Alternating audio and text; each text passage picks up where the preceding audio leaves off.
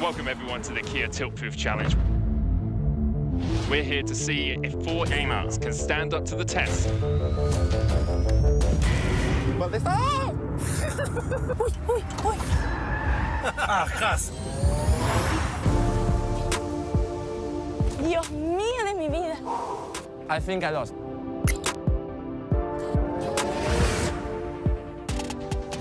I'm so happy that I didn't eat before.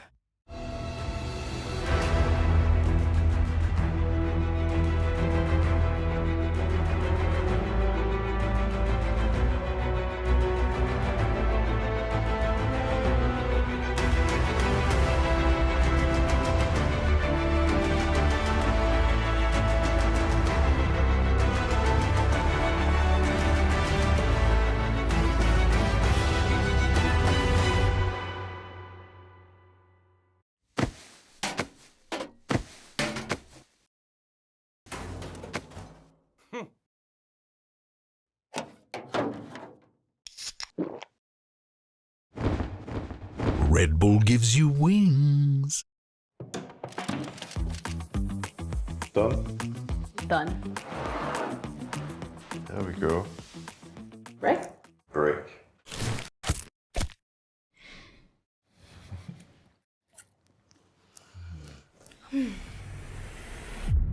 Even the biggest champ needs a break.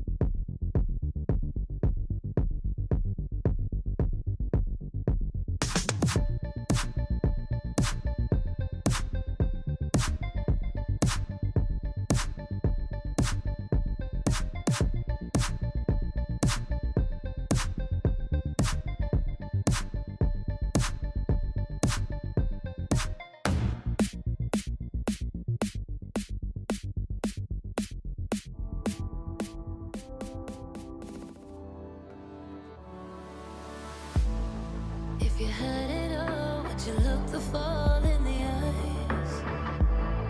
Could you walk away this time? Will you realize, recognize it's never over? And the flame that once had died, awaken. Will you rise above the days to come? Will you be enough? Will you walk away this time? Look to your left, to your right, leave the pain behind. 'Cause we all face the fires, and we stray from the light. Go and leave the pain behind.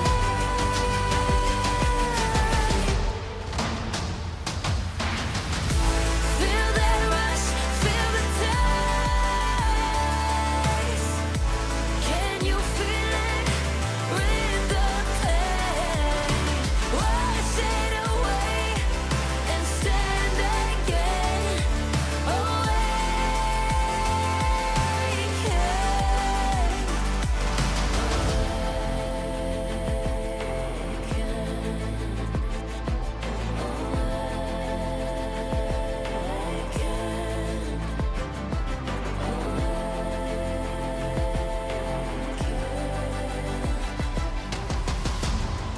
Will you turn and run from what's to come? Will you face it all? Or will you fall away again? What's calling out to be found?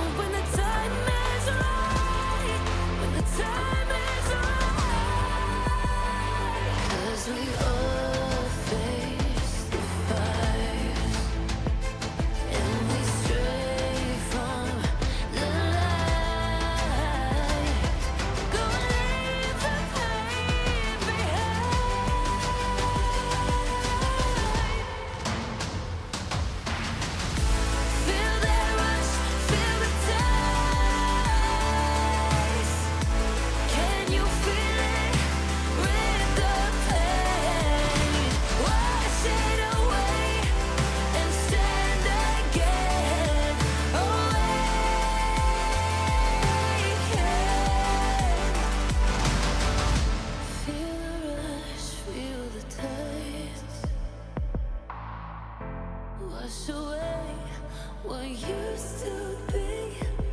Will you make your stand? The world in your hands again. 'Cause we all face the fires, and we stray from the light. Turn the page and make it right.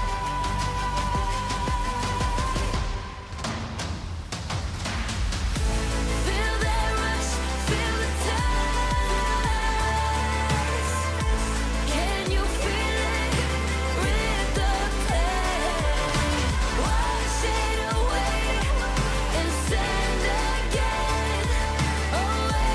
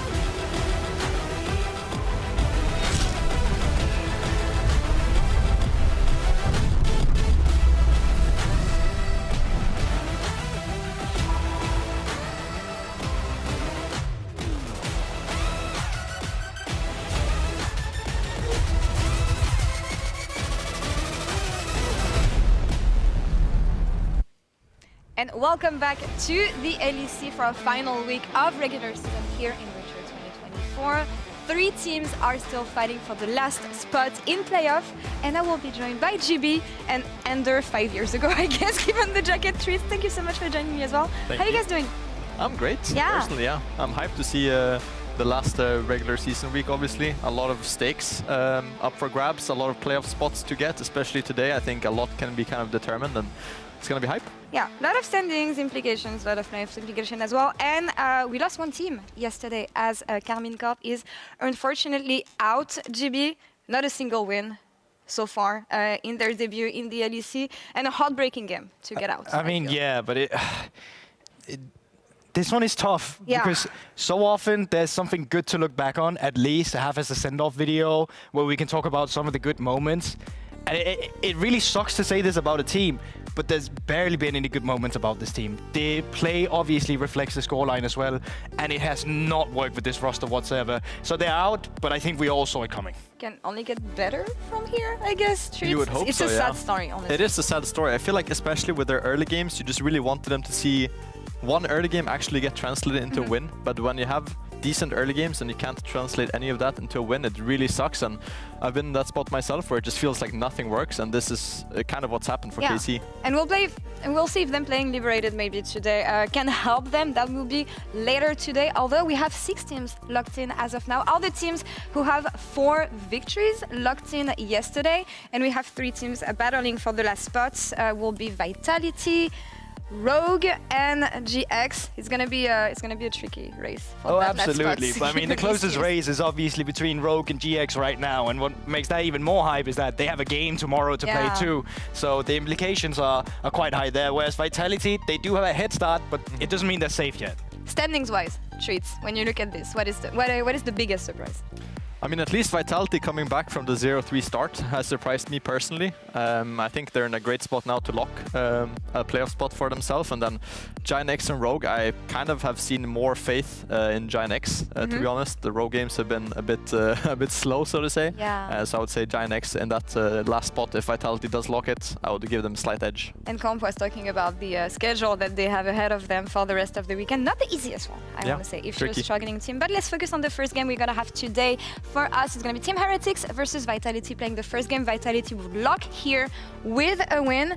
And I think it's fair to focus on the jungle matchup on this one with the most rookie jungle we may have in the league and the most veteran jungle we have, GB. Oh, absolutely. And I think Jankos obviously is coming into the jungle matchup as a favorite. He's got the experience behind him, but as of late, he's also looked a bit better, even in their losses. Where I think Daggles, well, when he's looking good, he's actually looking great. I think, specifically thinking back to their rogue game, he was absolutely outpathing Marcoon.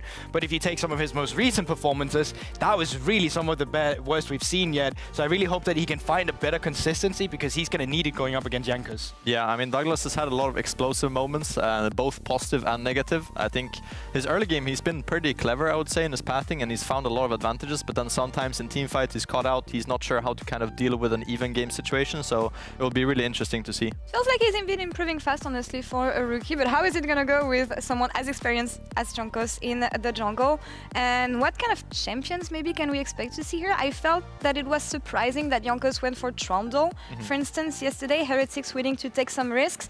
I don't feel like it's the same story for Vitality, though, who's been playing a lot of standard compositions, easy to execute, and finding their groove doing so. No, I think for Douglas, like, more facilitating has definitely been the name of the game, especially when he's playing for his bot side, when he's playing for Kasi and Hylissang. I think it's looked really good. And you said it yourself with Jankos on the Trundle. I think there's a bit more flexibility to grab here, but also it feels quite set in stone with the current champions that we have on this patch right now, because it is a lot of the Sin Saos, the Rels, the Maokais as well coming through as of late, and some of these seems like good champions as well for both of them, really. As the players are getting ready to hit the stage here, what are we expecting on the side of both teams, and which one surprised you the most so far, too? I mean, I would expect Senna to be banned away very swiftly. I think that's the one champ that we won't see today. Like you said, I think for jungle it's going to be, I think Vaya is another champion, to add on to what you said, Goldborg as well, that's kind of highly contested between the two teams. Both bot lanes, I think, have been playing pretty well so far. I think Zara Khan is kind of popping up, and the increase in popularity recently as well.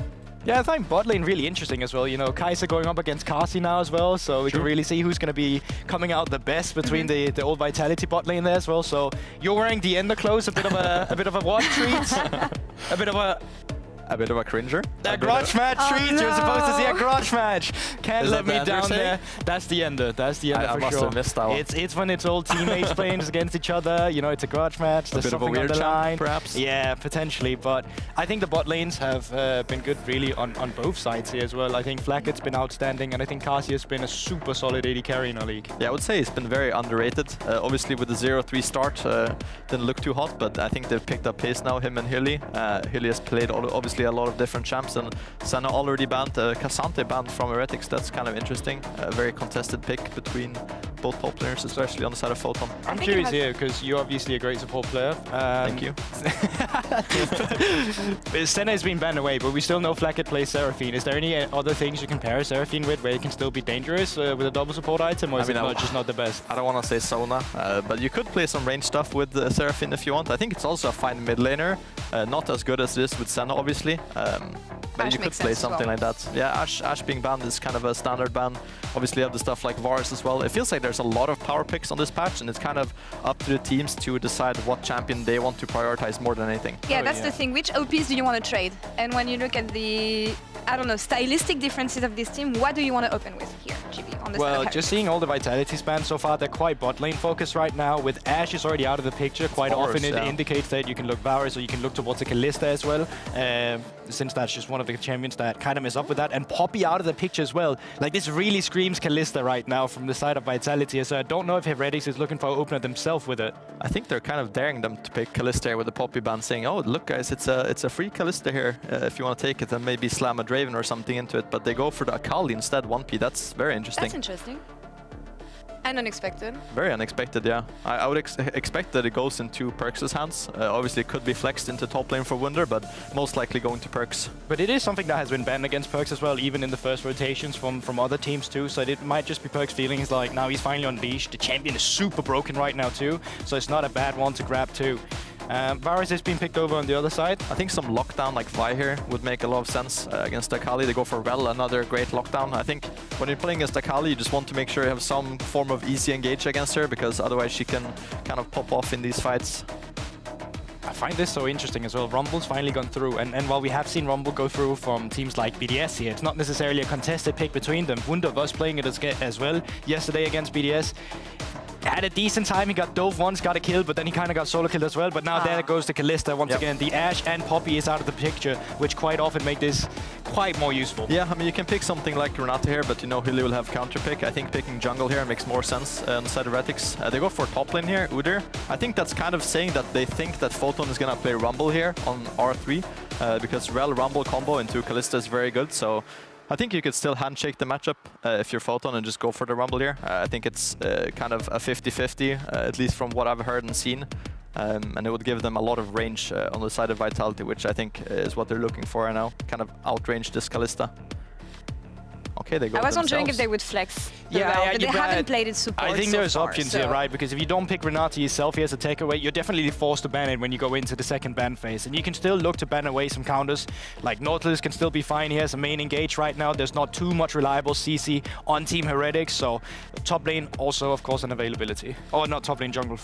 Yeah, I think in general now with Rumble still being up on the side of Vitality, I think that's something they're looking towards. But if I'm Heretics bot lane, I'm kind of happy with this because you have Kalista and now we have counter pick support as well. I think you can cook up a lot of things here if you're Kaiser. You could go for something kind of easy and straightforward like the Rakan, for example, which will give you better team fights.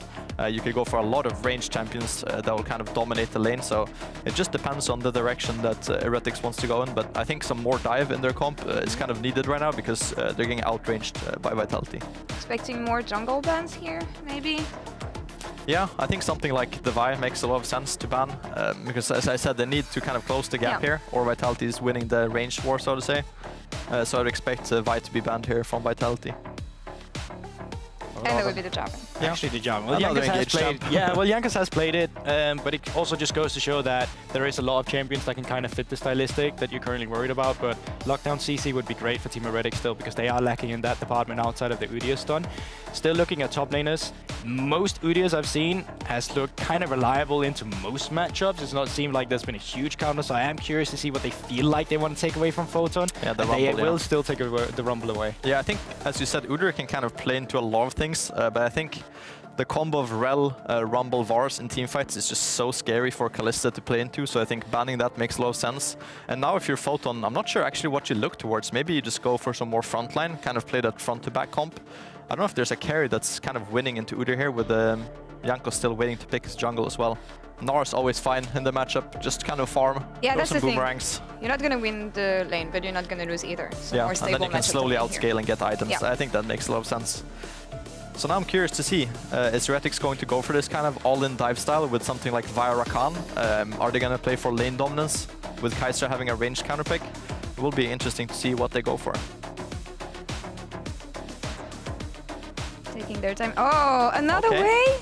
Well, that is a there range. you go. There's a range counter. Well, the question support is, then. like Yeah, the question should is, could be support, could be mid. Like we have been seeing talks about support as well, but of course. So do you think Akali would be a flex actually? Oh, no. Oh no, sorry, I'm obviously forgetting about that. I mean, they could send So Udyr in into the that jungle, sense- but I would assume it's way support. And that's how we saw it drafted in the LCK actually. Yeah. I mean, it's a very easy matchup into Renata, right? Like, if you're playing range support, you have a very easy time. Lee Sin locked in. With the puppy out, I think it makes sense as well. Yeah, Why makes not? sense, yeah. I think it's Vi or Lee Sin. I would personally prefer to have Vi in my team now. And I think now, when you're Vitio, you have R5 here. I think picking something. Whoa! That's not what I expected. No, but knowing Vitio, I'm actually really not surprised because when he plays ADC in solo queue, Kai'Sa is going to be one of his main picks. When he was playing during the preseason, I know that he enjoyed Kai'Sa on mid lane as well. Interesting. But how does it fit into the patch though? It's not a champion that I expected to see. I mean, he can reveal the Akali, right, with his W. I think that's kind of the main thing. And they can pop him. And they are playing a front-to-back comp, so I think from that perspective also makes sense. I haven't seen the matchup in a while, so it will be interesting to see. But I would expect he's kind of susceptible after 6 to kind of getting one shot. Well, I'm curious. I'm trying to... Because at the back of my head, I'm like, wait, didn't we see this played in one other league right now in mid lane where it's kind of APS? I can't remember, so I'm not going to throw it out there. But certainly a surprise from Vigio to come through here. But it's on brand for him. Well, let's see if Vitality can lock their spot in the Winter playoffs as we send it to the casters for Game 1.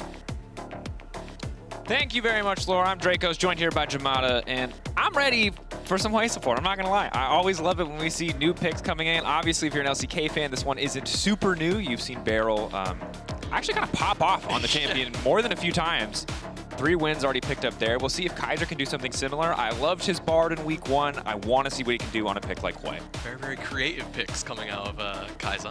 Very playmaker, I suppose, heavy in a way, and we'll see exactly what he can get done on the Hwei. Very versatile champion with 10 different abilities, which I'm sure you remember all of the names of. You reminded me, I'll Google. All right, Jamada, you put me on the spot. Here we are. A reminder, of course, Team Vitality, 1 win away from locking top 8. Team Heretics might already be there, but seeding is everything as we go further into this tournament. So, see what will go down. There it is. Everybody squaring up in the bot line. Time for a 5v5, Jamada. No time to look up abilities. We don't need that. Nope. Will they get the ward? The answer is nope.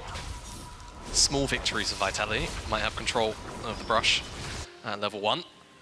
I'm very curious about how this bottom lane priority is going to go, because this Hwei Kalista and Varus with Renata. So both these lanes, I imagine, are going to be heavily trading early on. And I wonder if that's going to be blood in the water for Jankos and Douglas to try and get down there early on, try and get involved and sway things in their favor. As speaking of Douglas, I feel like last week, Vitality, of course, had a fantastic week, but whilst we did definitely focus heavily on VTO, I feel like Douglas was getting a lot of the box-to-box work done behind the scene, just which I as you learned put. Is a football term, yes, box-to-box. Box to box. Thank you for that. You got to educate us, poor Americans on proper sport. But yeah, I mean, I think that that's a good call, because obviously League of Legends is a game that's always going to focus on the flashiest players, and a lot of the most important jobs in League aren't sexy. No. They're placing wards. They're backing at the right time. They're backing on the right amount of gold. So, credit to Douglas. See if he can keep that performance up this week against Jankos. And Jankos is Lee Sin as well. Obviously a very explosive pick that we don't see nearly as much of on this patch as we have in the past. No. It's definitely been a lot more heavily focused on things like Xin Zhao, Vi, kind of, I don't want to say, how do I even put it? Like, they're all bruisers at the end of the day. It's just that Lee Sin feels like has fallen out of favor for a lot of our junglers here in the LEC. As expected, these trades are really heavy-handed. Kaiser's damage output, though, significantly higher. Oh. Has been using the Crushing Maw ad nauseum over and over again. Yanko's getting caught out here. Douglas very tanky. Not a lot of damage. Yeah, sadly, it looks like doesn't have the W, so has no shielding, has no sustain in the trade. Douglas with the health advantage means he's going to force Jankos away for now. Yeah, but this is really awkward. No one on Heretics can actually rotate over. Maybe no, he one does. up. Excuse me. Okay. Guard, so at this stage, Douglas taking a little bit extra damage for Wolves. Now they're dead even in health. Lee Sin, of course, has a massive sustain advantage at that point, so Douglas just going to wander out. Slows down the Lee Sin from impacting the lanes in the early game, at least, but doesn't get much for himself. Yeah, I mean, feels good either way, I feel like, if you're Douglas. You're still up a camp. You've got a red buff to go back to. The whole bot side as well is still up. What you're worried about, really, is a potential invade. If Jankos finishes off those Raptors, moves over to your blue once you're on it, that's a bit scary. We'll see how things pan out. Jankos, I think he's probably just going to stay in his own jungle by the looks of things on the minimap, so no stress right now, but priority is fully in favor of Team Heretics. It's only really the mid lane where Vitality have something to work for. Yep. Wonder, trying to wander his way out here. Red buff for Douglas. Means he's going to chip away, and that Wonder probably can't kill him, but that's an Udyr. I don't think a lot's going to happen there. Q flash forward for Douglas. Okay, VTO's here. There, can you kill an Udyr? The $1 million question. The answer is yes. And better yet, you donate that money to your man in the mid lane. And while we highlighted Douglas as a supporting role, VTO certainly was the main character last week. Kaiser now looking for the setup. Jankos flash E-ing forward. Hillsing going to get the pushback. 1 kill at least on the bottom side. They're making sure to give it over to the side of Flakkid. Big damage on the Kaiser, but he will survive. Okay, so Team Heretics trade. Get a kill on the bottom side of the map. They don't pick up any flashes from the Vitality bot lane, but still the kill goes over into Flakkid's back pocket, and that's just going to be extra gold towards that first item as soon as possible. Whilst we said Vitality had that priority in the mid lane, VTO got the rotation over, and is able to shut down Wonder, who was on a bit of a magical journey. Yeah, absolutely. We'll see how that lane matchup shifts as we get closer. Obviously, Perk's now opting for the fleet footwork. Not feeling too concerned about the laning phase. We'll have much more burst damage once that ult is up and available. And I'm curious to see what VTO can do on the mid lane. Kaiser, it's been a while since we've seen him play it. I will say, they mentioned it on the desk as well, Kaiser's life is going to be hard as we get later in the game. Because, you know, a support jumps on you, a jungler jumps on you on their own when they're, you know, just tanky CC bots, doesn't matter. But when Kaiser can immediately follow up, you're going to have to play pretty flawlessly on this way if you want to survive in the mid game. Cheeky. Jankos slips around the vision. Is there really a play up here? Photon is in Mega right now, and Jankos is still level 3. This feels like an audacious dive, boys. Very bold. But the shield is there, and Wonder is certainly tanky. He's trying to make it out of safety, but he's been slowed. The shield still comes in. God dang, they make it work. One big Udyr shield. Oh, no! Look at that man. French sniper. Gets him in his sights, knocks him down. VTO just keeps winning. Yeah, he just... No matter who is losing in these exchanges, VTO is the one coming out on top because now he's got red buff in the mid lane. This makes Perks' life a nightmare. Yeah, dude, he's up almost 800 gold just from the kills, pretty much. And, this red buff is going to make Perks' life pretty miserable. Once level 6 comes in, there's obviously going to always be the threat of the perfect execution inside the lane, but yeah, this is rough. VTO just gets all of the free rotations in the world for these kills. Vitality will pick up the dragon as well on the bottom side because of that play, so every action has a reaction. No grubs being taken down right now by Jankos, but he is on the top side of the map, and Wonder has had pretty consistent priority up there, so I anticipate that they're going to put priority over to try and pick up those objectives sooner rather than later as that dragon goes over. And always just interesting to see kind of top ganks play out. Udyr is so tanky that it always feels like a good option, but very rarely do we see attention focused as much towards that top side. Jankos, knowing he has prio now in the top lane, it is only Swifties for Photon after all, makes some of those trades a bit difficult, is going to start up the Void Grubs. So should be able to grab a couple here. Trading on the top side. Doesn't feel like it should be a wet noodle fight because it's Udyr versus Gnar, not Udyr versus a tank, but it kind of is. Yeah. Photon, though, that's a bold face check, my dude. If Wonder had Ghost, I think Photon would be dead, but he's alright. It is only a level 4 Lee Sin. He did have Hop, so we'll confirm at the very least, that those are going to be going down in terms of Void Grubs overall. See if there's a counterplay to be made elsewhere on the map, but not really, honestly. Bot lane resetting right now, so essentially in the extended trade here, things have evened out in terms of map objectives. Dagos on the top side, but really hard to force these plays against a Udyr. I feel like for Vitality, as Photon is just going to eat the empowered off Wonder. This early game, probably closer to ideal for them than Team Heretics. Heretics really want to try and start to force plays, right? You've got... And they're starting to force already. That's level 6 for Photon. They knock him down. Big damage coming in. Credit to Team Heretics. That's Menina for you. Right there. Instantly disappears. Again, went Swifties for the lane matchup. He has 0 effective tanky stats, has died and bought Cole. Photon is going to be struggling here in this early game because it's only going to be easier to pull that off as Jankos gets closer to level 6. So top focus paying off in the early game for the side of Heretics. You want to start to see maybe a bit of priority go towards Perks. Ooh, BTO caught out here. Ult out to safety. Crucial that they got that cooldown. Dagos now going to cover. How confident is Jankos on this one? I mean, he doesn't connect. Yeah, he's walking away. If he hit that, I think he would have taken it, even though he saw Douglas. But this sucks for BTO because he just used ult without Perks using ult. Perks is going to have ult back up again.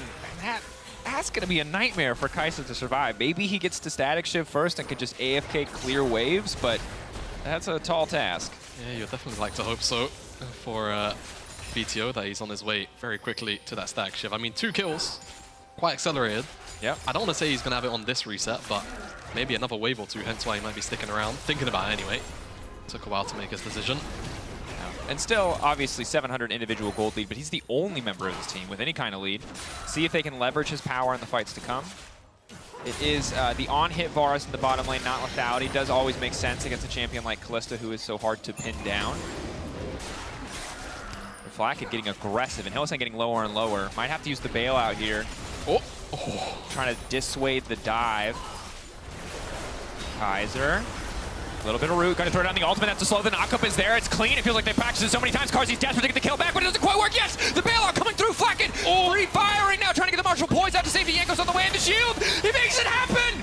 Jankos out of nowhere, not gonna leave a man behind. Douglas walking away empty-handed. Oh, Douglas was there, right place, right time, just didn't have the damage, and he missed the Q flash, I think, as he came in. Not able to find the lockdown, and unfortunately it cost Carzzy his life. But Team Heretics, the bottom lane, they've been putting down so much pressure for so long whilst everything's been going on in the rest of the map. And I think the advantage of practicing a bot lane like this, where not as many people are going to have the experience against wave support, is you know your breakpoints way better than they do. They know they have kill pressure here, and Vitality do not look ready for it. No, they don't.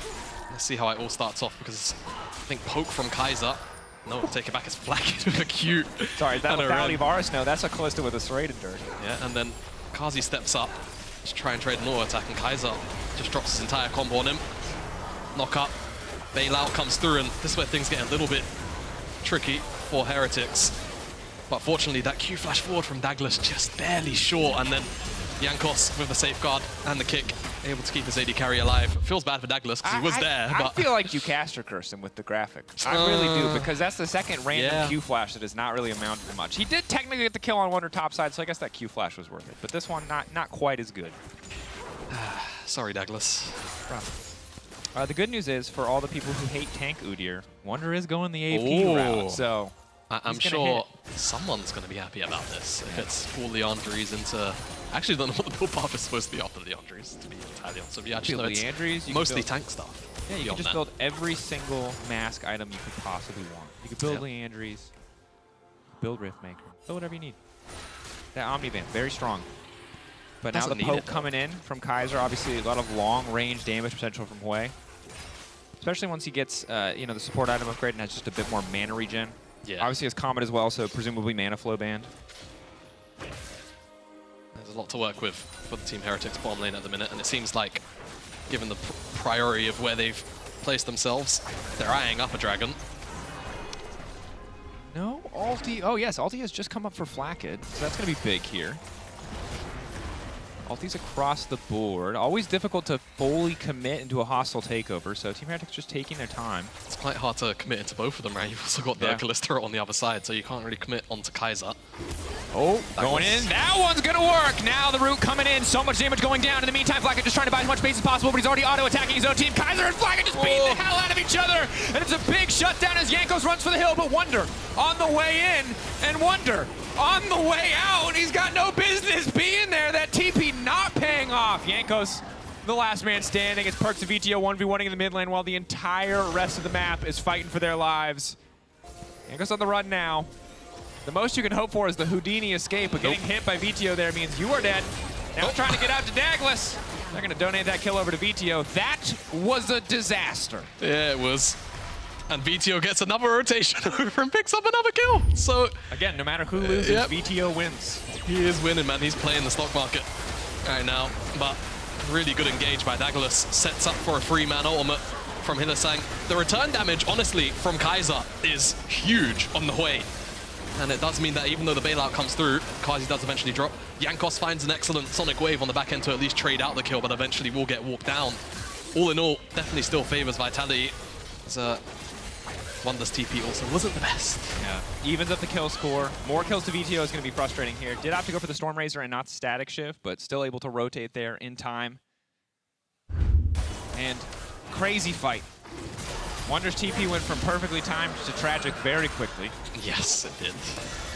And again, this is the thing, is it feels like clean engage from Douglas. You highlighted him. I said you caster cursed him. I was wrong. Yeah, never mind. That was great. That was the perfect start to the fight. Limiting so much of Flakked's power, limiting so much of the threat of Kaiser. Kaiser, who's gone for full AP itemization here. Horizon focus. Obviously got some changes on this patch. If you missed it, it gives you a bit more vision, gives you a bit more damage. Pretty good, feels good item overall, I'll say. Yeah, the damage amp I think as well has a shorter range to actually be engaged to. It's like 100 less than it was prior. Always kind of forget about that damage amp part of the item, but Horizon Focus very, very powerful.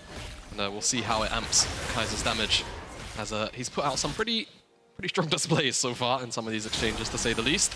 Well, and of course he's fully stacked his support item as well. Part of the luxury of being the more threatening ranged champ, let's say, in its bot lane matchup, is you get to proc those stacks a lot more aggressively on any enemy champions instead of wasting some of that potential gold by proccing them on minions. Exactly. And whilst we were discussing that, Heretics do have all 6 scrubs. They are down 2 dragons for it, but we'll see if they can start to attack some of these owl structures. Top side has been pressured quite a bit by Jankos as he is actually waiting in the wings for Photon. For Wonder, but Herald setup is there.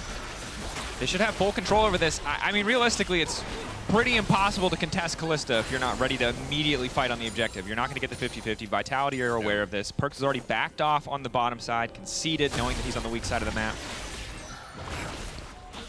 All right, so I guess free takedown for Team Heretics. There's not really a major cross-map. I guess in the extended, technically, Kaiser's going to get this tower, but even then. Yeah, overall. Tower, now the TP comes in. Full committal to the top side. Everybody hates Photon Day appears to be the plan for Team Heretics here. Is Photon the only one not allowed to play League of Legends? 33 stacks left on the coal, but the tower will drop. And crucial to note, 6 grub buff. So obviously the pressure, when Team Heretics get going, they're going to be able to push towers significantly faster. Yes, VTO gets the bot lane tower as you highlighted, but it's the Herald, the first tower, and now potentially the second for the side of Team Heretics. Yeah, let's see how far Heretics can push their limits here. The answer is just a charge, but still, damage is done. They can probably feel happy about this, and of course they've got the empowered resets too, yeah. VTO does a lot of damage. Yeah, if they can eye up Chains of Corruption, even if Flackid is forced to use his cleanse, it gives VTO the opportunity still to press R because he's been CC'd. They're able to find the opportunity on this occasion though, and VTO will return to the bottom side. The good news, Vitality, they're getting set up on the top side of the map. What for? Hard to say. There's no objective there, but they can look to invade. Maybe just looking to break down Team Heretics Tier 1 tower. Team Heretics have already reset, and they're already taking a lot of that vision back. Maybe not the best use of the mid lane priority there. Not for now. And there's 2 minutes until Dragon as well, so I feel like there's going to be a lot of jostling just for the mid wave, and we'll see whether or not it turns into a big vision advantage, and maybe Douglas gets some massive engage, or perhaps Kaiser finds a massive AoE. Yeah, I think it's always so threatening about the Hui. One of the more obnoxious parts. Of course, Horizon focus a much more aggressive itemization choice. We've seen a lot of Shurelias, which I think gives him a little bit more comfort and safety. Yeah. That said, when you're paired with the Callista, you know, your carry's kind of providing the comfort and safety. Exactly. You can focus on throwing a fake Rumble ult out every 10 seconds. Oh, it's less than that. It's like 5. Well, I guess there's not as much ability haste in the game as there was last season. No, it's 6-second base cooldown later in the game. Oh, okay. Sorry. Oh, never mind. No, it's still. This is the, had to learn the Molten Fisher. Fun ability. Yeah, I'm still surprised we haven't seen as much Hui, but I think, I mean, while it's been exciting to see a lot of teams like Mad Lions Koi, shout out to them, bringing out a lot of new picks, and I think every team has been cooking a little bit on their own. Pro teams always slow to adapt, especially in a format as volatile as the first portion of any LEC split, where it's only 9 games, it's only 3 weeks, you play on 1 patch, it's like, ugh, you should just play what's going to get you wins. We give them benefit of the doubt now, but once we hit playoffs. I agree. Okay. I agree. I feel like all of us have booked a meal. We need to see them cook. Yep. We've made the reservation. If we show up and they're not making anything spicy, we're going to be very disappointed. Okay, there we go. Give us By something spicy, exciting. I mean, you know, more Aphelios Milio. That's what we need. Just really Hey, you know what, keep DD? it fresh. Lucian won yesterday. How do you feel about that? I feel very impressed, actually. I can't. The thing is, I'm such a big Lucian hater. I have to respect it. All right, set up now for the next Drake. 4 seconds till the ocean spawns. Vitality. Mid push is even right now, but Vitality have much better vision coverage. Flackid's moving up to take that, has to be careful. But in the meantime, Wonder just continues his endless conquest to split push, and Photon is just catching a wave on the top side. Photon does have TP, can't come to the fight. That's the engage, but the cleanse flash out to safety means it's going to fizzle entirely. Team Heretics full advantage here. They do use Kaiser's ultimate to try and disengage, but Hillsang is very low. Q's going to connect. They locked eyes. That was absolute desperado standoff moment. Can handshake catch him before he kills Hilly? But the bailout's there, obviously, so Jankos doesn't want to risk it. Yeah, a solid bit of discipline there from Jankos if he's going to take a reset. Photon's on the bottom side now, so he's going to be present. Well, that was one of Vitality's big engage tools gone. And Team Heretics. I like the confidence. Yeah. The downside is that because of the timing, because the Drake is already up, it's going to cost you because now you lack that big engage tool from Douglas. And yes, you get the flash and the cleanse, but if you don't punish it now, it's not going to happen. Wonder stepping up, doing big damage, baby. AP Udyr. Douglas just getting chunked out, and it's Perks on the backside as a call. VTO's now going to be in trouble. Perks, ulti up and available, going to dash out to safety now. Hillsang going to get kicked back, bailout, but there's no time to find another kill. Carzzy free firing, but he's out of mana. And there's the Molten Fisher once again to dissuade any follow-up. More members standing on the side of Team Heretics, but they've burned everything they've got. Yeah, I mean, Perks might teleport back, but that's going to still be a 5v4. I mean, this still feels really awkward. Photon's going to time out of Meganar as well, so Vitality, this has to be a timer that's kind of finished. Maybe Douglas with a good ultimate engage. Ooh, the whip on the Gnar! That's not what you want! Bully Photon Day continues. He will be taken out. Oh, the Fisher coming down from the sky, the severing bolt from Hui to do just a bit more poke, almost taking out Douglas. This will be the Dragon for the side of Team Heretics. Both these teams spending 2 minutes around this objective, just squaring off, just fighting, trading these small cooldowns, but eventually the kills favor of Team Heretics, building a gold lead as well, and stopping the Drake stacking from Vitality. Yeah, that's going to be really painful for Vitality, but for Team Heretics, this is a bit of a godsend. Now you're not really on that Ocean Soul timer. Speaking of timers, Baron's up. One thing I think we have to highlight is that is Kaisa and Varus on the same team together, which doesn't happen a lot. And if you ever do not have Baron warded, they will kill it in 30 seconds. Oh yeah, they will. BTO though, getting caught out here, and again, AP Udyr. We were waiting. We saw so many tanks. We saw so many Iceborne gauntlets, but you could see why people love this champion in solo queue. It does so much damage. It's just very oppressive. It's just oppressive everywhere when it's played right. Speaking of that, empowered ultimate really pushed Vitality back. Perks had pressure on VTO there for a potential solo kill, but doesn't go in. Decide to execute him, and Hylissang gets kicked back with the bailout on him. And Photon eventually, it just feels like Vitality didn't know when to cut their losses on the back end of that. And the Heretics were very happy to just kind of welcome them with open arms. Yeah, I mean, it's tricky. It's hard. Ooh, we had to stop there. We had just a sick freeze frame on pad there. Just a little tongue out moment. You can understand the frustration. Yep. Again, the potential that we talked about. There's so much CC on the Vitality lineup. It just has to sync up once. Just has to sync up one time. Dago's going to make it happen. That's a big wall. Hex Flash over. But Flacken, meanwhile, is just taking out Hylissang on the side. Hilly having a Hilly moment. Can they get something else on the top side of the fight? Perks should just get cut down. Flashing on safety in the house. Oh, he hits it from downtown.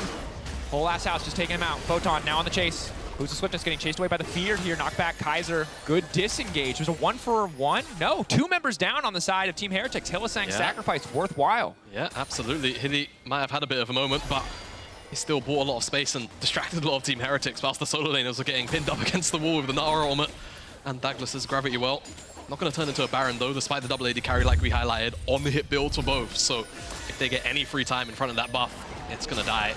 Yeah, credit to Hylissang. You can see 3 members for a brief moment focused entirely on Hylissang. And while it feels questionable because he goes down, it buys enough time on the top side of the fight. Really just stop this entirely. Happy accidents that turn out to be favorable. Yeah. Look, I say worth. Yeah. All chatted every time. Let the people know. Nice focus, guys, in all chat. Nice focus is my favorite. Do you ever have a frontline as an AD carry? They're like, why are you hitting their tanks? I'm like, what, you want me to walk past the Scion? How do you think that's going to go? Exactly. Here we are, though. 22 minutes in. Only 1K separating these teams. And up until that last little skirmish, I felt like a lot of these fights were going in the favor of Team Heretics. Credit to Vitality for finding the angle. But I think Dragon stacking just feels like the name of the game, especially with Ocean Soul on the table.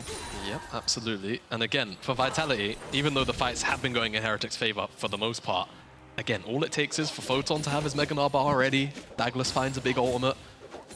It feels like he can never really rule out this team, especially when they've got the double AD carry with the wombo combo on the side. It's going to be a lot about how much access Perks and subsequently Wonder, I feel like, actually have to trying to assassinate those guys on the back line. And whether or not the front line can kind of keep Flackid and Kaiser alive whilst that's going on. And while Yankus is going to do a decent amount of damage, especially with this build, you know, Sundered Sky, Sterix, that's a lot of power if you can get onto the back line. We talk about Lee Sin as a champion who, you know, scales with player skill. Early game, he's powerful objectively. Late game, he's powerful if you find the angles. That was not the angle, but luckily, Yankus can just safeguard back to Kaiser and walk away. Vitality setting up for the objective. Topside control here, trying to get mid push. Wonder contested on the bot side, and VTO continuing to step up, just chunking out Perks. Perks dashing out to safety, but dashing back will finally make it to Kaiser. Heal now coming out. Carzzy not going to be able to follow up here.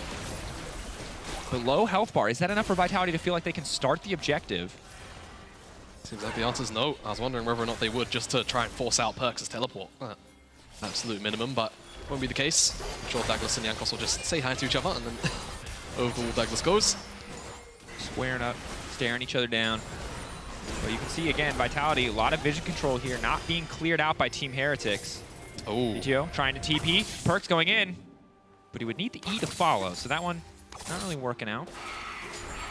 Vitality, it feels like regain control of the river. But respect to VTO, excellent TP there. He sees that he's getting caught out on the side lane for being a little bit too far and immediately TPs to safety. Yes, it sucks to not have that cooldown, but if he dies, it's very likely they can start the objective. But now it is Flack who's been caught sleeping. Again, Cleanse Flash, this time around costing them very little, and VTO's instantly there to punish. But can he get the kill down? Douglas flashing over, and another flash Q for Douglas. This one, finding the shutdown, setting up for the Baron. Perks is hovering in the darkness. Yanko's on the way in. It connects onto Vito. That's going to be big. Vito's still alive for now. The pullback is there. Kaiser coming over the wall. Spiraling Despair. Trying to get so much damage down. Perkz still standing. Photon trying to find the angle to set it up to knock the Akali back into the waiting arms of his team. Wonder and Kaiser on the run, and Vitality still coming out on top of the fight because Carzzy remains relatively untouched. Kaiser should just be dead here. Flash. Yeah. We'll take him out to safety. Good fight for Vitality at the end, getting 2 members just for VTO, but very scrappy fights. 11-11 the kill score. Yeah, and it's Photon's teleport that really bails them out as well, because they were going to lose that pretty heavy-handedly if Photon's Ultimate didn't hit 3 members, including Perkz, who was in a shroud. So great job from the Vitality top laner, and they're going to be able to pick up the Dragon off the back of that. They do pick up the tower as well in the mid lane. So honestly, really good trade for Vitality, despite all the pressure that Team Heretics are trying to break into that top side with. Yeah. Good responses in tow as well. And this is one of the closest games we've seen, I feel like, this season. 25 minutes, less than 1,000 gold separating both teams. Yes, you have the 6 Void Grub up on one side. Team Heretics, I feel like they're forced to gamble here. They're recognizing the timing window. Good heads-up play, but this is going to be pretty slow. Quacked does have Ginsu. Is going to be able to stack a lot of spears. TP now coming in. Draco's Photon's walking bot. I don't think they know. They don't know. They're just not respecting the potential that this could happen. Daglas is finally going to realize that they see that going down. All right, Daglas. Your time to shine. Can you get over the wall? The answer is no. Jankos immediately kicks him out. Clean Baron from the side of Team Heretics. See the Dragon go down. Recognize they have that window of opportunity. Well played. Yeah, I mean, honestly, excellent job. Team Heretics recognized the window, and Vitality just caught asleep at the wheel. Simple as that. Great call. Now they've got the Baron to work with to either try and find a siege somewhere or just slow down what felt like Vitality's mounting pressure. Yeah. I mean, the good news is that for the side of Vitality, at the very least, is while you will have to weather the storm of 2 minutes and 30 seconds of Baron buff, there's not really a lot of super long-range champions other than Kaiser to worry about when it comes to sieging. Yeah. Dive threat with an Udyr, though, could be real if they're able to split up the members of Vitality. But Vitality also collapsed pretty well on side with a Kai'Sa, so let's see what Team Heretics can actually do with the Baron buff. Yeah, I was going to say, it's really awkward for Team Heretics right now to be playing on all 3 lanes. So Wonder's coming down to try and make a 4 here in the mid lane, and they can try and force this tier 1 down. But Photon's in the wings, and he's got Mega Nart. And of course, Douglas has found some pretty strong engages so far. It would be kind of tricky to try and crack this with just the range of Kaiser, pretty much. They're trying to sync up so Perkz can get a pressure point, but the fact that they haven't broken mid lane tier 1 yet makes this so difficult. Yeah. VTO continuing to split on side. Perkz can walk this wave in bot lane, but Wonder already forced to recall to try and respond to VTO. Team Heretics got the Baron, but Vitality are still ahead in the play right now. You can see of the 1,500 gold normally given by default by Baron, 1,100 has been taken away in effective gold, just barely balancing out as you can see that Baron power play jumping up and down. Vitality giving as good as they're getting at this point. Yeah, I feel like that trade's got to feel all right for Vitality. I mean, VTO is probably going to be pretty close to his 3rd item, if not just have it straight up because of this push. He got 2 towers by himself. Yeah, that's fantastic. I mean, again, you have 2.5 minutes of that buff, and Spiraling Despair, Hell's not going to take a decent chunk of damage here, but not too much. Another passive proc could do a lot of work, but not quite going to find the angle for Kaiser. And if they don't break down this mid lane tier 1, this is a rough Baron. Yeah, it really Perkz wants that tower down. He needs to be able to find these angles into the back line. Yeah, it's just so tricky for Team Heretics because they don't really have a way to force a fight, right? Vitality have to make the misstep to actually have them pounce on it, but Vitality have all of the pure tools in the world as well to work with. It's such a difficult game, even with the Baron to break open. And again, I mean, just so much pressure on Jankos, right? You know exactly what a Rel does late game. Her tools are so reliable. At least then you know what he could do, in theory, in the exact right situation, but it's on Jankos to make those situations happen if they want to pick off a member for one of these fights. 19 seconds left. They're getting nothing off this Baron, folks. Essentially nothing. Now, I will say, you know, glass half full. The tower's chunked so low that they should be able to break it. That's true. Even if they don't get it on this wave, which looks like they will. Are they going to win the follow-up fight? Because that's some lockdown for Carzzy. Photon, no Mega, though, so it feels like there's not really an angle here to keep this fight going. Wonder still very tanky. Mid lane tier 1 will finally drop right as the Baron fades away. 1 minute and 18 seconds to Ocean. That would be Soul for Vitality if they're able to secure it. That is the prize for both teams at this stage of the game. I feel like if Vitality get that Ocean Soul, it's just going to be so difficult to execute them as Team Heretics. You do have a fair amount of burst, but I feel like we've seen so many close calls in some of these skirmishes where it's either you get fully locked down and you die, or in the case of Team Heretics pouncing in, you're a couple of hundred short of lethal I just think it's so much harder to play Team Heretics composition at this point in the game. Yeah. VTO and Carzy are both 3-item carries. You got a stopwatch on Kaisa, or a Seeker's Arm Guard, which now also has the stopwatch action built into it. Excuse me. 3-item Varus, who's only going to get tankier, especially as you expect to see Jackshow be his 4th item here. It's hard to find the angle into the backline, let alone one-shot somebody. But Jankos fishing right now, has found Douglas, and that's big. Trying to take the jungler out of the equation before the objective starts. Shutdown is there. Right as we say how hard it is, Team Heretics find a way, find the pick. They had the vision set up on the bottom side, and Vitality were not ready. Can they win the following fight? They don't win the 50-50 on the smite, so they might just be forced to go in 4v5. So much of this is on Photon, whether or not he can actually frontline, but also find a big ultimate, because without Douglas, it's really tough. Very limited CC is available to Vitality. Photon has flash. Flash alt angle, Perks fishing for the flank here. 17 seconds left on Douglas. So many spears. They either force the fight or they lose the objective. But it's Hylissang. Hostile takeover over the wall. Unspotted. Tries to do it from pocket forward. Wonder in the midst of the entire team. But all that matters is them getting this objective. Carzy's found the killing spree. Keep your eyes on the Dragon. The Dragon is all that matters. Dropping down now in the favor of Team Heretics. They managed to keep themselves alive a little bit longer. It is Perks on the backside. Flacket now playing cleanup. That is massive. Soul in the eyes of Vitality, but it all falls away. Huge shutdown for Flacket. Vitality over eager. So desperate to claim that prize that they give up the entire fight. Yeah, they do. Photon might get chased down in the extended hit. Let's see. Q's not going to connect. Has he got another hop? Oh, he's got a lot of damage, actually. Hold on a minute. Came back. Never mind. Yeah, okay. Spear. Jankos had ult. Yep. It was never a risk. Came back up. There it was. Starts the play, ends the play. As yeah, like you say, I mean, it's honestly very creative from Hilly to get in this bush, flash over the back of the wall, no vision. But there's just not enough damage for too long, and no one's obviously there to technically smite the Dragon. Douglas is dead. And unfortunately, Perks in the backline, on top of having the assist from Kaiser from downtown, just has all the damage in the world to execute the backline. No one's able to peel. If Douglas isn't there alongside Photon, it feels like the backline just free access, and that's all we spoke about for so much of this game. If Heretics actually get backline access and Perks is able to be on top of Carzy and on top of VTO, it just looks a little bit rough. It can be really tricky, especially when he doesn't really have to burn a lot of cooldowns, and as you highlighted, assisted by Kaiser, that ult offering this stacking slow that just makes it impossible to get away from the Akali. She can take her time, she can set up those passive procs. Pretty effortless for Perk to find the kills with that assist. Now it's Vitality who have to try and fight their way in here. Team Heretics first on the setup. TV coming in from Photon. No rage stack. There's not going to be a Mega to kick this one off. Another Molten Fissure coming out for Kaiser. Guys, a bit more space.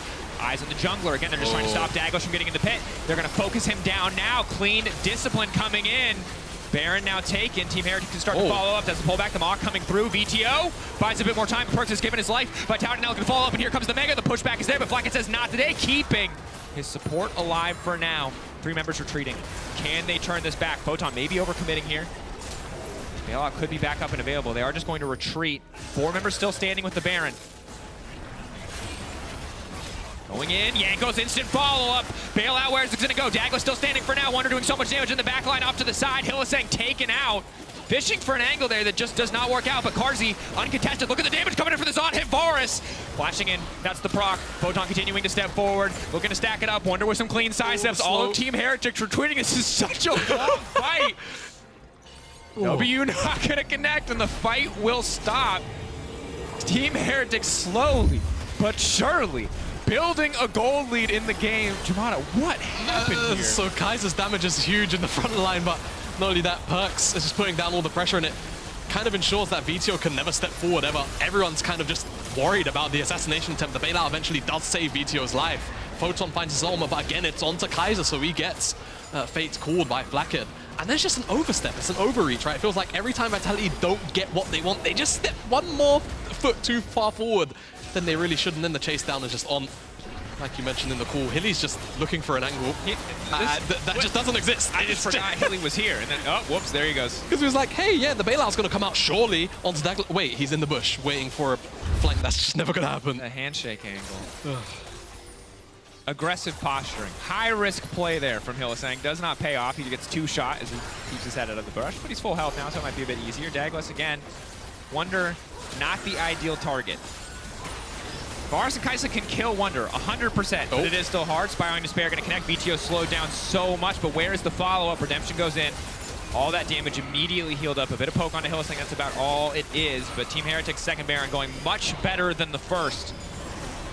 They're actually able to use Kaiser's range and poke here. And they will get that tier 2 in the mid lane. The real question is, can they crack open the base? I don't think so. No, I mean, neither do I mean, Kaiser's eventually just going to be mid lane play. He's basically there already. He's just a slightly behind mid lane play. Exactly. He's a little bit behind the curve, but he's putting in the work. Is he going Storm Surge? I guess we'll just have to see where he wants to go. He can go wherever he wants. He can go wherever he wants. He's chilling. And again, as we take stock, 18 to 15 in kills. Yep. Gold 4K apart. We're 35 minutes into this game. Heretics set up here to take their third Drake, which would mean both sides are at soul point. Do we even get to see a soul this game? No, I think we get a soul. Okay. Well, I can't say that. I can't say. I'm going to curse that. They're going to fight. They're going to do something crazy. They're going to fist fight. It all depends on if there's a wave in the mid lane after the fight, really. Yeah. I feel like if Kaiser ever gets an ulti from Fog of War, where Jankos and Perks are ready to follow up, the backline just instantly dies. Okay. Vitality. What I will say is what feels like for the first time in a long time, Douglas has everything up. That's true. So he might, you know, do a little bit of jungle magic with the Rel. And if Photon's able to follow up, then there's some hope there if you're a Vitality fan. All right, well, doesn't look like Vitality are getting a soul because Flack is just going to instantly delete that. Team Heretics debating if they want this fight. You can see the way they're posturing. They're like, do we still want to 5v5? The answer appears to be no, and Vitality going to recoup some of their losses by breaking down this mid lane tier 2. They might be able to get more as well. A little bit late on the recalls. Our Team Heretics, but Vitality not ready to fully dive a tower here, so we'll just retreat. Even exchange? Question mark? I don't know. This is starting to feel like a strange game. It's a very strange game.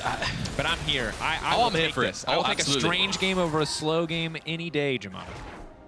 Oh, I've got some bad news for you. Okay. Clip it and ship it, social team. Look at those. How many times have these teams fought? Who's done the most damage? Thank you, Broadcast. Is exactly what we needed. Does this feel wholesome to you at home? I hope it does. We're ruining this right here, this tweet of just that Hui damage number, ruining solo queue. Oh yeah, ruining solo queue. But not only that, Kaiser's gonna have some bragging rights for this game. For sure. How often do you get to see a support dealing the most damage in the game on your team? He's just gonna @Barrel and say build full damage, coward. He's just gonna go in hot. Of course, would be entirely disingenuous and unfair to Barrel, who did not have a Callista there ready to bail him out at every single opportunity. But you can see we're full late game. It is full build for Flackid. He's opted for some defensive itemization, which I think is one of the more obnoxious parts about AD carries on this patch. You know, he's got the Banshee's Veil active essentially with that Edge of Night. But it's not Terminus and Jack Show and another Negatron Cloak. It is not, and that is true because that is Terminus. Yes. For those of you who don't know, Terminus gives you pen and it also gives you defensive stats, and then Jack Show buffs those defensive stats. So while you're not a full tank, you are incredibly hard to one. He has 155 armor and 150 magic resist without anything stacked. He's a tank. Oh. Douglas looking to get an engage on a Wonder, but Wonder is just gone CC immune and will walk away. Respect Vitality's attempts to fish. I don't know if Wonder is the ideal target, but will at least gain some priority in mid lane, lay down a bit of vision. Team Heretics know exactly where it is, and you can expect to see them clear it out. There's a teleport here from Perks. The Perks flank. Sort of out forward. E goes wide. That was not what they wanted. Black is stepping up. Kaiser stepping up. Flash in on the Carzzy. Carzzy trying to lock up Perks, but the ulti's going to go a little bit wide. The arrow's going to go a little bit wide. He's missing just about everything, but he doesn't need to hit anything because the autos are hitting, but Perks going back. Oh. He's dipping. He's ducking. He's diving. He's dodging. It's the 5Ds of dodgeball, and Perks a goddamn pro. Look at him go. He manages to make it work. Team Heretics tearing through the fight. I can't decide if that was the best Akali player or the worst one I've ever seen. But it worked, baby, and that's all that matters because VGO's getting 1v1'd by an Udyr top lane. Jamana, you said it was a weird game, and you are right, but I'm loving every second. The Q does not connect. He's got that one. Will, baby. Woo. Perks just duped all Vitality. What a straight... I don't... How did you even follow that up? I can say now that I think the Team Heretics are winning the game. It's been unclear for the vast majority. Their gold lead has very slowly grown this entire game. Everything about that was 5K. It's their third Baron. And you know what they say, third time's the charm here. They broke tier 1 with the first Baron. They broke tier 2 with the second Baron. Will they break the base with 3? But we just got to watch Perks. So right? Perks is anticipating the Chains of Corruption, flashes basically an auto attack. Still misses, but look at the damage from Kazi. But the thing is, he dropped the Shroud and the E landed in the Shroud, so he just takes it back. All the while, Douglas is just being auto-attacked by Flacket. Photon isn't able to actually get backline access, so once he eventually does get Mega Knight, he just hops away. Like, it's just I take it back. I said that was the best or the worst. It looked so goofy at the time, but that was actually... If he planned for the E to hit the Shroud like that, if he was thinking about it, it was big brain. If it was a panic key press, sloppy. But I'm going to give him the big brain credit. Yeah, it's I think he was ready. Yeah. And in that case, Carzzy over-eager, not respecting the potential to fly back to the E, Zanya's, and then immediately leave the fight. Come on, man, Chances are he just didn't see it. I'm going to be honest. It's one of those things which is kind of hard to catch when you're being a bit assassinated. Yeah. Once a call is on top of me in any game, I'm just like brain bad. Instantly, I'm just mashing my keys, panic mode, praying that they are, worse at the game than I am. Which potentially understandable, but Perks does live to fight another day. Has Zanya's up as well. Douglas again fishing for another fight. I feel like he's hex flashed over that wall 6 times this game. This one will not work out as Kaiser lays down the eye.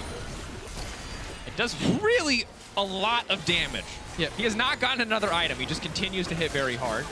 Extra movement speed coming in as he offers some of the utility spells, but Kaiser getting chunked down. This is what we talked about. The pullback is there just in time for Flacket, though, and that's big, but Kaiser's getting shot down by the Drake. He's gonna die to Ocean. One more? Nope. No, he's fine. But Perks. Meanwhile, Perks into the back line. Can he escape this time? It's the big question. No. That's huge. No is the answer. Photon steps up. They both have flash. Flash. Trade. Vitality. Ocean Soul? Where's Yankos? They're winning the game again. It was Team Heretics for so long. If Wonders they ending the game. I think they're back in control. Spiraling Despair. Yankos!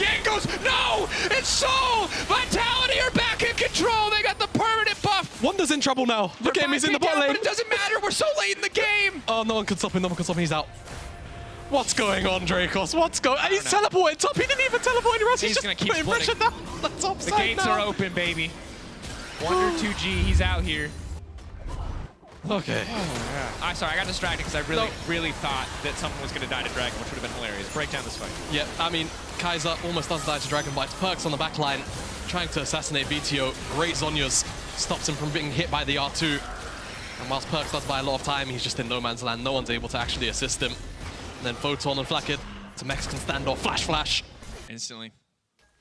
Yeah, I mean, I think we're all there. Yeah. You're one of 2 people. You're the guy on the right laughing, or you're Pad with your head in your hands. There are only 2 moods about this game. Man, Pad is my old ex-coach, so seeing him just sat there so just upset. Longest They're making game a gift. of LEC Winter. Oh folks. yeah, we're here. Let's lock it in. Brace yourselves. Buckle up. No popcorn. All right. Sit in your seats. We're here till the very end. We can beat Origin Roccat today. That was 80 minutes, folks. Let's see if we can do it. I did it a couple of weeks ago with Medic, but I'll give you the question. Over, under. It was for a kill last time, but I'm going to give it the game. Over, under 48 minutes? What do you reckon? It's one fight in the game. It's over. You reckon? We're going 60. I don't know, man. This game's kind of kooky. I don't think this game can end. You don't think it can end? I think we're all trapped here. Yeah, I mean, no one really We has... all died. This is purgatory. We live here now. I don't... No, I'm kidding. It's a banger game. I love to be here.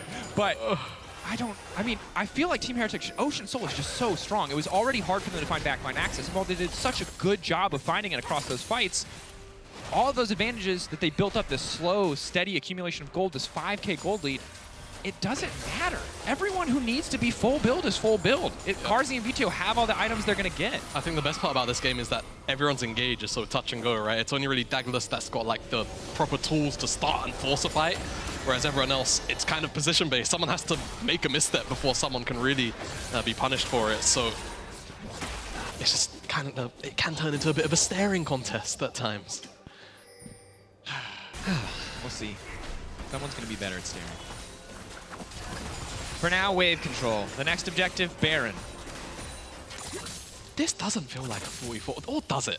Or does it feel like a 44 minute? This is a weird game for me, day for me to have to cast all 5 games, Shimon. Oh, good luck. This is a... If this is how we're going, this is gonna be a busy day. Oh, All right, yeah. Photon. Should be fine. He's gonna turn Mega and back away. Nice spell immunity coming in from Wonder. The rest of Team Heretics are quickly collapsing.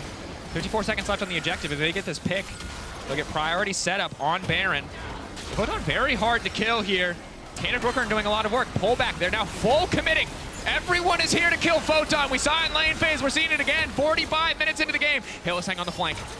Hilly. Takeover. He has 2.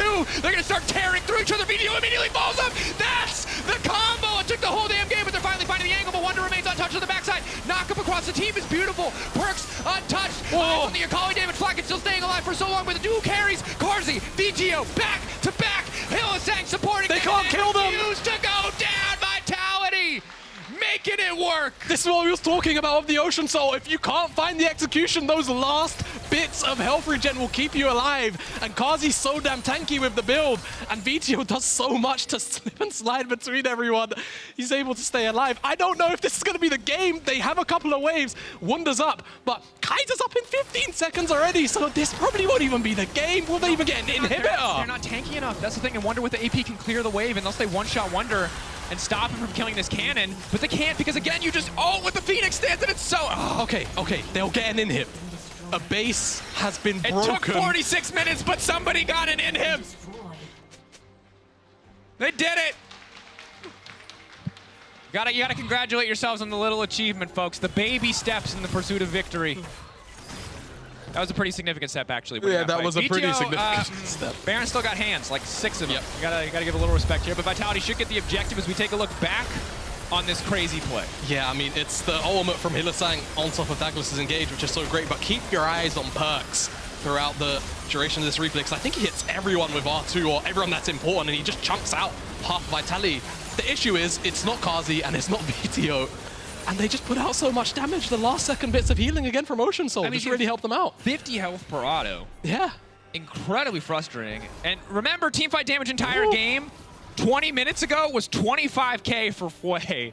And Vitality had not done a lot of damage. Now it's 49 for Karzi, 45 for VTO. They're doing work in these fights.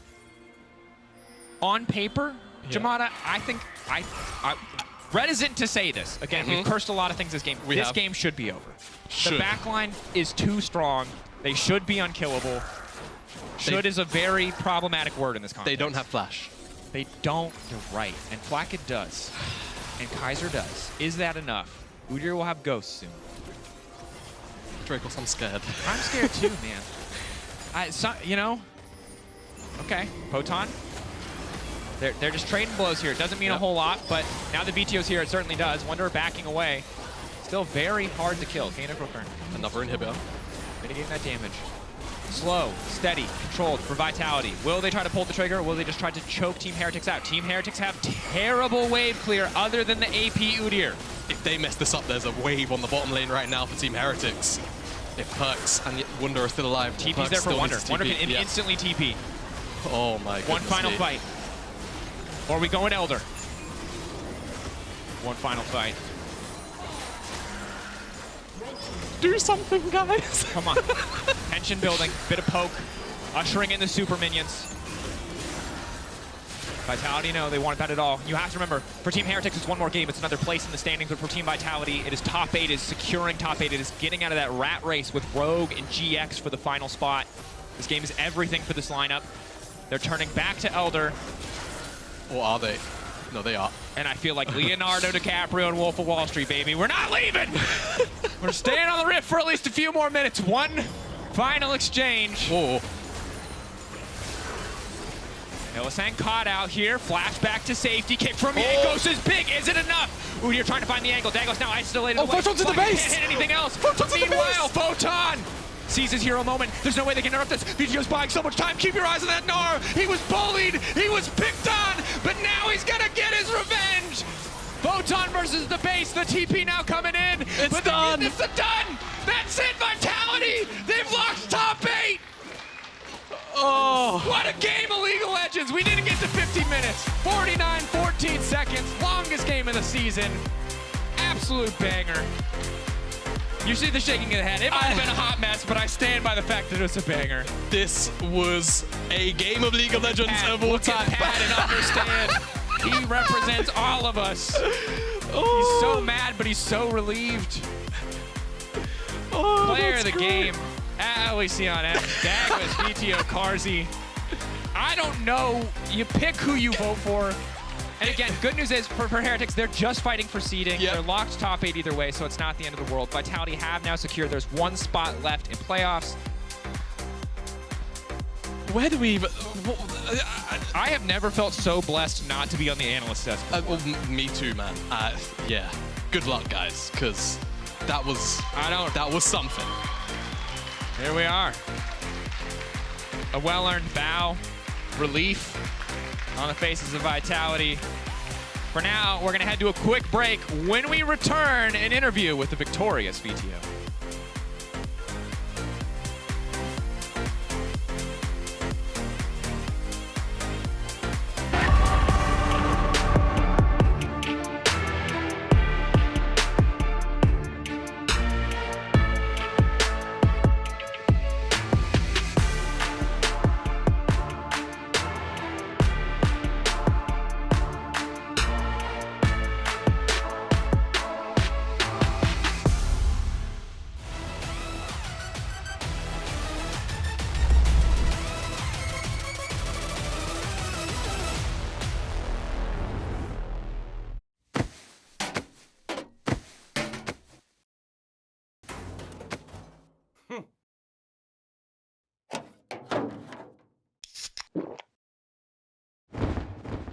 Red Bull gives you wings.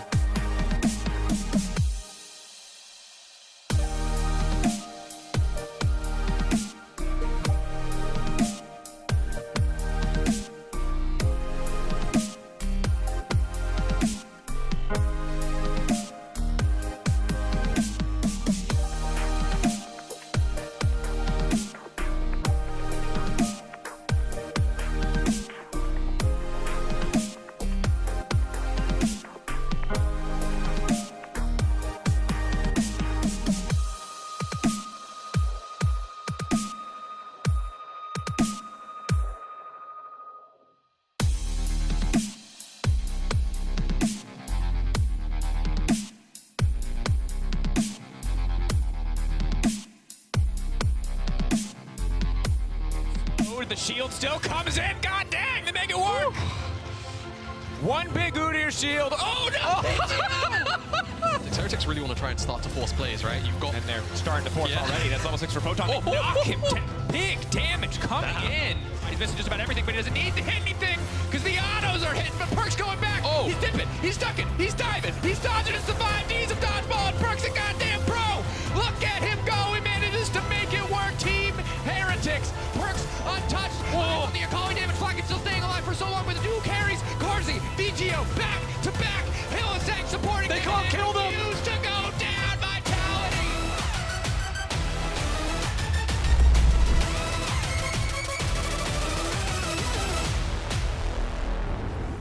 Coming now to the analyst zone for her first interview, the 6-foot solo queue terror and Vayne OTP. She's pulling double duty as she goes full-time in esports and inflaming her supports. It's Janiro!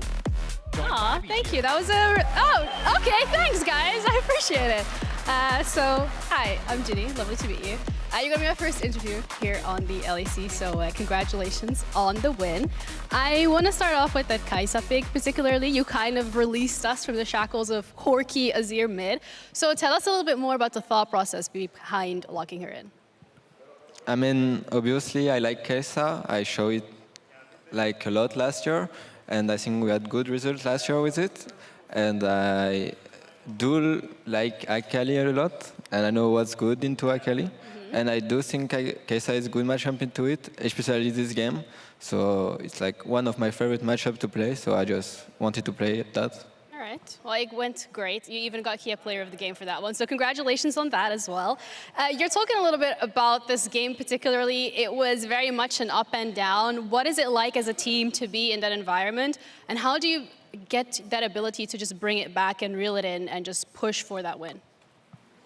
I mean, I think it was easier because when you outscale, or at least when you feel that you outscale and you play like games like this, so you can still like just feel it will be okay since you outscale, and if they can't end the game, then you will be fine. But I think the most important was yesterday's game. I think how it went and how we lost. We review it today, and I think we wouldn't have won today without the review we did this morning about yesterday's game.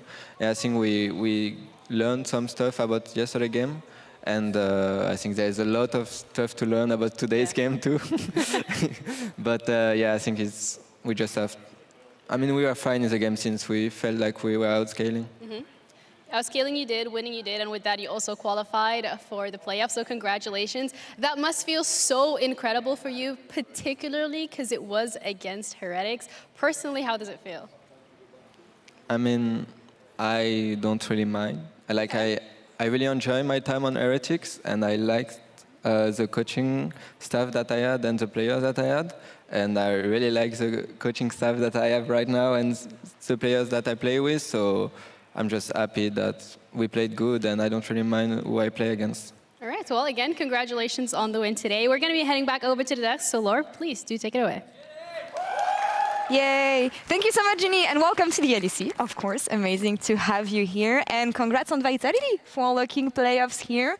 Slow clap for a slow game. No, I like that. What a great game that was. What a great gameplay we had. Down.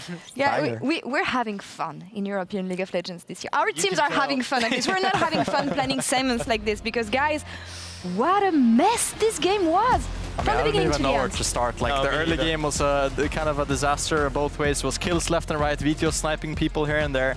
Team fights also very back and forth. I think this ult from Hully in this fight was really clean, and they ended up winning this fight as well. But it was a mega back and forth game, so yeah, banger. I wish I set up maybe like anything to break it down, because it's a really good kick by Jankos as well on VTO, but the Sonya buys so much space. Then you flash out, you E, you're invisible, and suddenly it becomes so much easier to team fight. There's just so much back and forth, and it's one of those games where whatever happened in the early game don't matter. Everything comes down to your team fight and your setup for it. Yeah, and one misplay like here from Jankos and the entire game kind of ends, right? Like it's very stressful to play in these kind of games. Vito himself said that obviously with them feeling like they outscale, they can kind of lose a few plays here and there, but obviously with the VARs kind of standing still with Renata W, it's very hard to win late game against that Ocean Soul as well. I think it's Strax who said it on Twitter, the fact that whenever you enter late game, you hit Karzi's comfort zone. And here it feels like it was VTO's and Karzi's shows mostly. I love the way both carries have been stepping up this split so far. They have been playing well, and I think, yeah, like you said, Karzi, I think he's kind of the master of the clown fiesta zone.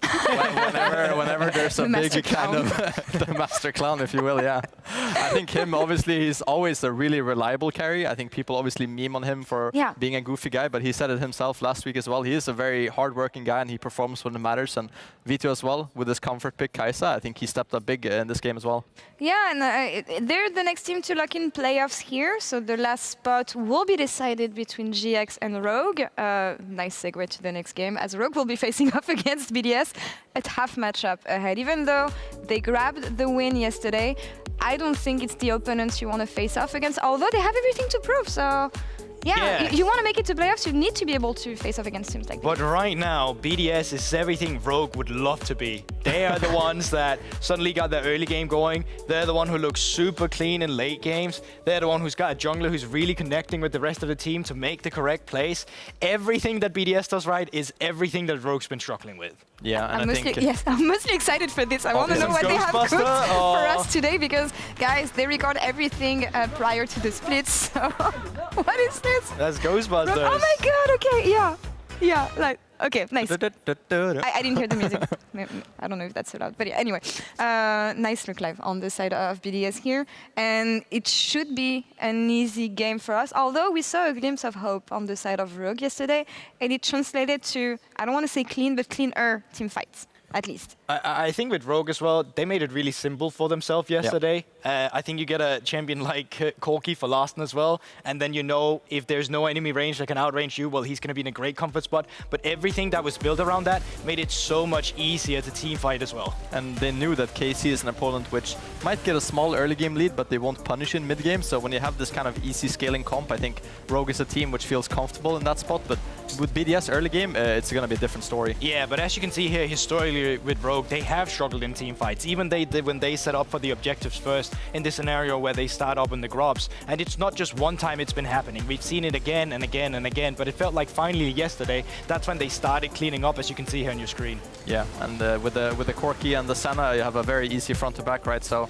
Rogue in this position where they actually get to early game towards the mid game with kind of an easy to play front to back comp, I think that's when they shine. But with BDS on the other side, very strong early game and very strong team fight. I think arguably the strongest team in Europe right now, so will be a tough challenge. But also just one of the best metas for BDS right now. You take a look at their champions right now for Nuke, Diasir, Tristana, Nico, Oriana, like everything is perfect for his champion pool right now. For the side of Adam, yes, he has guards in the back pocket if he's looking for it, but he's also just slamming a Cassante into a Rumble, so you get more freed up in draft because they're more willing to play into some of the champions that people are scared of on this patch too. And then Ice has just been phenomenal. A lot of question marks around him in the beginning, but he's been absolutely performing. I mean, they've been clicking well, and it echoes to what Striker, their coach, was telling me yesterday in interview, the fact that they're taking every stage of the game step by step, staying methodical, staying calm and collected, and I feel like they can be, it allows them to be crazy in game because they know exactly what each player is supposed to do in the team, which is not the case for Rogue so far. And it surprises me because when you look at players like Larsen, like Comp, who won titles actually, I would expect a bit more, I don't know, method when it comes to how you're going to approach games of League of Legends. Yeah, it just feels like they kind of don't have that base trust for each other when it comes to plays. I think a lot of them are kind of looking at other people to make plays happen, so nothing really happens in their games. I think oftentimes it comes from jungle support, but we haven't really seen that synergy yet from Markoon and Zoelis, and I think today is a game where they really need to have the synergy and kind of make stuff happen, because otherwise BDS will do it. So. And before we get into that game, let's hear about Zoelis and what he said in his newcomer interview. We'll be back right after this. My name is Theo, so Zoelis in game. I'm 20 years old and I come from France. I think I started like season 5 or 6. Like my brother, he was playing games, so I just follow him. And I started playing competitive. I think I was in like last year of high school, so I believe I'm like 16. I played in Division 3, 2 years in Division 2, and last year I was in LEC, like French Division 1. We won LFL and now I'm here. try to be like a bit creative, a bit aggressive, and like make the difference in lane and translate after to mid game with that lead. In support, I like Pyke, Trace, Blitzcrank, you know, kinda like playmaking champ. I think Elisang is like kinda legend in support in Europe, so I'm really excited to play against him. I want to face Casey because like it's a French team, so it's pretty hype and I play a bit with them, so yeah, Casey.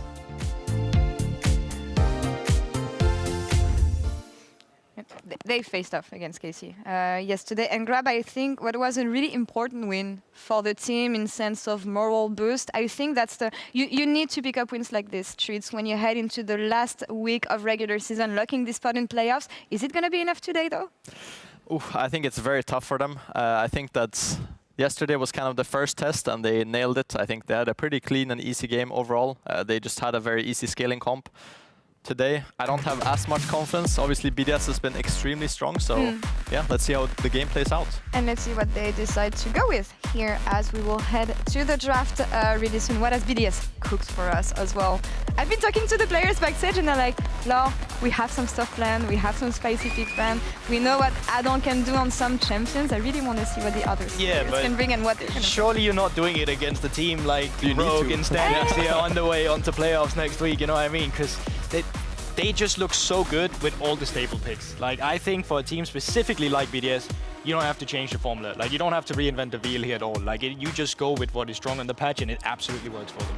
Yeah, I'm curious to see what direction Rogue goes, because, like I said before, if they go for this kind of scaling, easy-to-play approach, against BDS it will be hard. If they don't have these early playmaking tools, I think honestly, your best chance as Rogue might just be to match their early game and try to get Zoalis on one of his comfort champions and go for this kind of engage/early game style on bot lane. That's one of the hardest things that Rogue has tried to achieve but not been able to. I think the early game, the slow pace of the gameplay that we've been talking about, and I think the easiest way for them is to try and just go for scaling. And I know it's going to suck, especially if BDS really has a high octane early game themselves, but the truth is, Rogue has just been way more comfortable in a late game scenario. Yeah, I mean, if I'm BDS, I just banned the most easy-to-play champion, so to say. I think the Senna makes sense. I think, honestly, even banning something like the Corki would be fine. Something like the Maokai, which just kind of gives them an easy path towards fights, because if I'm BDS, I'm more confident in the team fights, and I'm more confident in early game, so just remove these easy tools, or like kind of these 1v9 champions that can exist on Rogue, and LeBlanc, I think, is one of those champs, which Larsen could obviously kind of abuse in the mid lane. Yeah, we saw what Caps was able to do on that the other day, and yeah, while the AD LeBlanc has been nerfed, it's still thriving. Yeah, it still looks very fun on the Rift. What will be the last ban here? Puppy again. Okay. There's a lot of champs still open, right? There's Maokai, there's Ashe, obviously. Kalista as well is another champion which Comp has been very proficient on in the past. Gnar ban last, that's kind of interesting. Yeah, I don't know if that's Adam just looking for Cassandra himself, and he knows that Legenda prefers playing the 9 to the Cassandra, so yeah, I don't know. Well, Labrov and Ice, they have played an Ashe bot lane with Ashe support early as well, so it could still be good into the Kalista, so it wouldn't surprise me to see that be picked up against it. Yeah, if you have Ashe and then you hold support pick until 5, you can also flex the Ashe to AD carry. Obviously, it's played mostly in support right now, but still a fine AD carry. And if you hold support until 5 here on the side of BDS, it will give you a slightly easier matchup, I would say. Also, we know that Labrov has been insane on the Blitzcrank, so I'm sure that Rogue is very scared of picking the Renata themselves. It will be kind of an easy counter pick. They mentioned it yesterday when I've talked to Comp. He was like, we have to be careful about Labrov's Blitzcrank. I don't think we're going to see the champion today. Really standard draft here on the side of BDS so far. Yeah, I'm curious to see what Makoon is thinking right now, because they're trying to match the Xin Zhao. We've seen Jax in the jungle against it, we've seen the Trundle against it, but we've also just seen a standard Maokai facilitating a team like a Rel. So I want to see what kind of path he chose for. Yeah, I was going to say, I think honestly picking the Blitzcrank themselves when they have Kalista against Ashe is like the most obvious choice here. You don't want the Renata because of Labrov's Blitzcrank, so if you pick it away, easy peasy.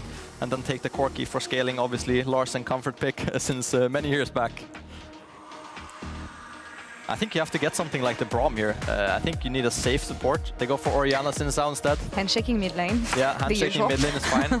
But I do think that now for bot lane, Ashe support doesn't look very enticing if I'm Labrov. I think, obviously, with the Varus already banned, there's not many lanes where you can kind of abuse the Kalista and the Blitzcrank, so I would like to see Rogue ban out the safe supports like Braum, because I think that's the direction Labrov should go for. Well, looking at Team BDS as well, they are starting to take away their junglers now that there isn't that many left for Macoon either. But I think as Rogue right now, you don't need a lot to finish your comp. You just need a standard jungler, you need a top laner that provides some CC or puts again the even, and then you're playing for the early game through the bot, and you got Larsen that late game to play through. But I think on the side of Team BDS as well, they want something where they can really accelerate their team fight so they don't find them in a situation where Larsen will just outrange them completely and they have no way of playing the game. But there goes the Rel, there goes the Maokai, and that has been the most stable facilitators of Macoon so far. Yeah, I'm looking at something like maybe Jarvan, for example. It would be very good engaged against the Ashe and the Orianna for Markoon. It's not a champ which he's, I guess, played a lot in the past. He can obviously play the champion, but I think it would be a solid pick for them. I'm very interested to see now if BDS goes for... I think obviously they should lock in the support here. I personally myself would look towards something like the Braum. Can block a lot of rockets as well from Corki in teamfights. Very easy to play. But I think as well, if you go Braum here, then like Trundle has a lot of value right now, is at least what I'm thinking. Like you're decent into Sin, you got the pillar as well from Ashe. It's kind of hard to play into when you're so immobile. Alistar and Braum are the two best supports into Kalista and into Blitzcrank, so I think either of those would be fine. This one's great. Yeah, Alistar also with Orianna makes a lot of sense. I think now Rogue has... They kind of have to spice up their top side a bit, because obviously Adam has counterpick. The Olaf and Darius are banned, so he's I'll bring the Garen here a bit of a taunt. I think Cassante makes a lot of sense now, right? I think that would make the most sense for Shigena to pick up. I think, yeah, it's one of the safest options you can go with right now. I would like to see a Jarvan here from Markoon. I think they need some more kind of follow-up for Zoelis. I'm not sure if they're a champ, which I've missed. I think something like the Jax, like you mentioned, GB, would be okay, but it's very hard to teamfight against the side of BDS. As well, just knock him away, but... Jarvan has by a pick here on the side of Rogue. Yeah, just anything that really punishes an immobile lady carry as well can force flash out of the Orianna too. But they're still talking about it as well, debating. Hesitation, yeah. Yeah. Okay, nice. Yeah, I think that's a great pickup from Rogue. And now BDS. Hey. I don't even know what I was waiting for, honestly. Just getting insta-logged in. We talked about it. He's been playing a lot of Cassante, but he's also been on the gods. And yeah, Garen comes through. Honestly, have we seen it against the Cassante? Because usually it's against the Jax as he's got as a counter pick. Yeah. I don't think we've seen this matchup. No, but he will play it into anything. Yeah, that's I think not the an issue items for were Adam. nerfed a bit for Garen, but I still think you can play this matchup. I think it's not as good as before, and Cassante is very OP right now, but it will be interesting to see. So final questions before we toss to Kesta. Are you happy with the approach that Rogue has going into the best team we have in the league right now? I think they have more early game and they have a lot more playmaking, especially on jungle and support. So I think they just need to link up and kind of force plays on BDS because they have the power in their hands to make it happen. But this is also where they can't afford to be slow. Like you got a Jarvan, you got a Blitzcrank, you got to get those linked up. You got, yep, absolutely. You got to make sure that you utilize what you've actually picked these champions for. If the gameplay is slow paced and you're only relying on the Corki, then the rest of your team is going to be struggling. All right, well, let's see if Rogue can take down the top team we have in the LEC as we head into our second game of the day. Thank you very much, Lore. What? Interesting draft, I will say. Not as spicy compared to our previous game. I feel like pretty standard. Although I do love me a little bit of Kalista Blitzcrank. And you know what I hope? I hope this leads Rogue to a new playstyle where they just go crazy with these hooks. You know what? I was thinking that. I was thinking, we often talk about how slow Rogue are. And in a way, we were almost dreading this game just because we were like, well, will Rogue do anything until they hit items? Maybe Blitzcrank is the caffeine that we needed. It absolutely is. I stand by it. I like that angle. Blitzcrank is the caffeine we need. I'm giving that benefit of the doubt. It's a tall task to beat BDS. Oh, yeah. They've been a pretty solid team. But Blitz has seen a lot of success here in the LEC. Let's see if Zoelis can find a win on it himself. And Larsen, obviously, comfort in Corki. He scales well. He plays well in the late game once he's scaled. So it's a nice pairing. And comp back to Kalista. So comfort for Rogue, really. And I will say there is a lot of value in this Corki pick and its value of poke. Just because BDS, their engage tools are pretty limited. It's more or less kind of, will Ashe arrow hit? Will someone overstep? Yeah, I mean, you obviously always are going to have the opportunity to flash Alistar combo. Yeah. But against a Corki, you know, you can react in a lot of those situations. And they don't have that, you know. Yeah. Alistar, I feel like a weaker, better in some ways than Rel, but mostly just very similar to Rel. It's in what like he provides. They don't have a Jarvan who can just start a fight. And I'm not going to say the fight will be good as a Zoelis. Hook, connecting onto Lebrav. Alistar level 1, useless. He's getting run down. Lebrav going to die for first blood. Oh, okay. man. That is tragic. All right, so Zoelis gives up a pot, probably. And that's about it in exchange for Labrov going down. And now Ice can't even walk up in this lane phase. Yeah, that's going to be pretty rough for Ice. And also Larson was the one that picked up the first blood kill. I mean, yeah, he could go back and buy tier right now and TP back to lane. Oh, his life would be so level 2? easy. I mean, the mid lane is quite wide. I don't... Okay. Okay. Okay. Oh my gosh. Rogue, Oh! sidestep from Nuke clean. Nice thumbs up. A little bit of cocky play there. But I will say, level 1, successful. Kind of a counterpunch to what BDS tried to do with that invade there. Yeah. And level 2 ganks coming in. Okay. I like what we're seeing. A Valkyrie forward. Oh my. Oh, I love it. And obviously we know, like, we've seen these players at their peak. They have the capacity to play these super aggressive laning phases backed up as it was when Malrang was on the team in so many of their early games. But this is what we've been waiting to see from Rogue. And some of that flavor that made them so successful in years past. Exactly. It's the fact that we know they can be aggressive, but it feels like philosophically they will prefer a much slower game. Now, speaking of the opposite of slow, Sheo. Nope, not going to look for this onto Larson. Or is he? Okay. Sheo on the way in. What is he willing to commit here? Larson taking his time, just a bit of poke, just helping Nuke out in the laning phase. Of course, Larson, in theory, has a gold advantage, but because he hasn't spent it yet, it doesn't matter. And I do think, Germano, before we get any further, just a reminder on stakes here. Rogue are essentially neck and neck only with Giant X at this point. They play tomorrow. That's kind of the big breakpoint game for them. That's the do-or-die matchup for both of those lineups. But for BDS, they could lock top 2. Right now, they're just trying to lock down a lane phase as Ice getting bullied out here. Ren comes through as well. Larson could just be in trouble. Who's actually going to win out on this one? Nuke continuing to step up. Is he willing to commit the flash here? Is he going to trade flash for flash with Larson? Opts not to do it. Doesn't want to overcommit. His shield's on the bottom side, but Luis walking up. Oh, the Grump's in the way. Not anymore. Doesn't want to risk it. And right now, the early game looking really nice for the side of Rogue. Yes, it's only a 500 gold lead, but they're going to get a little bit more here once they're able to force this wave in. Ice not going to be able to catch so much of his CS. This is nice tempered aggression from Rogue right now. I like what we're seeing. Don't want to jinx it. Not going to say anything, you know? Just I'm appreciating it as it happens. All right. Adam, of course, level 6, I think maybe a bit more kill pressure in this lane. A lane he's very comfortable with. Doesn't have TP, something we like to talk about a lot. You know, the disparity in summoner spells there. And Rogue, obviously, you got Corki Packet and you got Larson with TP. It's going to feel really easy to have man advantage in a lot of these fights if Adam does not find a way to really shut down Shigenda here. Yeah, as it goes, when you're running a TP-less top laner, you really have to be on point with your lane assignments and just understanding where you need to be on the map at all times. One momentary lapse will really, you'll just lose way too much. But of course, Adam and this BDS lineup are no strangers to him playing TP-less top laners. He's probably played more often without TP in a lot of the years than he has with. So, going to be ready for that. Assume that they will find the diligence there with good lane assignments, but after those initial burst of ganks, all is relatively quiet. And for bot lane, Ashe obviously very strong into Kalista, makes her life pretty difficult. So now that they've stabilized, now that resets have come through, while Ice might be 100 or so gold behind, should balance things out pretty quickly here. Yeah, and that crash on the bottom side, a combination of Nuke also have a mid lane priority, is just going to allow Sheo to slip in here. He's gone over the wall with the Wind Becomes Lightning and the Audacious Charge. He's not going to be on vision, but you'd imagine Rogue will have this idea that it's going on once Ice and Labrov dip over to the river. But BDS will also see Markoon go over towards the grubs. So let's see what actually can transpire here, because Adam's got a little bit of free time to move down and interrupt that. Good vision control on the top side for BDS. Had to play around the vision. Instant flash in, ignite as well, just trying to take Markoon out of the equation. Oh, goes in! And this is just all good planning from BDS. Sheo left that ward up there earlier on. Knows he's got the timer to do the dragon. Adam, just by, I feel like a little bit of coincidence to be fair, has the window to slip down and just stops him from doing grubs. Well played by BDS. And that's why the Garen is scary. You know, they banned away a couple of those Adam picks, but they couldn't take them all out. Labrov has to be careful here, but Sheo's on the way in now. It might be Zoelise who's been caught out. 1-2 looking for the knockup.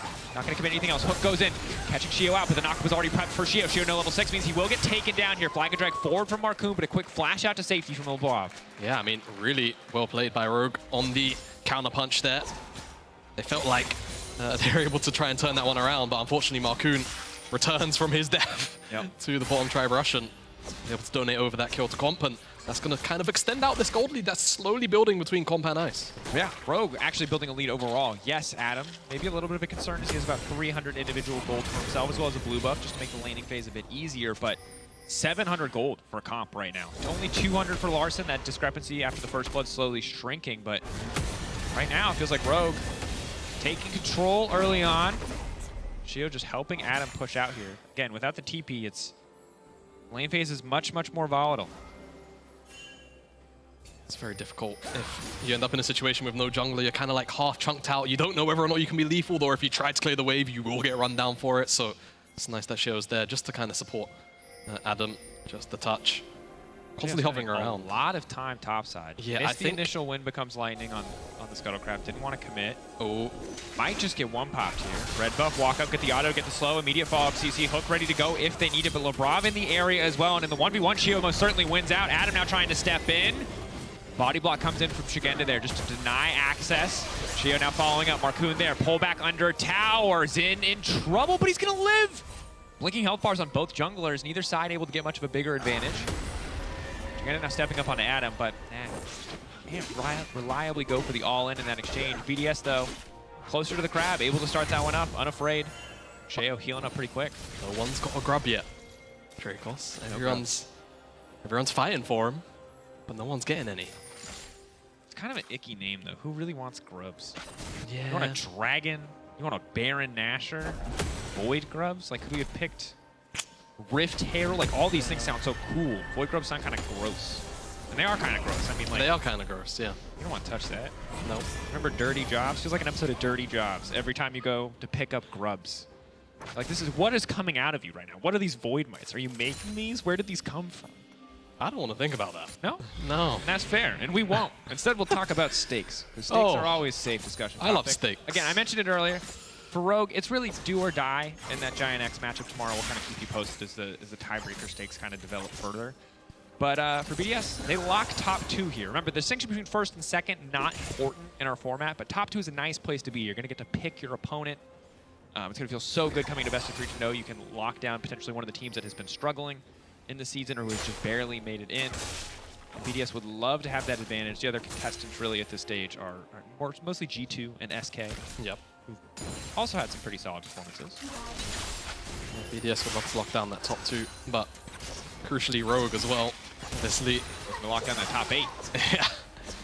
It's kind of a sink or swim almost situation. You want to be able to pick up a win here today just because, 1, it puts pressure on Giant X, but 2, you just feel a lot better being on 3 wins as opposed to 2, considering you don't know what the result will be later on.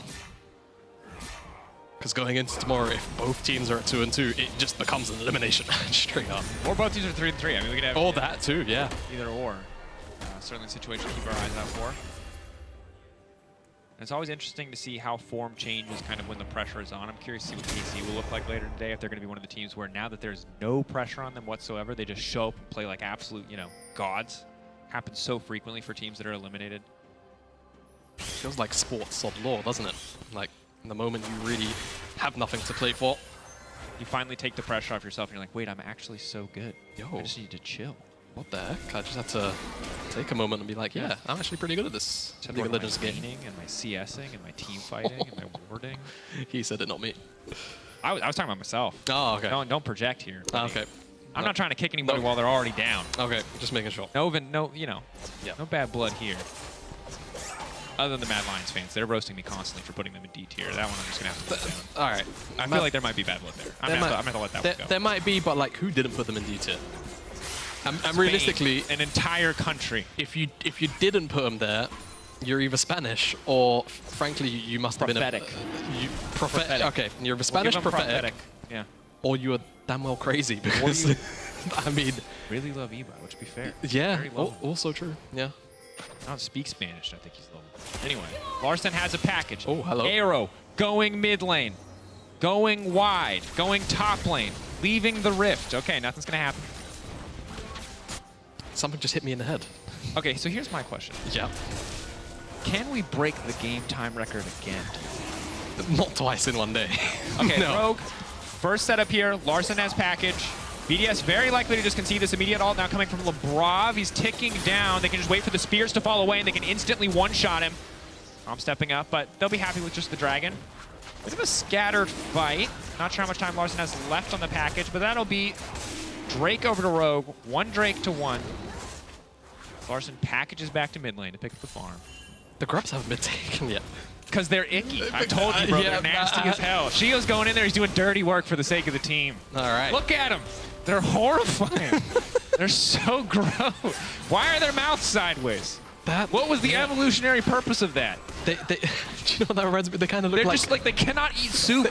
They absolutely cannot eat soup. Oh, boy. Wait, all right, Ice. Caught out now. Instant combo, but a clean flash to make it out to safety. Lavrov, can he punish them for overextending? Next flag drag. Ice still has to be careful, has to be ready to backstep if necessary. Marcoon ignited. Marcoon burning down Golden Egg, buys him a bit more space. Ignite taking will get the job Nuke's done. in now. Nuke here as well. This is big for BDS. They've already taken down 2 Void Grubs. They're going to get all 3. Zoli's getting instantly pulled back. Lavrov with a follow-up, a comp. Able to turn it. Trying to get a little bit more here. Ice now backing away, playing on the edge there. Shigenda going to step forward. There should just be a double for Rogue on the bottom side. TP, pretty important summoner spell, and Rogue putting it to good work. Yeah, Adam not able to follow up, and they know that Xin Zhao's on the top side because they get the call out from the grub takedown. So Rogue able to capitalize on this. A couple of plates will be traded on the top side for sure, but I mean, it feels like breadcrumbs in response. Comp gets another kill, so does Larson. Gold's going everywhere Rogue wants it to. Adam gonna get an additional plate. And look, it's good if the Garen can one-shot Garen Kalista. thing. And Yeah. again, shout out to Stixay. We know he can one-shot a Kalista as we get later in the game. Fight starts pretty good for Rogue.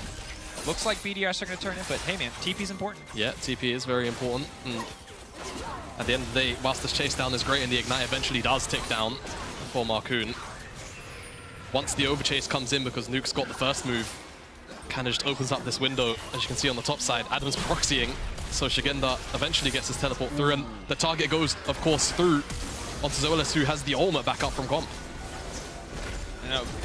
Able to make that play just in the nick of time. TPing to the minion. There was no ward there for the flank. Just that last minion as the shot is coming in from the tower.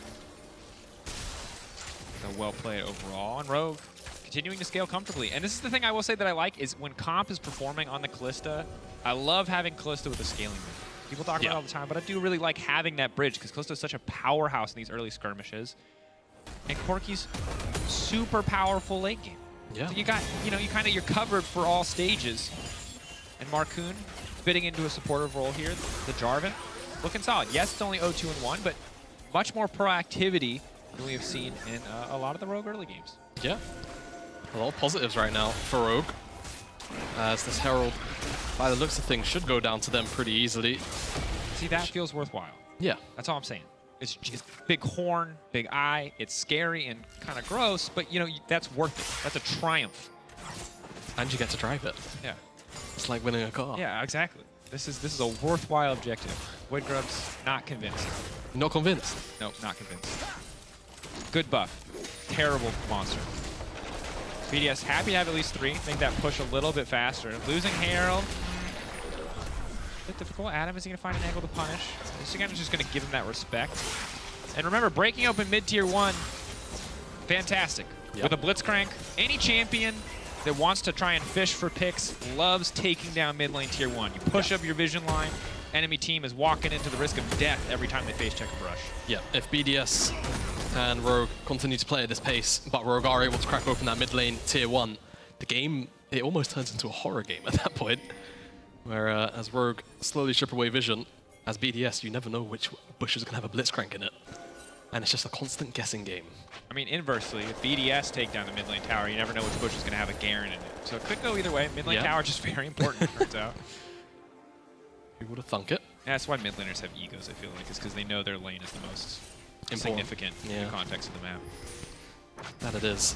Well, there's 60 seconds until Cloud Dragon. Will this be a pick? Nope. Well, I don't know if you wanted that hook, Zoelis. Luckily, he misses, but BDS immediately going to fall off. That's one dead Blitzcrank. Arrow not going to connect on Larson on the backside of that play. It's out of mana as well, and BDS just going to look to try to extend a lead in the bottom side. Well played from Lavrov. Good roam. Rogue now looking to punish top lane. Nuke. Is he just going to? He's just going to back off here, respecting that he's on the weak side, but is it too little too late? Will they be able to take this Orianna out? Nope. Far enough away. I can at the very least appreciate that Rogue are looking for active plays, though. I will say that. And right now as well, the cross map of the failed play on the bottom side. On the top side is Herald Charge. They'll pick up this tower, and more gold into Comp's back pocket. More money for Comp is the big thing. Yeah. Able to solely put that gold oh, yeah. in the hands of Comp. Oh, he's getting double value. Oh. He's drifting. Oh my gosh, nuke shot coming. Oh! This is a flash! Waiting in the darkness. We were scared of the wrong robot. Yeah, we were. All right, Comp flashes out. 5 minutes now. He's going to be a little bit more vulnerable. Credit to Nuke for finding that angle, for anticipating it. Just a bit of greed for Comp. Comp does still get the charge, but not a whole lot else. 1.4k individual gold lead working towards Insu's second. Nothing crazy there in terms of itemization. No, nothing we're not used to right now, but certainly will hit that second item mark well before Ice does. It feels like this dragon is up and available, and Rogue for now have the positional advantage of being inside the room. Replay. I mean, it's a really good flash from Comp, by the way. Yeah, he is able to react pretty quickly to that situation. Because if he gets hit by it, he probably dies. Yeah, gets pulled under. Seems very likely. Very least has to also cleanse a potential slow follow-up there. Is objective going to get taken down. Chio in the area. Just going to watch that one fall away. Control Ward, maybe they're hoping to win the follow-up fight as the arrow is going to connect onto Marcoon. Excellent buffer on the flag and drag there to make it out to safety. Could have cost him his life. Felt like another one of those stare-down situations again from game one. But Sheo, I guess, will get the Raptors after the back end. So little victories, I suppose. That's 8, you know, bunch of Raptors. Yeah. For one dragon. Ooh. So. I mean, I'm as a jungler, you know, Raptors over everything. You know, not more in terms of value, but more in terms of quantity of things. But also kind of like it's a mental edge, you know, steal away Raptors. Anyway, yeah. 90 seconds till Baron. 90 seconds till Baron, and an unknown number of minutes till our next game. G2 versus Fnatic. Classic Legacy Dynasty Kings. Narrative. Big time historic matchup is Adam 1v1ing in the Thunderdome here versus Marcoon. Is now just going to run away. Larson, can he finish his kill off? Flash out to safety. He had already procced the phase rush. Oh, he has so much cover. Oh, no! Is he going to get it? Kill him! Oh, they shut him down! He's dead! They're taking him out! It was close. We all felt it. We all got nervous. Strike the demon down. Quickly. They got him. They will not fall today. Good discipline from Rogue. Not to give him that edge. Not to give him that opportunity, because he was fishing for it. Like only Adam could make that squeaky bum time over. Yeah, and he's got a 1.3k lead for himself. But right now for Rogue, I still feel like it's going to be hard because we need to see them extend this lead, show the same consistency in the mid lane game that they have kind of shown in this early game, which has not been the case in the vast majority of their games. Again, they won yesterday against a struggling KC, and they won a pretty convincing game against G2. It's a mixed bag of results from Rogue in terms of wins, so it's hard to know how they're going to be able to perform as we get later into the game. All right, well, Comp should be basing for his second item, and that should be the Gwinsus. And with Larson hitting Malignance as well. That's big. They're on their spikes, so if they wanted to start this Baron, which is spawning right now.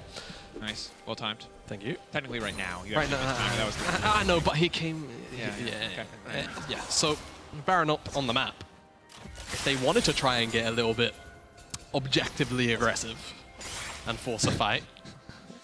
That was a very weird way to phrase that, but yes. I know. If we want BDS right now getting objectively aggressive as they step up to fight for Vision. So at least it's just a tough situation because you're not that threatening because they're okay getting hooked.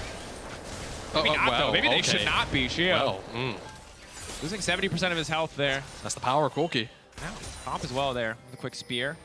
So does he just reset? No, looks like he's going to go try to heal up off of Wolves. There's a play on the bot side against Adam. Without Corki here, I don't think they have the damage, but we'll see again.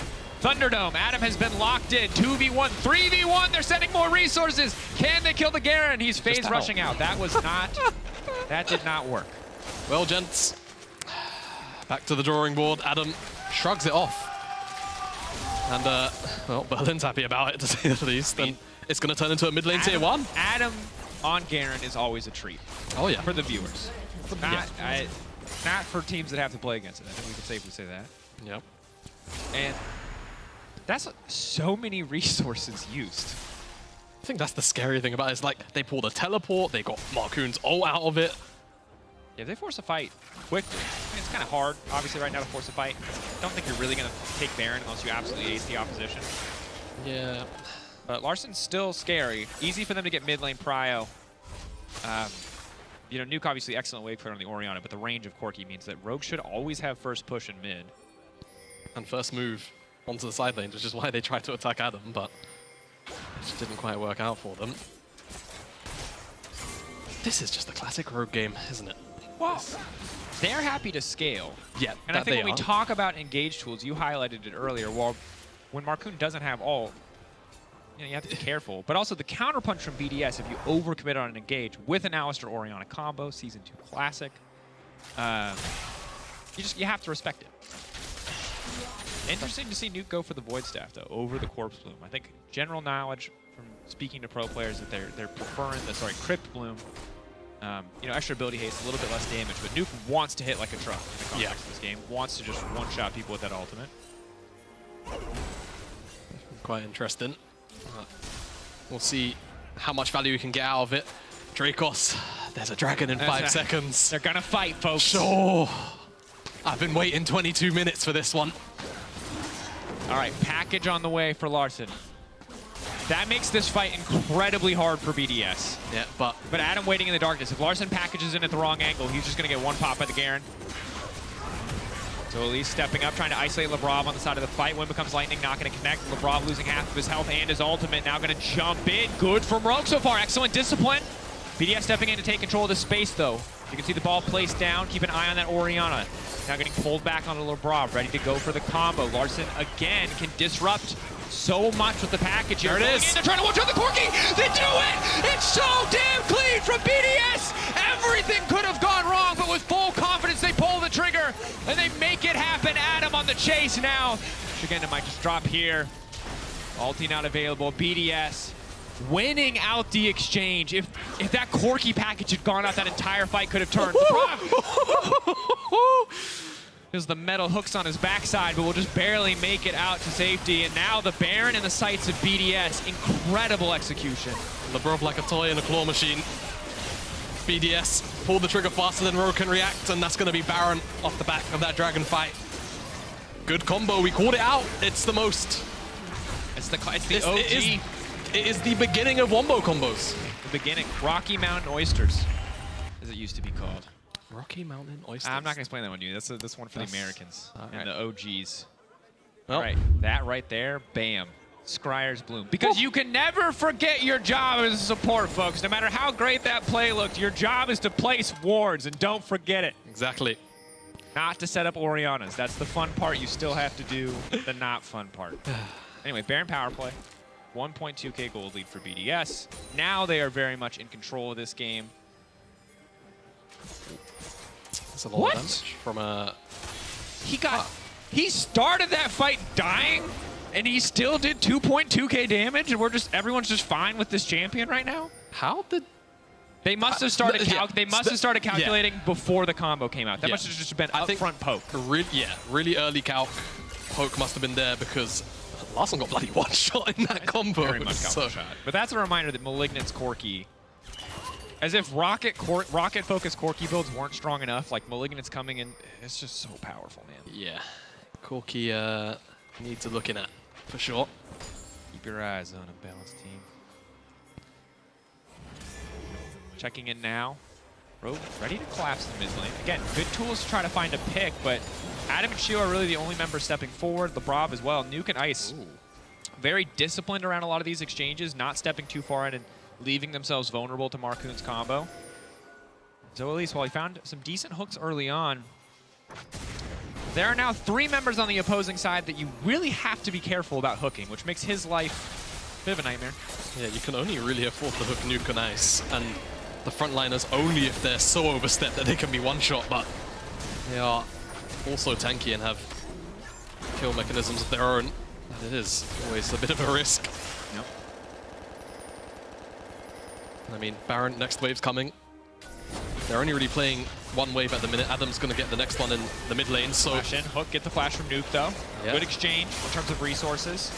But now the Hex Flash over the wall. Won't come through instead. Hex flashing away is the Brob. Recall being channeled. As Adam is on the way to break open the tier 2 mid lane. I don't think they're going to be able to stop this one, but they can at least stop him from threatening the inhibitor. Yeah, still good movement from BDS. Allowed that window to be abused a bit, but Nuke should still be able to play relatively safely. And it's only really Marcooni's got to worry about being dove on.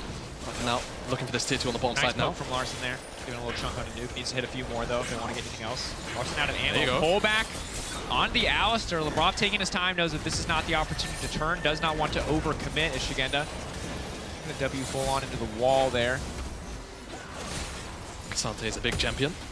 But I think the nice thing here is you've kind of weathered the storm of Baron. That was the last wave of Baron-empowered creeps. Yes, you lost a tier 2 mid, but all things considered, 3K duel difference, it could have been a lot worse on the back of a Baron like that. Yeah, absolutely, and it's just more time now for Larson to hit that level 16 mark, get those level 3 rockets in.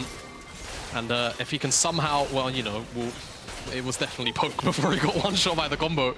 But if he's able to get out that much damage earlier on at 2 items, imagine what's going to happen if he can hit 3, level 16, and BDS kind of take their time with it, because again, the engage options for BDS, a little bit hard to execute in a way if Rogue don't really give them the windows for it, but it's there and they can always fish. Yeah, I think the nice, like, you always have the Alistar where if people are going to group up, you can instantly pull the trigger. Yeah. And you have the Ash Arrow for non-committal engage, but it's certainly not as strong as what we saw in the previous game where you had a Gnar coming together with, you know, the Rel as well. It's really the one combo. It's this Orianna Alistar that are going to make things happen, and Ice to kind of fish. Which, again, compared to the side of Rogue, it's comparable engage, again, but I think Marcoon's option to start a fight is just so much more reliable. Yeah, I think that's the word I was probably looking for, is reliable. Yeah. Cheers, Drake. What's your... No problem. We're working together. Yeah, we got this. Our powers combine. Another I like this tempo, audience. We're cheering for towers getting taken now. That's how we know we could do ward kills, little throwback. Yeah. Introduce all the new esports fans as Labrov has been caught out. He's been pulled back. They're going to force the ult out. Hook will not connect. Again, that's a big cooldown for the fights to come. It's not an Aftershock Alistar or a Phase Rush, so can't just get out reliably. But Rogue, eyes on the objective here. Labrov on the flank. Larson once again starting a fight with Package. Can BDS one-shot him again? Or will he find the angle this time around? Adam pulled to the back line. They're going to one-shot Adam. Larson, they don't have the follow-up quite yet. Instantly just kills LeBron. This entire fight is now falling apart, but a beautiful shockwave taking out so much of Shigenda and Larson's health bars. But at the end of the day, Rogue got exactly what they came for. Incredible discipline from Rogue. I was ready for that package to come out immediately for them to try to get more, but they were happy just to take the dragon, just to move up to Soul Point. I mean, good due diligence. They had the wards to try and catch out a potential flank angle from Adam. And Zoelis is able to hook him under the rest of the team, and the turn and on the rest of the fight is excellent. BDS do try and pull the trigger with the Orianna and the Alistar after the fact, but I think LeBron is either too far away, it looks like, yep, too far away, and just gets one shot a bit too quickly. Muff the shockwave is good.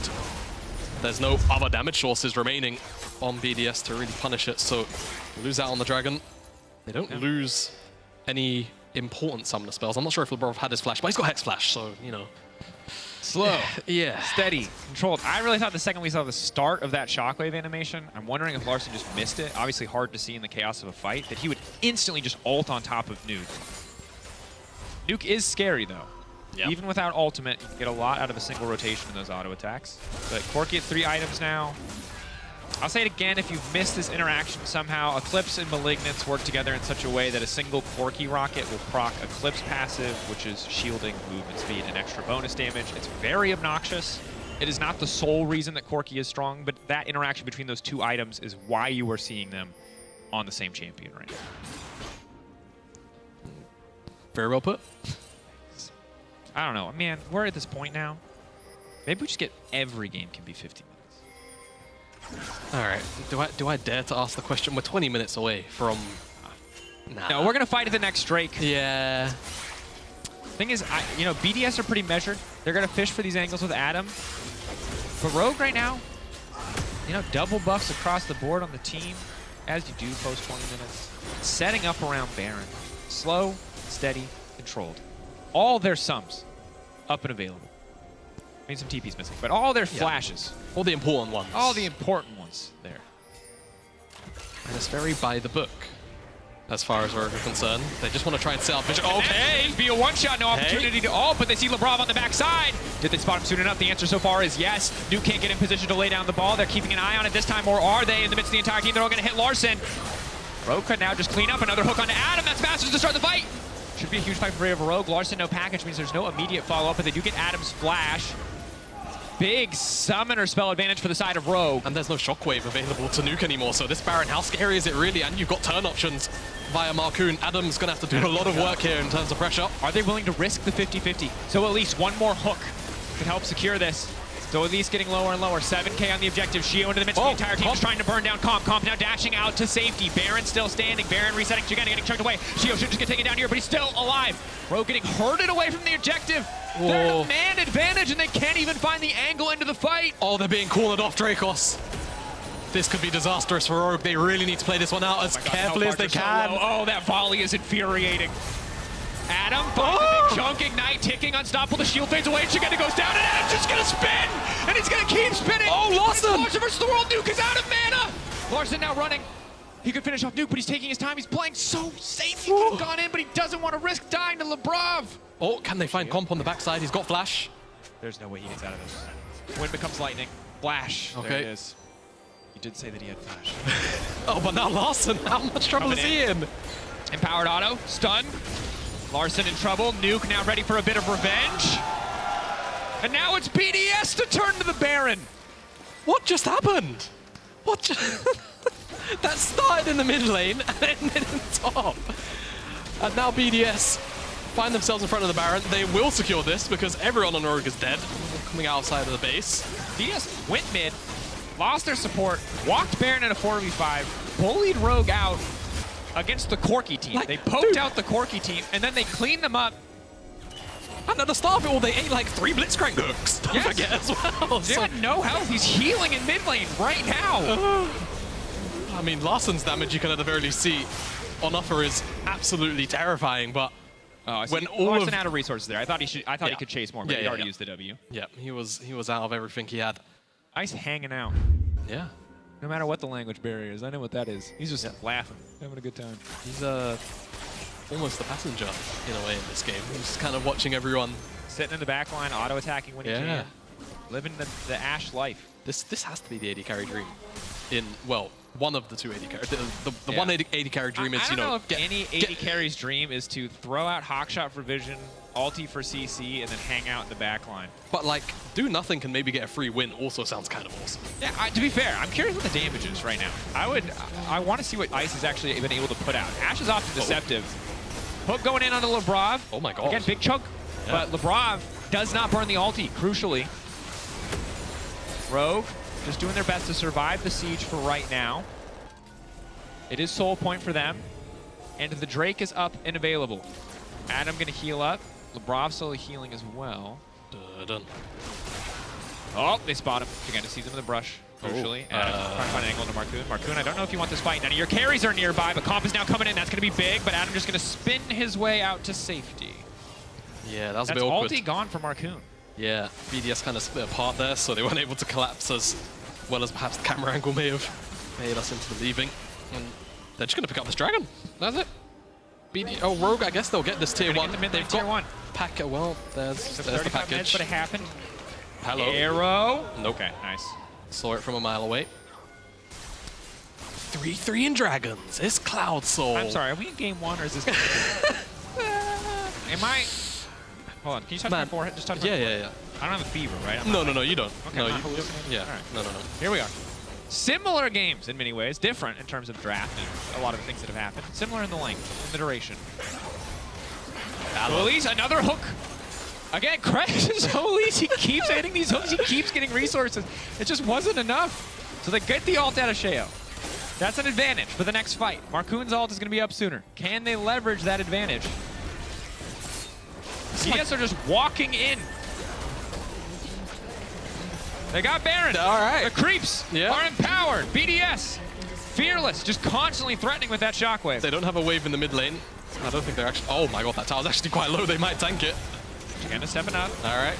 Oh, hello. They get knocked up. Ball was briefly attached to Labrov there, just fishing for an angle. Pull back. So Labrov not going to overcommit. Just kind of bullying, just threatening, trying to get a bit more space from Rogue so they can walk into their base and take another inhibitor. Respecting the hook potential of Zoelise. This has got to be the saddest happy game for a Blitzcrank I think I've ever seen. Like he's hitting like 80% of his hooks, but it's just not. The hit rate is very good. Yeah. BDS really want this inhibitor. Marcoon's on a okay-ish angle, and he's no longer in the angle. Yeah. I don't think you're not winning out on that one. No. BDS walk in. They take their second inhibitor. Zoelis. Rogue. No, running forward. Will they force the fight? They can't. Volleys are obnoxious. True. Very hard to engage on an Ashe team. Has to be said. You really have to full commit. You cannot. Can't dilly-dally. Yeah, you're not winning the movement speed race. Nope. In that context. Gotta get some dashes in there. 2 minutes to Baron.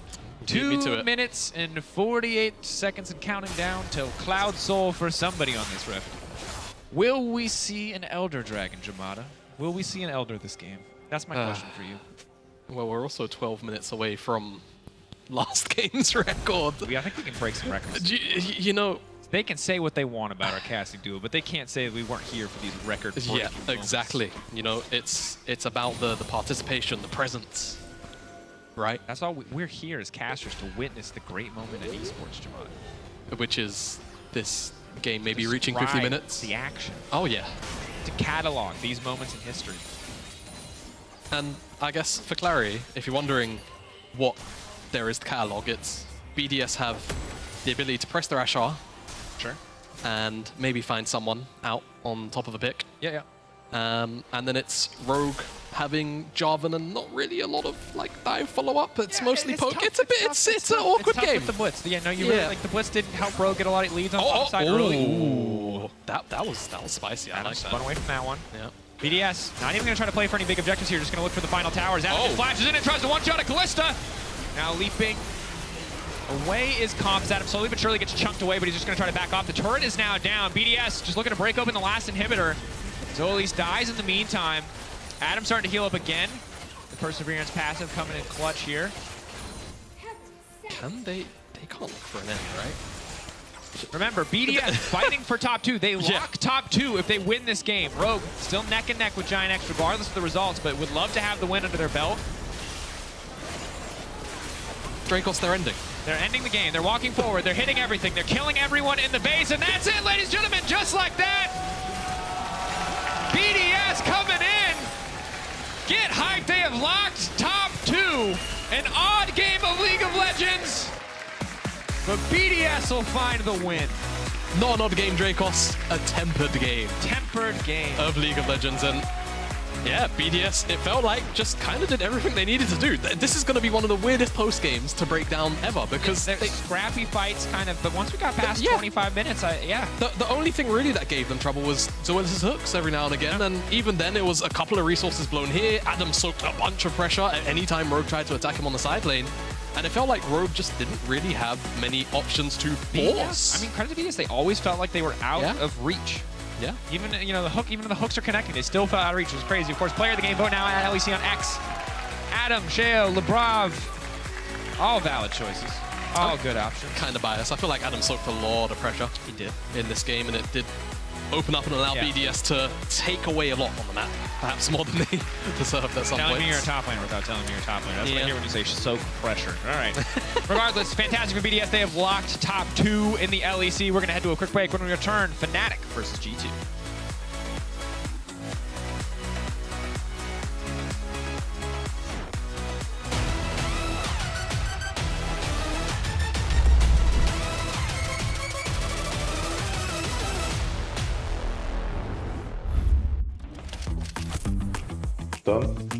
Done? There we go. Break? Break.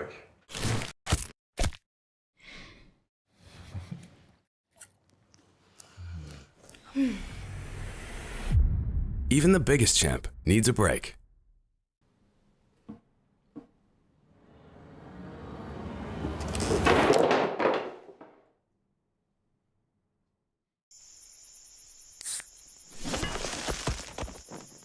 Red Bull gives you wings. Welcome everyone to the Kia Tilt-Proof Challenge. We're here to see if 4 gamers can stand up to the test. ¿Dónde está? Uy, uy, uy. Ajas. Dios mío de mi vida. I think I lost.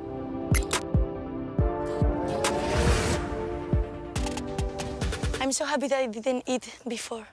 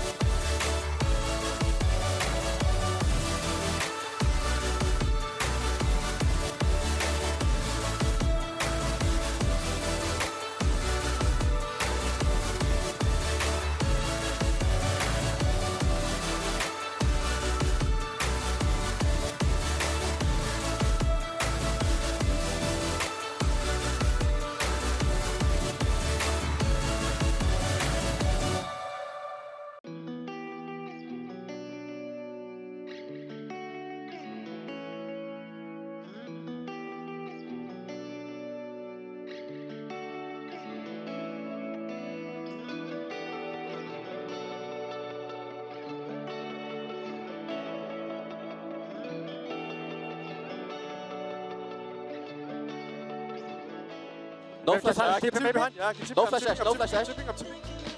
Go nas, no flash us. No flash blitz also. No flash, Alistair. Over yes. Okay. No flash above. Get naked if you can. Yeah, you can. Yep. Flash out to safety. Had already procced the phase rush. Oh, he no. has so much control. Oh no! He's gonna get it. Kill him! They shot him down. He's dead. Yeah, I'm looking cocky. Yeah.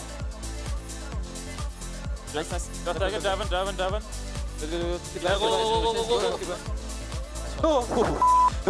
jump scared. Hook came from Puck, dude, but I was 6 flashing.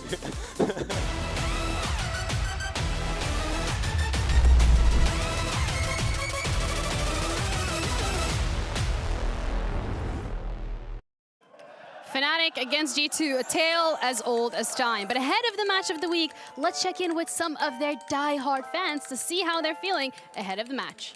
G2 versus Fnatic, it's always like an insane and very nice atmosphere.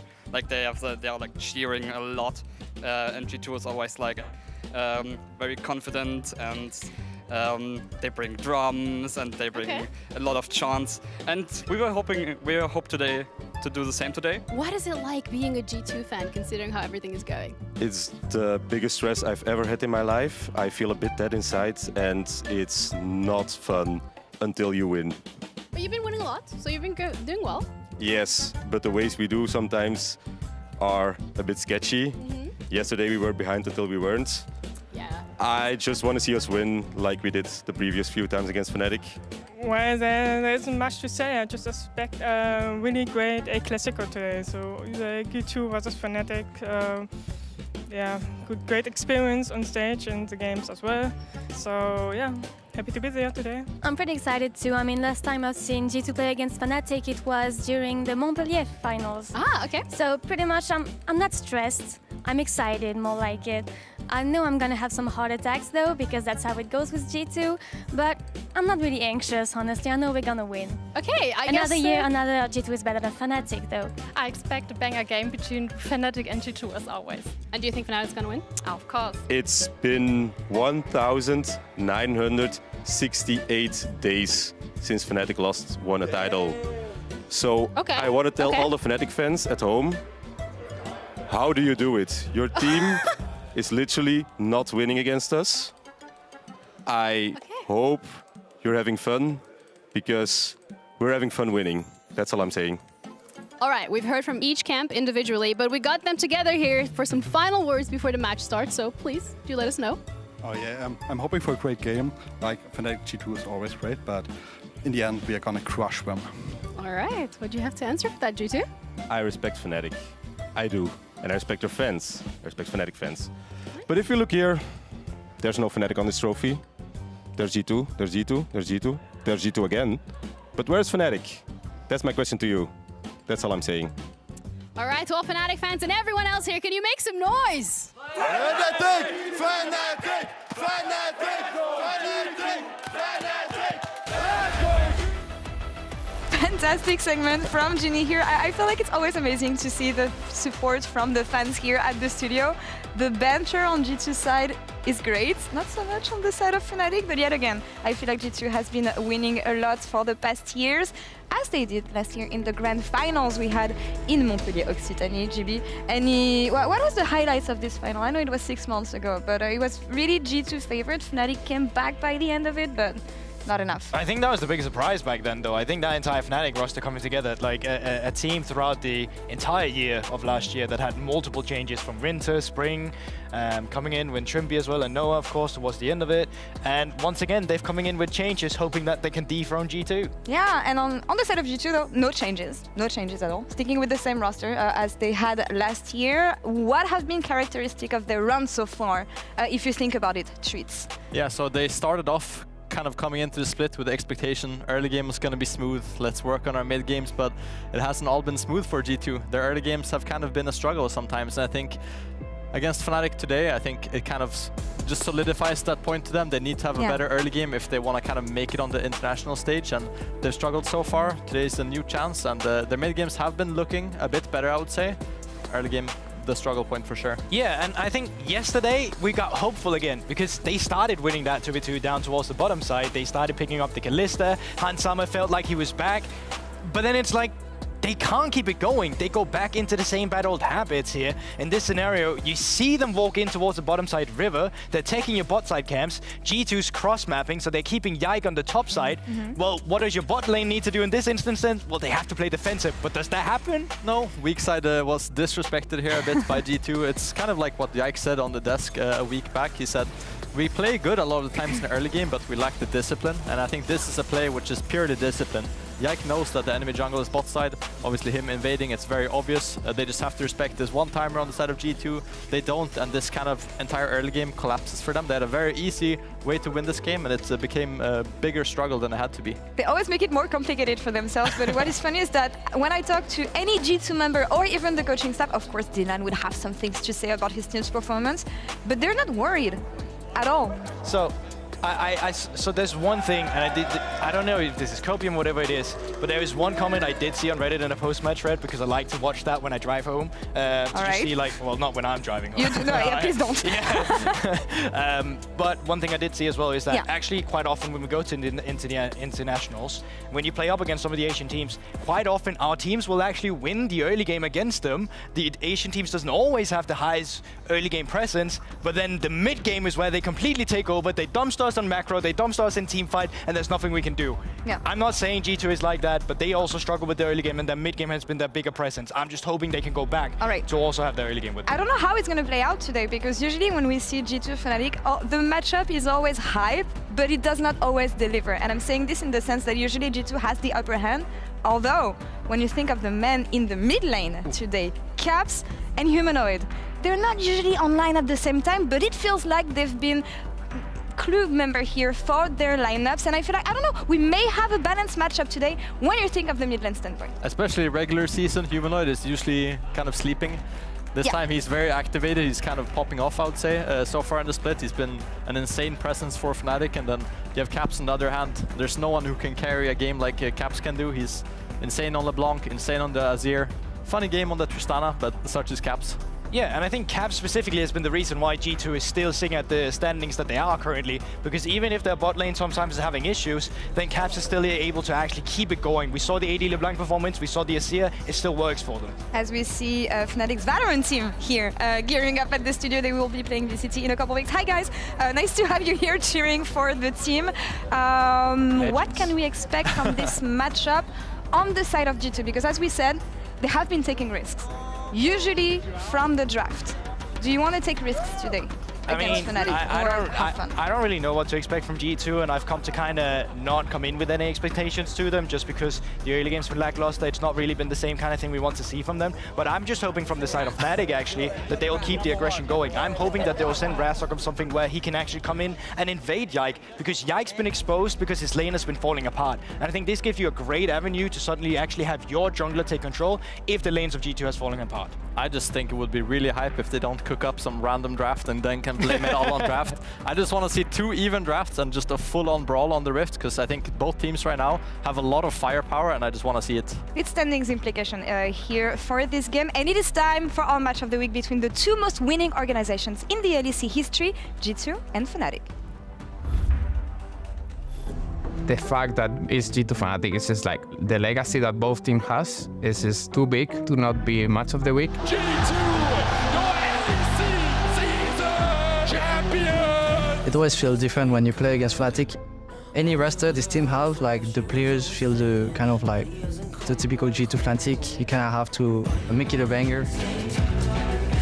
I'm very excited about playing G2 because it's the best team right now probably, and the team that everyone's looking forward to beat. And I think we are not that far. I think they are very similar to the Fnatic last year. I don't really see any difference. Shots now coming in. Mickey will get taken down. Solid pick to kick things off. G2 are disgustingly far ahead. We got 2 losses, and not like the cleanest game, but coming to the playoff, I think we're gonna be really, really dominant. Close flash! Razork, that was clean! And we just needed to fix some pieces, and I think we can shut them down very easily. All the players setting the stage here for a banger. That's the minimum that we can expect when you see these 2 organizations facing off against each other. Players are getting ready on stage. GB, you said you don't know what to expect on the side of G2. What about Fnatic?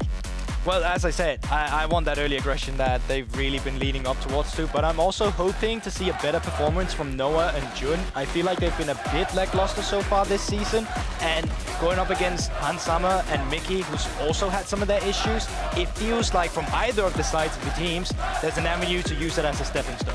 Yeah, I think whichever bot lane kind of gets rolling today will have a big advantage, because like you said, both bot lanes have been struggling a bit. I think G2 has found more kind of successful plays than Fnatic on bot side, but with the discipline lacking, like Yike said himself, it hasn't really led them into snowballing a lot of games cleanly from the side of G2. So today will be very interesting to see how they do against a struggling Noah and Jun. But I'm really hoping, I mean, we've already had 2 bangers today, for better or worse, with long games. Shout out to Dracos doing all 5 games today on the play-by-play. Well, he's having fun. Yeah, sending your love. So for the sake of Dracos, maybe with this one, let's get a stomp just so you can take a bigger break. But yeah, Fnatic versus G2, draft goes live.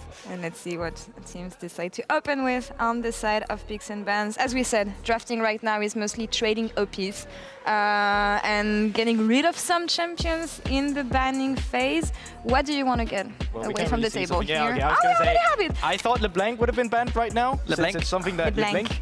Thank you, Frog. Shout out to Frog, yeah. Since that's something that G2 has heavily prioritized, but it could also be just first pick LeBlanc if you're suddenly looking to take that away from Caps. Yeah, Kalista is also open. Well, not anymore. I take that back completely. I think now with Maokai being open, obviously Vars as well open. I think both junglers have also had a lot of success on Vi because it kind of enables their early aggression and forces the enemy team to kind of respect the ultimate after 6. So I think that's also a high prior champ we should be on the lookout for. Yeah. But there's so many possibilities right now here, right? You still have AD carries up, you still have mid laners, junglers if you're looking forward to prioritize. And yeah, you talked about a Vi treat. It's almost like a Prophet, there it comes through. Now, mostly what we have seen in the second rotation is just an AD carry that you prefer with jungler as a counter response. But obviously with Caps also having the LeBlanc still available, could be something that you see picked up. But Varys is a possibility here. Yeah, with the Vi locked in on the enemy side, you don't really want to go for the LeBlanc. I think something like the Vars that has a lot of range makes a lot of sense. LeBlanc can be fine into Vi, but if you lock down that LeBlanc with Vi, sometimes you can just get one shot. So I would expect maybe they go for something like the Rel here on the side of G2 for Yike. Maokai is also open, which pairs super well with the Vars, kind of playing this long-range style. He's been free for too long. Put him back on the I Maokai know. duty. 2 weeks of fun and then back to it. Every G2 That's fan it. just wants to see Maokai every game, I know. Poor Yike. Well, Look at his face. Yeah, read his face Poor right guy. now. Yeah. Does this look like a Maokai? Dylan He does said not it's- look very happy. He's like, it's a Maokai. Oof, No! he's safe for today. He's Okay. safe. And that's Yike's first chance. And he's smiling again. Surprisingly enough. Oh, Lucian is locked in EU. Alert, alert. Well, only- it did win yesterday. Yeah. And Exakik was the only player who made Lucian successful. And he was explaining that it's because teams don't approach Lucian the right way. And he was looking at how they do it in the LCK, for instance. Yeah, there it has a lot of success Yeah. in the eastern regions. I think Nautilus, obvious Mickey X Classic, pairs super well with the VAR, so bot lane is going to be very explosive. I would expect Yike and kind of Mickey to group up and try to shut down Noah and Jun in the early game, and Razork is kind of forced to stabilize. So from the side of G2 now, if you have a strong mid lane pick that can kind of roam well into bot side, I think it could end up a disaster for Fnatic. So banning out these strong mid laners which can roam, like the LeBlanc, like you said, GB, I think would be a very smart choice now. Yeah, but we also have, I mean, Azir is available, not the most Ronin. Corki still available as well, and Nico's already been banned. So those are kind of the 3 takeaways you could look up here. Orianna, another goes pushing away mid, yeah. too, yeah. I still want to see more fire from Humanoid and Caps than handshaking an Azir, Orianna, or Akali Corki Silence or matchup, something, please. yeah, that would be fun. Yeah.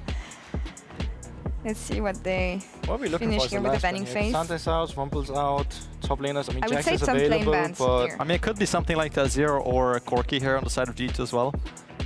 I think both of them would kind of make sense. Aatrox. Aatrox, so they just ban out 2 top laners. Okay, that's kind of interesting. It tells me that they want to last pick mid here on the side of G2, because like I said, if they have a solid counter pick that can push and roam on the side of Caps, I think it frees up G2 bot lane from playing aggressive super well. So I would expect BB to take the blind pick here on the side of G2 and then hold mid until 5 for Caps. yeah, what blind pick are you looking at right now where Aatrox and Cassante has been a problem? Poppy goes away. It's kind of tricky, I think. Yeah. I was thinking of something like the Renekton. I don't really like it that much. I feel like there's a champ that we're missing right now that's a clear kind of blind pick here for Broken Blade, but maybe he just goes for something like a tank here. Some frontline, always good against Vi. It's hard for him to get one shot. I mean, if they lock this in. I'm not buying it. No, that's not happening, okay. So actually just an Akali blind pick as well, but like, yeah, okay. So top lane has been banned away, the pool's been trimmed, and now it's on to Oscarinian, where it's also, well, there's not too many champions left. Oscar's, in terms of comfort, has been leaning more towards the Jax instead as well in that regard. Corki, Azir. Yeah, well, Corki, Azir. Which one is it, Humanoid? I would say Corki. I think, It's yeah. Corki. I was thinking maybe that Akali's a flex, because it's not often that you see G2 ban 2 top laners and then pick mid instantly. So I'm thinking maybe they're cooking up a Akali flex here. Depends on the top that Oscarinian picks, I would say. As you said, I think Jax makes a lot of sense here. I mean, Udyr is available as well as a blind pick in this scenario as a strong one, but does beat the Jax in the end. Twisted Fate That's top, a very question good mark? No. I mean, that would be kind of funny. I think we shouldn't be concerned with their troll hovers too much. I think flexing Akali to top lane here and putting TF mid, that's a very solid roam champ to go towards bot lane.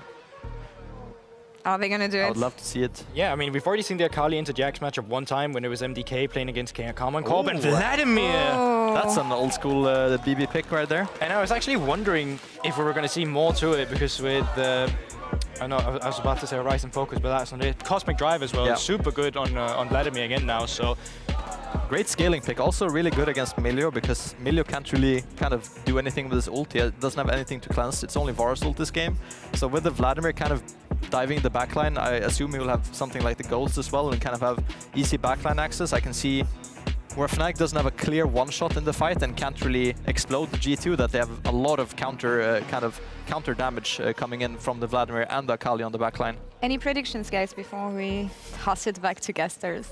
I mean, and I love asking this when we have a new Fnatic champion. is enough, right? So of course G2 takes the win here. all right, I'll just go Lucian opposite for the fun of always it then. loses. Yeah, I go Fnatic here. Let's have a bet in the back. All right, 2 Fanatics vote on the side. We'll see what the casters have to say about this for a match of the week. Take it away, guys. History, Legacy, Dynasty, Vladimir, baby! What the hell is going on? This is going to be a banger. I'm Dracos. Now I'm joined by Rob as we make a brief transition on the caster desk. You can hear the fans already in Berlin. They're amped. They're excited. Fnatic bolstered by the Valorant team and Boaster. So many talented gamers on both sides. And there's Caps' dad hanging out. Yeah, gonna just see if Fnatic will be boasting about a win in this one, though. Ooh. Feel bad stealing the spot away from Jamada, but this is an absolute banger, so I don't feel too bad in the grand scheme of things. But yeah, I'm excited for this one.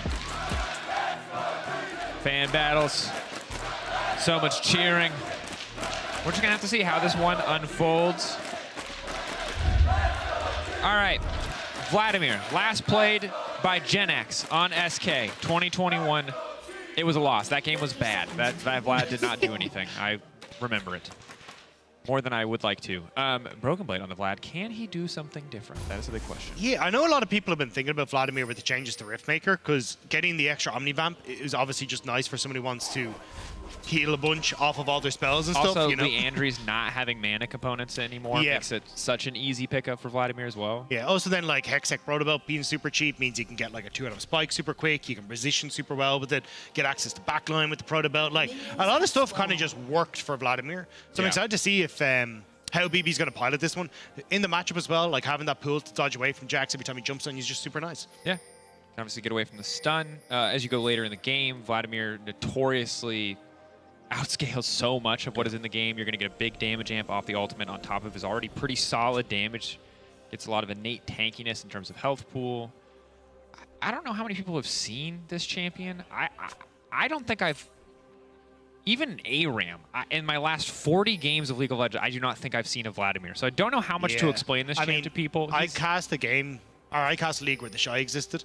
So I've seen him a little Okay, more all right, often, yeah, nice flex, bro. Okay, all right. TLDR and Vladimir, Q is everything. We'll hold that thought. Bit of trading on the bottom side. Noah and Jun opting for a very aggressive matchup here. We'll check in on Vladimir later. For now, we go bot lane. And yeah, you expect the Emilio Lucian to get a lot of work done, but this pick has been a bit cursed. Outside of Exakick, nobody else has won on Lucian. See if Noah can change that today. Yeah, I think a huge amount of it is like how teams have been setting up for Lucian when it comes to how do we actually want to play for team fights to make sure that the culling is getting value. You're hitting multiple people with the piercing light. He's got a strong front line in front of him. A huge amount of it is trying to play around choke points. I mean, as you can, like, the map has been changed to have a lot of these little chokes that if you can contest, actually, hold on to this point. Yeah. He's fine. Lucian sidestep there. But yeah, damage. If you can try and play for these choke points and have a ton of opportunities to get the culling off into multiple people, that's where you want to play, is Caps. Level 3 for Caps, timed very nicely there. Caps trying to get something back in that trade as he does just in time level up on the Shuriken flip, but Humanoid not scared whatsoever. Yeah, I think that's the thing with the Akali. It can be kind of tough to match up against Humanoid. Oftentimes you want to try and use the Shroud to farm, but Humanoid can kind of sit there with the Gatling gun. His Phosphorus Bomb takes up a huge amount of space as well, so it's not exactly like the Shroud is a safe space for Akali in a lot of these trades, but Caps feel fine for the moment. Might have to go for a quick reset, especially because the wave isn't in the best of spots. Mickey X stepping up. The hook now going to go in. He has to flash instantly out to safety, but Hansama continuing to trade pretty aggressively onto Noah and winning out on that trade. Mickey going to level up. Meanwhile, Yike on the way down to the bottom lane. Level 4. Shouldn't step too much further forward. It is Mickey's flash and Hansama's heal traded just for the heal of Jun. So overall positive trade from Fnatic. They've also got Prio on the bot lane if they want to fight for it. Just going to look for a reset instead, make sure that they're okay. Now that Caps knows that Razork is on that bottom side, he's going to heavily shove in mid to try and get a reset himself as well. Razork, though, as you can see, trying to move in towards mid just to make sure that he can ensure Caps is walking away. But oh, can they try and turn this one? They're just going to try to follow up, trying to body block rather the Vault Breaker, forcing the flash out from Razork. So well played by the side of G2. Again, small incremental advantages there. Razork a bit eager. He was able to grab the bot side Scuttle Crab. Thought maybe he could double crab in that context. Yeah, we're just kind of surprised that because Broken Blade has a lot of control up in this top side. You can see Wave pushed in, got us skirted into about half HP. So kind of surprised to see that he was trying to go for the double scuttle on that side rather than just taking a safer route and ends up paying for it. But you can see BB having a great time here. Level 9 is where this Vladimir really starts to take off, having access to the full amount of the heal on his Q, and even with the summon area as well, you can see the poke is just so obnoxious. It's so difficult for us to try and deal with them. Yeah, it's important to remember that you're maxing Q early. The lower that Q cooldown goes, it's your damage and your sustain. But Mickey's been caught out now. Has no flash, can't try to hook to safety, but again, Jun, beautiful body blocks here. They're hoping to finish the job. What? They wanted to give that kill to Noah so bad. I thought the third auto from Razork for sure was going to come through. Yeah, I'm kind of surprised it didn't, to be honest. It's boots diff. It's actually boots diff. Mickey has boots. That's the most valuable boots purchase I've seen in quite some time. Yeah, I mean, look, Mickey will have to go back to base again, though, feeling like he's playing base builder a little bit at this stage, where now we're going to have to walk back to lane, which means you can get push and bot side once more. Another reset coming in, which is surprising, because I don't even know if they'll have gold to pick up a second longsword or anything. Oh, they should actually to match, but yeah, I mean, at least Razork getting some opportunity to be active on the map while he's waiting for those top camps to respawn. Yep. Broken Blade continuing to play aggressively. Again, better wave clear than Jax at this stage of the game. The range, the harass, the sustain makes a lot of parts of this early lane a bit tricky if you don't fall into the trap of trying to all in against the Jax. You assume Jax goes Sundered Sky in this matchup. You need to sustain against Vladimir, but we'll see if there's any special attack that Oscar wants to bring to the table. Yeah, I'd imagine Sundered Sky. Like, the other option is that we've seen a lot of Titanic Hydra, but I just don't think you kind of need it in this matchup. Should be all right as G2 setting up on this bottom side. I think with the wave pushing out, though, it's more to make sure that Hansama can actually crash this wave safely rather than go for anything else, as Razork is going to take the Void Grubs. But I kind of like this from G2, because one of the things I've noticed a lot when I'm watching G2 is Yike will communicate, hey, I want to go for Void Grubs, but it's oftentimes when Hansama and Mickey X have a pushing wave out, like we just saw, and then it's Hansama and Mickey that get punished on bot side. So not going for the Void Grubs on top side, instead going, hey, I'll be there to make sure you can push out and go for Dragon. I actually kind of prefer, because I think so often we're seeing teams getting punished on this bounce back wave when the jungler goes for Void Grubs. I think a really good call out. Of course, Fnatic are able to match. It is Void Grubs traded for the Drake. But currently it's already almost a 300 gold lead for Hansama. It will start to even up a bit, but now the dive coming through. Mickey starting to walk up here. Ignite going down just to kick things off and take tower aggro. Mickey still tanking tower. Mickey likely to fall here. It'll be a 1-for-1 thus far. Jun still standing, level 6, just in time for Hansama. There's got to be no way Milio can get out of this one. Big damage coming in from G2 on the bottom side. Double kill for Yike. Nicely done by G2. Mickey falls, but that wave gone and the plate's going across, plus the kill, you're going to be more than happy.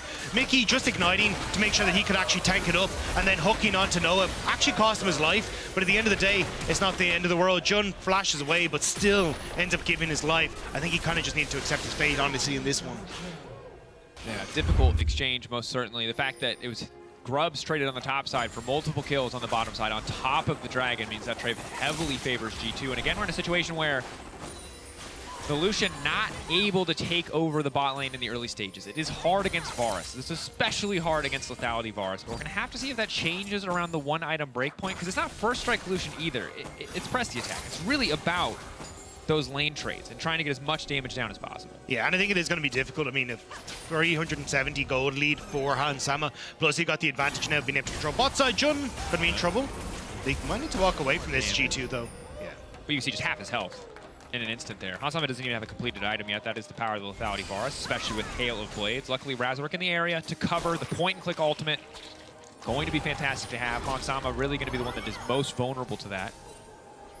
And I think we're going to see a continuation of, hey, trying to use your own point-and-click CC for G2 when Mickey has access to it to try and turn around. Yike is on top side, which is why you're seeing Fnatic play so heavily onto this bot side. Look for the invade, steal away the blue. Caps, though, might be in a bad spot. I don't think he realizes that Razork is in the area. Blue going down. He's going to full commit here. Both half of the Shuriken flip for a bit of extra damage. Needs to be ready to ult out to safety, but should just get dropped. Flash back to Yike, though. Isn't enough to try to find a turn kill. Caps now going in. Sidestep. Razork now caught in a 1v1 versus Yike. A 1v1 he absolutely does not win. Vault Breaker will just barely take him out of safety. Jun in the area, but Caps dashing in at the last moment. The 5-point strike. A 1-kill strike as Hanzama will immediately follow with the second. A 2-for-1 turns into a 2-for-2, and then suddenly the rest of G2 are there as well. G2 respond perfectly with Hans and Mickey roaming up, managing to get those kills across to Caps and Yike. Caps playing on the edge, but has the jungler there to support him. Good on Yike. I mean, if Yike is not there in that instance, it could all fall apart, but able to leverage Yike's advantage almost as his own. I like that Caps went in early here, though, because to try and get Humanoid low means that he's not able to follow up on this play. You can see Flash away, Caps barely surviving off the Phosphorus Bomb. And Razork, you can see him considering going for Caps off that cube, but ends up walking away, thinking, hey, I've got Jun here. Cozy Campfire should be enough, but not quite. And then it ends up with Yike being able to follow up onto Jun as well, giving 2 kills across the G2. So the fact that Caps went aggressive at the get-go means that Humanoid just doesn't have the follow-up that Fnatic were kind of expecting to have in that situation. Yeah. I think a bit frustrating. I think for Humanoid, you know, he flashes back trying to survive in that instance, and I think that if he opts not to flash, he probably one-for-ones with Caps. You saw how low Caps' health got. But it sort of feels like a damned if you do, damned if you don't sort of scenario. Now both mid laners are flashless. This certainly favors Caps if they do go for the all-in 1v1. Hex Drinker early on for Humanoid is big. Obviously one of the most frustrating parts about these Corki matchups is the ability to just buy Hex Drinker against any burst champion. Yeah, I don't think it'll help out Humanoid massively in this matchup, but it's got to be tough for Humanoid, like, playing into this matchup. I mean, Caps has 23 to the 19 wins of Humanoid in this matchup specifically, and it's got to be in your head a little bit for Humanoid to be like, I want to go up against Caps, I want to try and beat him, but Caps already drawn first blood. Fnatic are going to have to try and make sure that Caps isn't going to try and run away with this game on the Akali.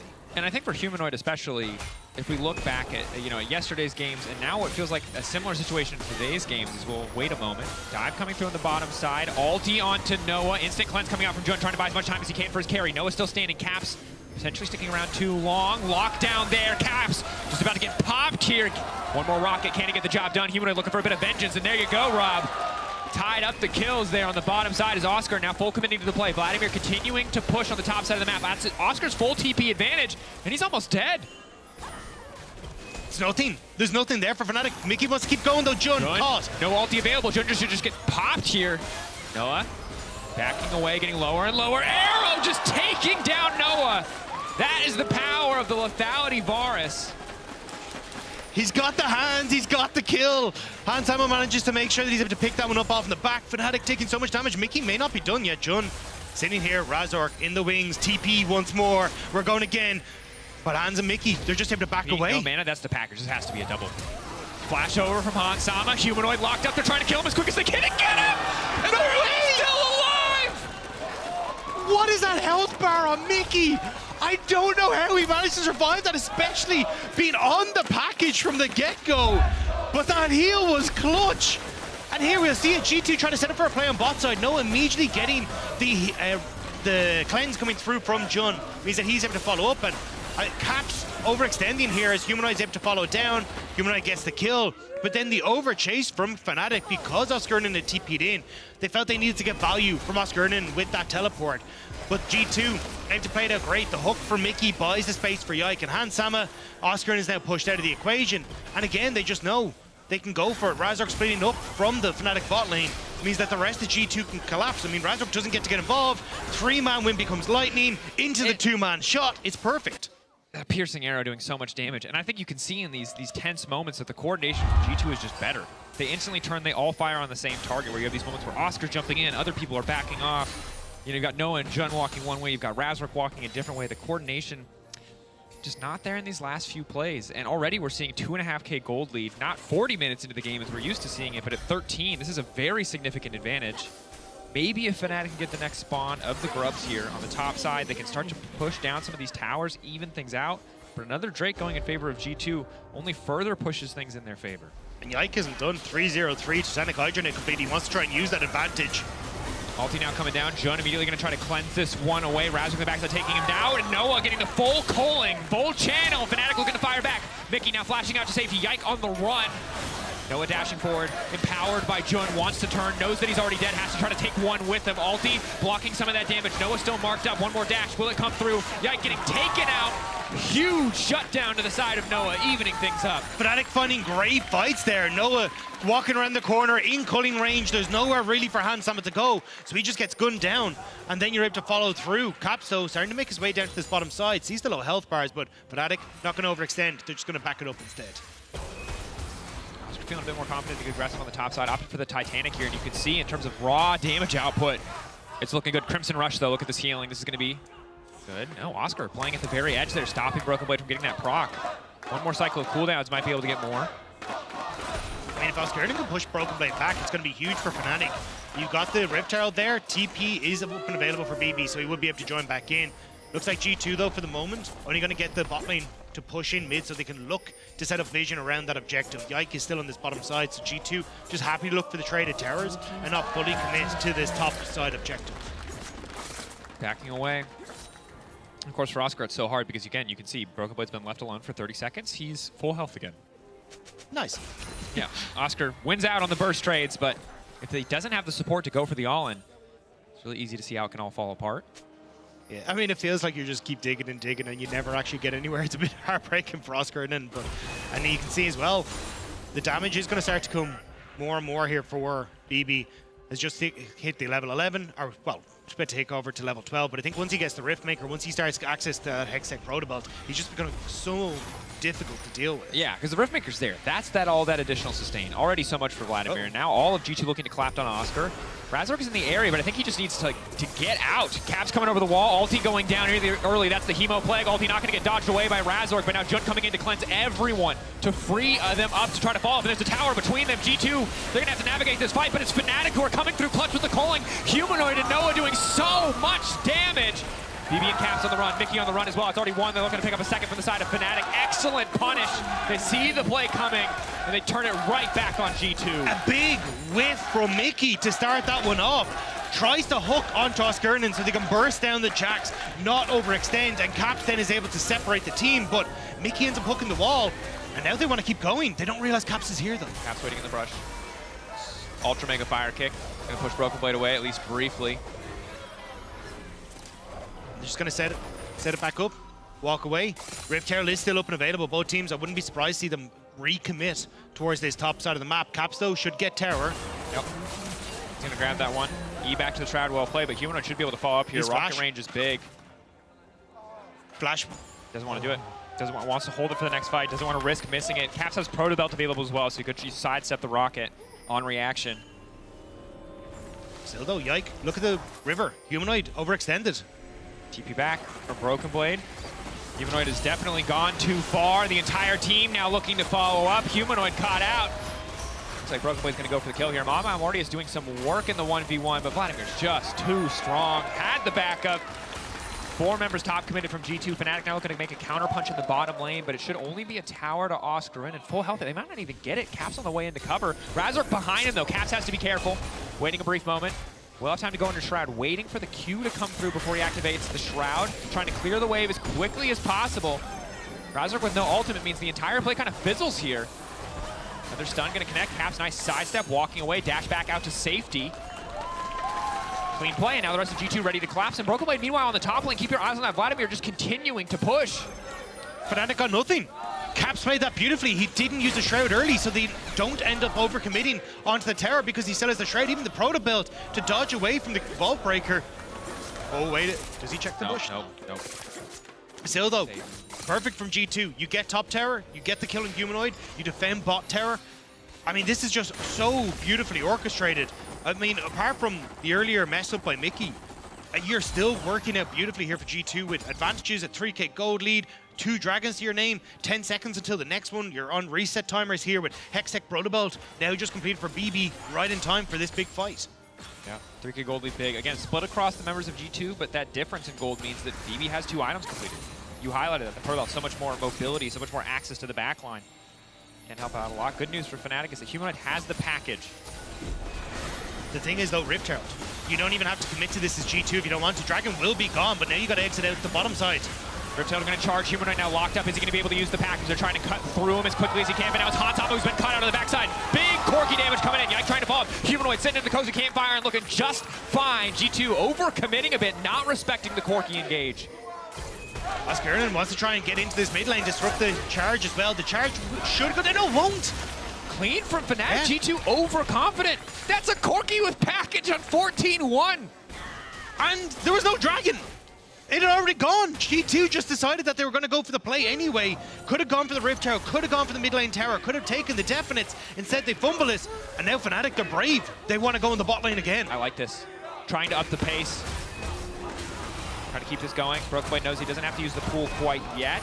More healing coming in. Oscarinen slowly chipping away, but Broken Blade ready to turn this. Fnatic not able to get there quick enough. A bit of an overextend from Oscar. There's nothing else to be earned from slowing down BB there. I mean, can you blame Oscarinen though? You're 2-0-3 in the Jax. You feel like you should be strong, and that's the thing. The Rift Maker with the Omni Vamp makes it so difficult for you to try and take down this Vladimir, and means that G2 now with the overcommitment get to shove out mid. They had Yike going to cover that bot side as well, so Fnatic rightfully back away from the play. But again, it means that G2 have control of side lanes, with Fnatic now trying to reset and get those pushed back out. Yeah. And again, Vladimir, such a frustrating champion to play against. When the Mage rework came through forever ago, when Mages were getting picked in the bot lane, they obviously changed the queue so that it increased healing on that every third cast based on your missing health. So you hit this threshold where Oscar feels great because he gets him down to 30% HP, and then he's right back to 60%. You hit him down again, he's right back to 60%. And there's just, you need more damage from somewhere else to really be able to burst through this Vladimir. And again, you just don't really have it at the moment. You're kind of waiting to find these moments for Fnatic to try and take these big team fights, like we just saw. There you go. Big H here on the bottom side, though. Razor going to be okay for now, but Yakamin's immediately going to fall up on a Humanoid. That could be big. Broken Blade can just start to tank the tower if he wants to. Instead, Yike is the one who's going to tank it up, though. That could just cost him. Clean turn from Razor to keep the play going. Arrow, though, going to take out Humanoid. Hemo Plague, not enough to finish Razor critically. Not enough damage there to try and finish off those low health bars, and G2 are sent packing. Now, you can, with the follow-up from Noah, picking up some kills on the back of that as well. I mean, very messy, but now Oscarinen going to find Caps. Caps stepping in. For the counter-strike to fade away. Oscar immediately going to ult, needs the extra resistances, get a bit of damage down on the Caps, but he's now backing off. Needs to get back over the wall if he can. But it looks like Caps is just going to go for the 1v1. Instantly just jumps back in, takes his time, dances around the Jax. Caps making it look easy. I mean, beautifully done by Caps there, making sure there was no way Oscarinen was going to escape. Even if he had the flash, just going to be able to follow with that shuriken flip. But this is a messy game. Both teams are battling heavily for control over these side lanes to make sure that they're the ones that are having it. But neither side really coming out on top. I mean, we're keeping steady at a kill per minute. 21 minutes into the game, 21 kills on the board, 1.2k gold difference between these lineups. Very small differences. Broken Blade really the only one with a significant advantage over his lane opponent. But the problem is you can try and push out his BB, but we kind of see that Oscarinen with the Titanic Hydra is able to relatively easily answer that push, and you don't actually have a huge amount of damage in your kit. You're just quite tanky with BB at the moment. You kind of wait for this Rabadon's death cap to come true, and then you can actually have some sort of impact in the 1v1. So it kind of becomes a reliance on Caps to make things happen, but even at the moment, he can't really shove out against Humanoid's wave clear. So it kind of falls back to, all right, well, let's try and go for team fights. And Fnatic have been able to get good control over mid thanks to Lucian and the Melio, and have been able to set up at least for that last dragon. We'll have to see if they can do another one here with the next dragon in a minute 15. And G2, all things considered, outside of the Varus poke, relatively short range. If they are able to get on top of Han Sama, it's a little bit difficult for him to navigate. I think it's going to be hard for Noah in some situations to play out these fights, but he's certainly having a better game than he did yesterday, and that's going to be important because Humanoid on this Corky this week has been all of the team's damage. He really needs Noah to step up alongside him if they're going to find a way to win this game. But that's the thing, Humanoid has been all of Fnatic's damage for pretty much the entire split. More than 33% of the team's damage on average. And when you're about to finish off this Malignance as well for Humanoid, that's going to be so much poke that this Corky can churn out. And honestly going to be able to match a lot of what Han Sama is putting down as well, because you just get those little puddles that exist and just burn away your health bar. It's also just, you know, Varus poke can be pretty tough to hit. You got the whole channel, people know it's coming. Corky rockets, wha-bam. Just keep firing. Look at, he's got 6 of them ready to go. Waiting to see if Caps will walk up. Squaring up, staring off, both hiding in a brush. Caps still fishing for a play, but G2 moving into the bottom side of the map. Goes over the wall, just wants to try to take Humanoid out. More Q, dashes in. Again, ulti coming through. Q, ult 2, is it going to be enough? Humanoid trying to flash to safety. Caps going golden. Caps! Flash, and he's out! God! He's out! Clean finish, photo finish. Zanya's in the animation just to make it look good. That was sick. I mean, Caps is feeling himself, but Mickey may not be. Yeah, Mickey now caught out. No, instantly. Just look at the damage coming in from Lucian. That's what you want to see, but G2 are already on the objective. Oscar, is he going to jump into the pit? Instead, pings on the top side of the map. Fnatic trying to get control elsewhere.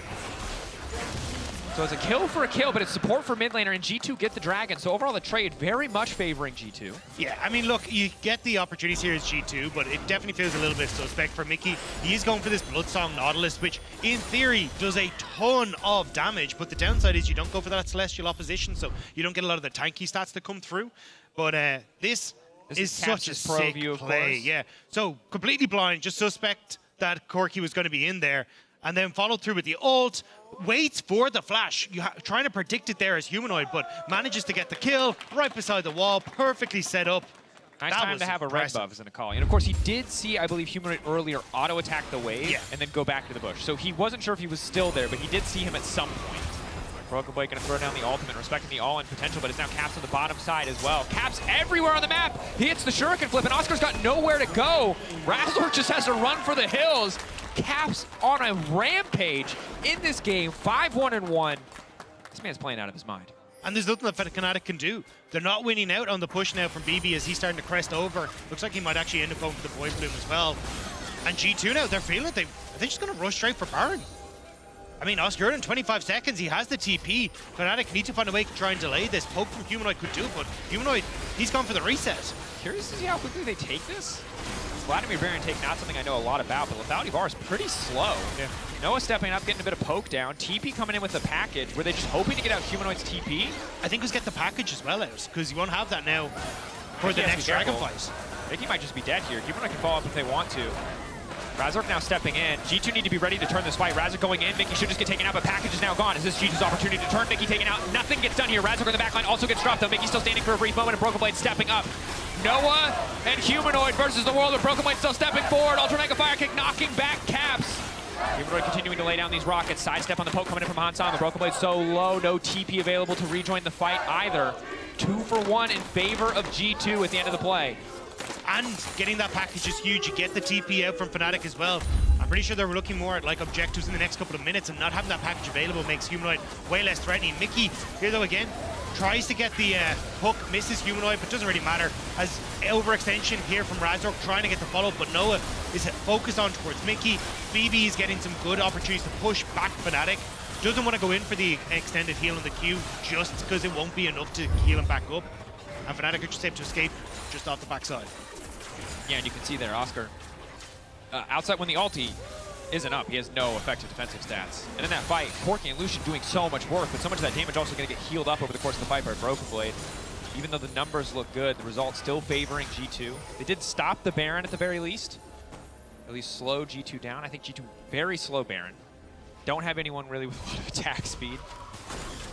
It's usually the key more often than not, these on-hit builds to take Baron down quickly. But we'll see if they try to set up again for the objective. Yeah, I'm curious. I think it was just to play this force Fnatic's hand, especially with Oscar and down, because now you got 2 TPs burned. You're going to have BB's TP back up right before Oscar and Humanoid are, and you still have that for Cap. So not surprised to see them try and split up into these side lanes and just push that advantage a little bit further. The biggest problem for them is that there's just kind of a stalemate in mid lane where Noah and Hans would just keep ping-ponging the wave. So you kind of need Caps to shove out topside to then look to group and put pressure on towards mid. But even then, that's kind of tough with the way the map is set up at the moment. Yeah, and I think it's really tough for Humanoid to walk up to the wave at all. Obviously, the poke damage is great, but you can see Caps now. I mean, he hits like a truck. The Mob Warrior is just not going to be enough in the 1v1 to stop Caps from going for the all-in and burning out. You know, if you take his Corki's flash away, it makes the next fight so easy. There's a Nautilus on the opposite side, the point and click. Reliable in those exchanges. Yeah, I think the biggest problem here is kind of there's a bit of a stalemate on both sides, right? Talk about Caps not being able to push in, but if you try and push, oh, hang on, hold on to that point. BB? Play getting chunked out, ulti coming in from Oscar and Razork on the way down, a bit more healing. The ulti gonna proc as well and heal him up for another 700 HP. Do they have the burst damage to kill the Vladimir? It certainly looks like it'll be the case. Shut down in the bottom lane. BB taken out. G2 instantly looking towards the Baron. Yeah, but again, they don't really have the damage to try and take it, so they're just going to look for the tier 2 instead. And G2 looking to scramble, but nice pick from Fnatic. And here we go, Humanoid going to be able to just clear this out. That's what I was about to say for Caps. You can't really push onto the tower because of that wave clear from Humanoid. Fnatic know it. They're now on mid. G2 aren't in position to defend. And that's a pick and a tower immediately for Fnatic. Yeah, despite the goal discrepancy, it's actually Fnatic who get the first tier 1 tower of the game. Raz are continuing to walk forward. Mickey's got no damage behind him, so Noah's safe. That knockup just doesn't mean a damn thing. Mickey's gonna fall here. Should be no way he gets out of this one. Hansama and Yike just backing away, but Caps again looking for the 1v1, and he will find it against Oscar. Dominating, but the rest of Fnatic, what can they do? It is soul point for G2. They cannot afford to give up this objective. It should just be a free Drake, but Caps is still lurking, lingering in the darkness, threatening to take this fight. TP now coming in from BB. Caps didn't use his ult in the last fight as well, so he's still a massive threat as they come in. Humanoid trying to land the poke down. Walking in, they just want to bully in. They want this Cloud Soul. Ulti cooldown is so massive here if they're able to grab it. Broken Blade getting chunked out by the Coaling Mill. That's big. Caps trying to find the angle. They're just trying to take the jungler down before they commit any further to the objective. Big burst coming in. Caps right into the backside. Hansama doesn't really have great follow-up here. Noah still standing strong, peeling back beautifully, but it's all on Caps now to turn the fight. Noah, 1,000 gold shutdown. Hansama needs to connect on these arrows. Noah playing on the edge here. The cozy campfire, not nearly cozy enough. Jun now retreating, and G2 have taken the Cloud Soul. Caps able to get into the backline, disrupt them. Hands landing the poke as well. It looked like Fnatic might have been able to claw back, but that is the Dragon's Soul to G2, and they will turn their attention towards Baron as well. And honestly, this entire game has been neck and neck, but it is a capstick. Getting so many side lane solo kills on Oscar, on Humanoid. He is the one that's allowed G2 to pull ahead in this game. Yes, the team play on both sides, they've both had great moments, but getting so many individual outplays has been the key to G2's success this time around. And how often has Caps been pivotal in this Fnatic versus G2 matchup? Once on Fnatic side, now on the G2. True. It feels like he always comes back to this man in the mid lane, and Humanoid just hasn't quite been able to find that same impact. The Corki is there, he is trying his damnedest, like that's not to try and take away from Humanoid. Like you can see how much poke he's getting, playing in the front line, but just getting hit by the chains of corruption means he can't quite follow the poke. Caps goes in, turns golden, sets up Hansama to easily land a lot of this poke. And again with the Shroud, just playing so well around his ult timing. Noah will get the 1,000 gold shutdown, which might help out a bit. But the rest of G2 are able to push them out with Yike playing on that forefront. And the 1,000 gold shutdown is very big for Noah and very big for Fnatic, but is it enough is the question, because you give up Cloud Soul for that shutdown, more or less. The reactions here. Ramaz excited. I think Dylan's concerned. The uncertain claps are the ones that I live for. Yeah, they're the best support ones, yeah. staff backstage like, am I clapping? Am I excited? Am I happy? Did we do it? Is it good? Well, Mickey wants to see if he can make good on the last plays. Hasn't exactly had the moments to shine in this. Nautilus has definitely been the focus. Yeah, 07 say. I mean, he's been caught out a number of times here.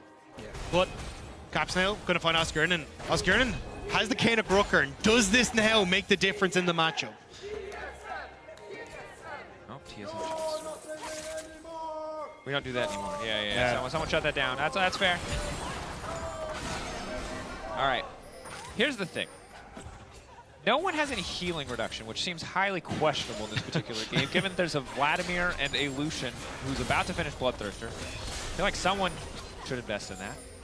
Especially since, like, Morello Nomicon is actually just like a good gold item. efficient now. I mean, it is but like, worth it. to be fair to Fnatic, at least, like, who's going to build Morello Nomicon, Yeah. right? That is someone. I mean, you can't really get on Melio anymore with Kevin Creature probably on, so. Yeah. I mean, you can just buy the Cursed Dwarf, but it's not, you know, it's not super ideal.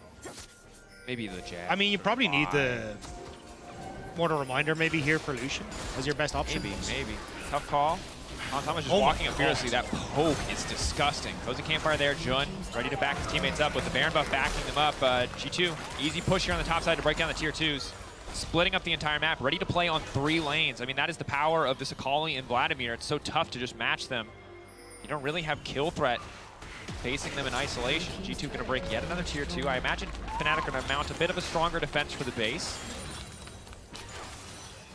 I don't really know if there's much that you can really, well, Mickey doesn't escape, maybe you can get onto him, but I don't think there's very much you can do here as Fnatic. You're kind of trying to push G2 away from all of the lanes, but you're not winning out in the 1v1 with Oscarinen versus Caps. Hansama being able to now shove the wave super effectively is making it really difficult.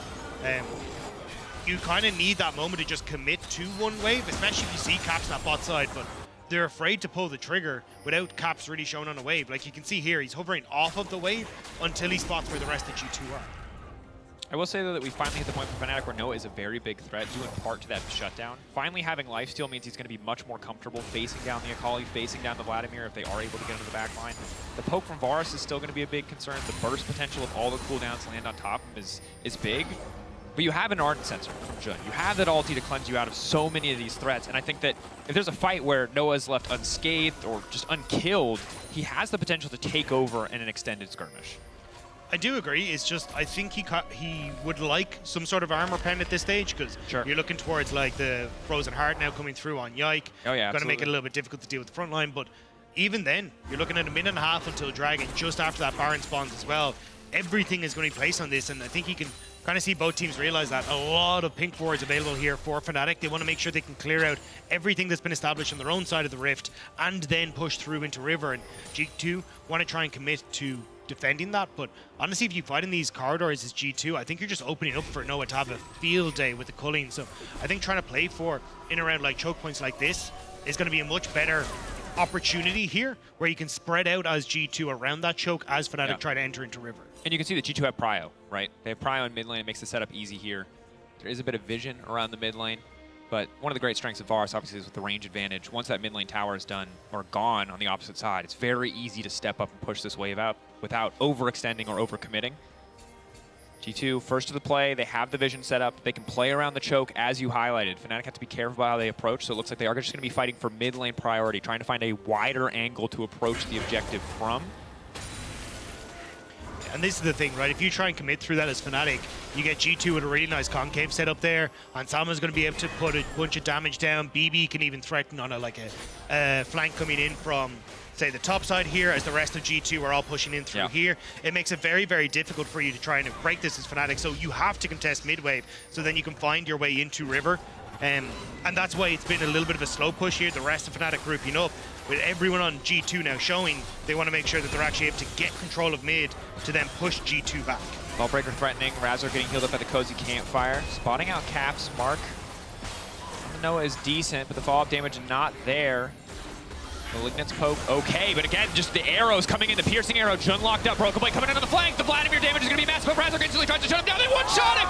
That is clutch from Razork. Instant reaction to kill the flanker, and now Noah feels like he can just take over the fight, but it is Yike who jumps in, and it's a Noah who is overcommitted, backing off, has the Cozy Campfire, can do so much damage. Caps finding another one, Caps finding a shutdown. Noah running, trying to find the 1v1, and once again, he will take down Caps. Fnatic standing strong. Yike ready to recommit. Noah trying to get away from the Zen, but the Frozen Heart is just too much. The lifesteal is not enough. One more auto will do it. Yike on a killing spree. G2 taking the fight. Amazing fight coming through from G2. 2,000 kills for Caps off the back of that as well. And what started off so well for Fnatic finished impressively so for G2. And what a matchup to get it in, right? Against Fnatic. Now here, the contest is coming in. Humanoid, is he going to be able to get anything done here? A lot of blinking health bars again. Hansama still has the Veil up and available. Razork ready to come over the wall. Elder could be everything. 2,000 kills for Caps, but will it be a win? Razork going right back over. Yike coming over as well. 4K. Objective getting lower. Hansama getting chunked down. These rockets from Corki starting to hurt. G2 have to walk away, but they also have to stick around to make sure that this resets. Luckily, G2 can walk away. The objective resets. They can reset the fight, but Yike now stepping up. Bit questionable. There's TP coming in on the flank. TP from Fnatic as well. Fnatic now backing away. 6K, 5K. G2 still have priority access on the objective, but they want the fight. Humanoid getting cut down. Caps ready to keep this train rolling. 2,000 not enough. He wants to get 2,001, but in the meantime, Broken Blade coming in. Double kill. Noah now backing away. Coling now coming out. Mickey on the backside already taken down. Oscar and Razor trying to tag team their way through this fight. Noah still standing. The healing still coming in. The Lucian starting to take over the exchange. That's the power of these short-range matchups, and now it is Yike who has to run. Noah who just has to respect the wind becomes lightning, but it doesn't! Elder Dragon! In the meantime, the Elder came through, and Yike just keeps going!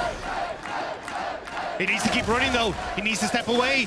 Will be caught. Oh, there's the Q. There's the punch down. Shut down. Hands finishing off that Elder Dragon at the back was huge for G2 in that one, but my God, what are these team fights, Dracos?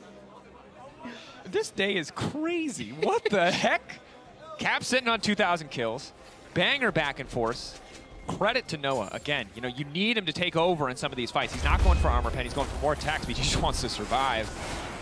So this is the second team fight where Humanoid doesn't actually have his package anymore, but I mean, Fnatic are already running for the hills. G2 have a perfect setup. You got great ultimates that are reset up now as they try and follow through, and the second that Humanoid's taken out, they kind of got to run to the hills, but this is where it turns. Noah coming in very aggressively. So BB and Yika brought down. Oscarden jumps onto Mickey in the backside. Now we're speeding through. Back to life! The back picture. Back to life! Baron!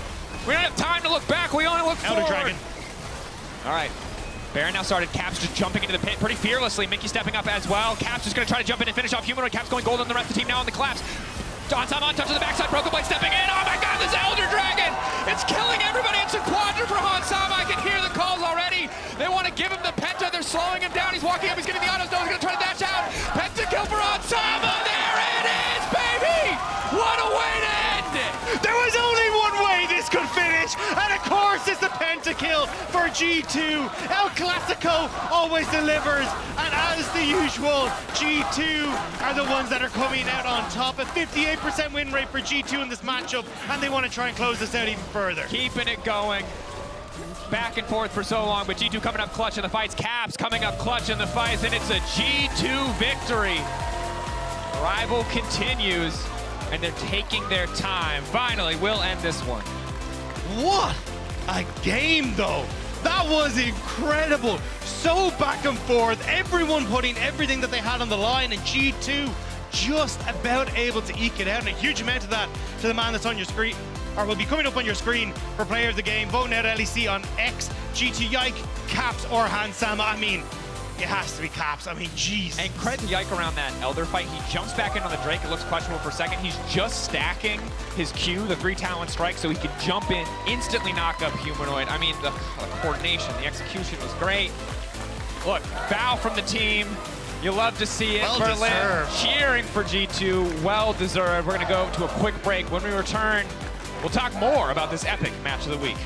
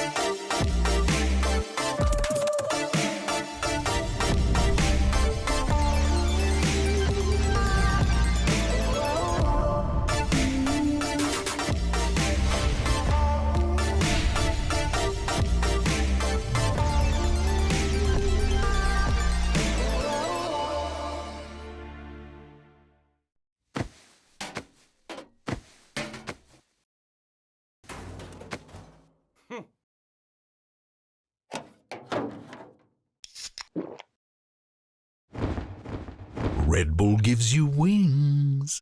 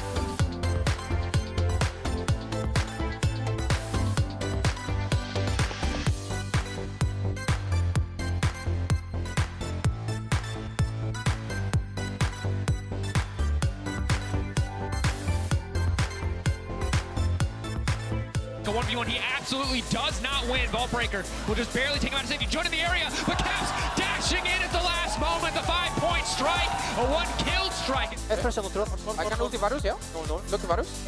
Nice. Varus dead. Keep fighting. Look at Etu. We're fighting top. Should be done. Nice. Get Drake it. Penta. Look, I'm going. Penta. Guys, just time in the one guy mid. Let me do. Penta. Nice.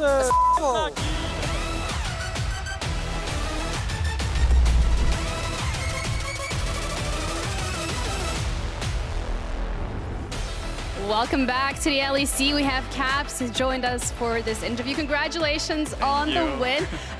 Talk us through the emotions first, because that wasn't very much straightforward. It was the classic G2 up and down style. So what went wrong and then right? Yeah, I mean, there was definitely like a lot of throwbacks back and forth. So many times we were like, okay, now the game is looking good, but then we did like a blunder or we messed up and then we threw it right back. And then that just made the game super messy. But it also made it a very fun game. Okay, very fun game. You continue to get 2,000 kills as well. So congratulations on that. I mean, we had a graphic for it earlier, but I thought I'd let you know as well, just in case you weren't fully aware. So when we're looking at the game particularly, as you mentioned, you notice that it's not going that well, a blunder here and there. Looking towards your future games, specifically potentially in the playoffs, is there anything particularly to do within the team that you can work on and focus on to make sure that when the game stakes are a little bit higher, it might not happen? I mean, definitely, I think a lot to learn from this game. I think they managed to pick us off on a lot of they found a lot of times where we were quite weak and we were not covering for side lanes or times where we were walking up where we shouldn't, and they managed to pick us off. And then a few times where we overreached a bit as well in the fight. So definitely a lot of things we need to clean up, but just happy we got the win. Well, congratulations about that once again. I want to talk about the Vlad as well in the top lane. Haven't really seen it yet. So talk us through the incorporation of Vlad in the G2 play style and as a team, how that works out.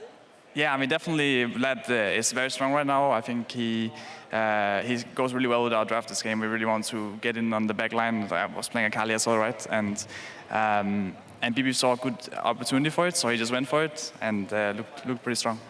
It did, indeed. And, you know, G2 keeps looking stronger and stronger as every day goes by. Again, this time around against Fnatic, you guys once again come out on top. You're pretty heavily favored in this matchup, so how does that feel? I mean, the Fnatic matchup is always probably the most fun of any team in EU. I think somehow the games just always end up like this, and it always feels extra good to beat them as well.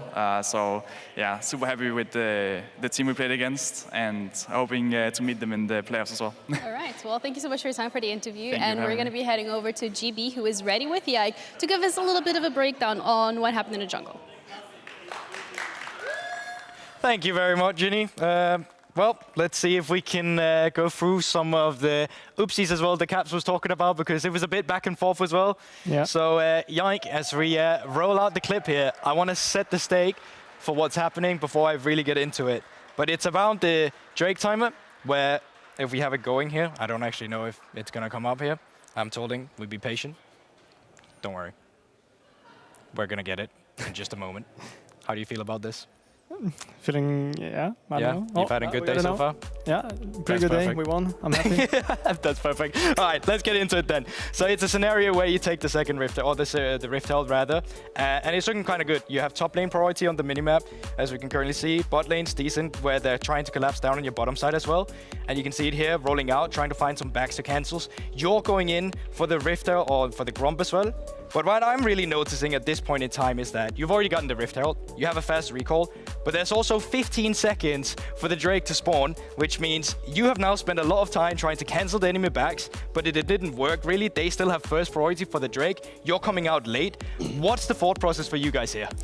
Yeah, I mean, I was kind of greedy for a Gromp. I don't know why. I just wanted some gold. So that was kind of bad. And yeah, I'm late here. And I think we decided after this fight, I mean, we realized here that we can't really fight this way. BB tried to get a flank off and go behind them, but as you can see, he will not be in time, and Dragon is just gonna die. And then they have package and the Viult, and it just makes it very hard for us. Yeah, so I guess the communication here is that you just want the flank on BB, but Mickey's also looking for an engage at the same time. So while Mickey goes in, BB tries to wrap all the way around, but then it just kind of falls apart here. What's the comms like in a situation like this? we were talking about contesting it because I don't know if it was it the third dragon? I don't remember exactly, but we felt very strong. I think we thought we were stronger and we could play around the package, like maybe Mickey engages and ults on him. But yeah, we were just too late. I think it's just hard when we're late, for sure. Yeah, so just one last question as well. Do you feel like the early game issues, even though it went kind of well here, that there's still something to work on, at least in that regard?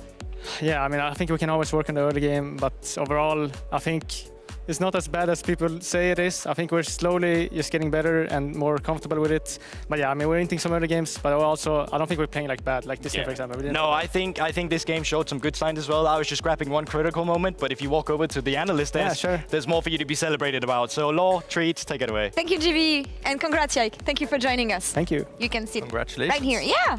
I think everyone said it. GB pointed it out as well. More clean game on your side, especially when it comes to the early game here. Are you happy with the improvements of the team? I asked Dylan yesterday. Yeah, so.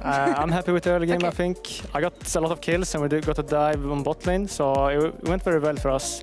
And I think we got both dragons as well. We got the Herald, so it was just going well. And then, yeah, we messed up, at the third dragon, I think, and then it became a bit harder.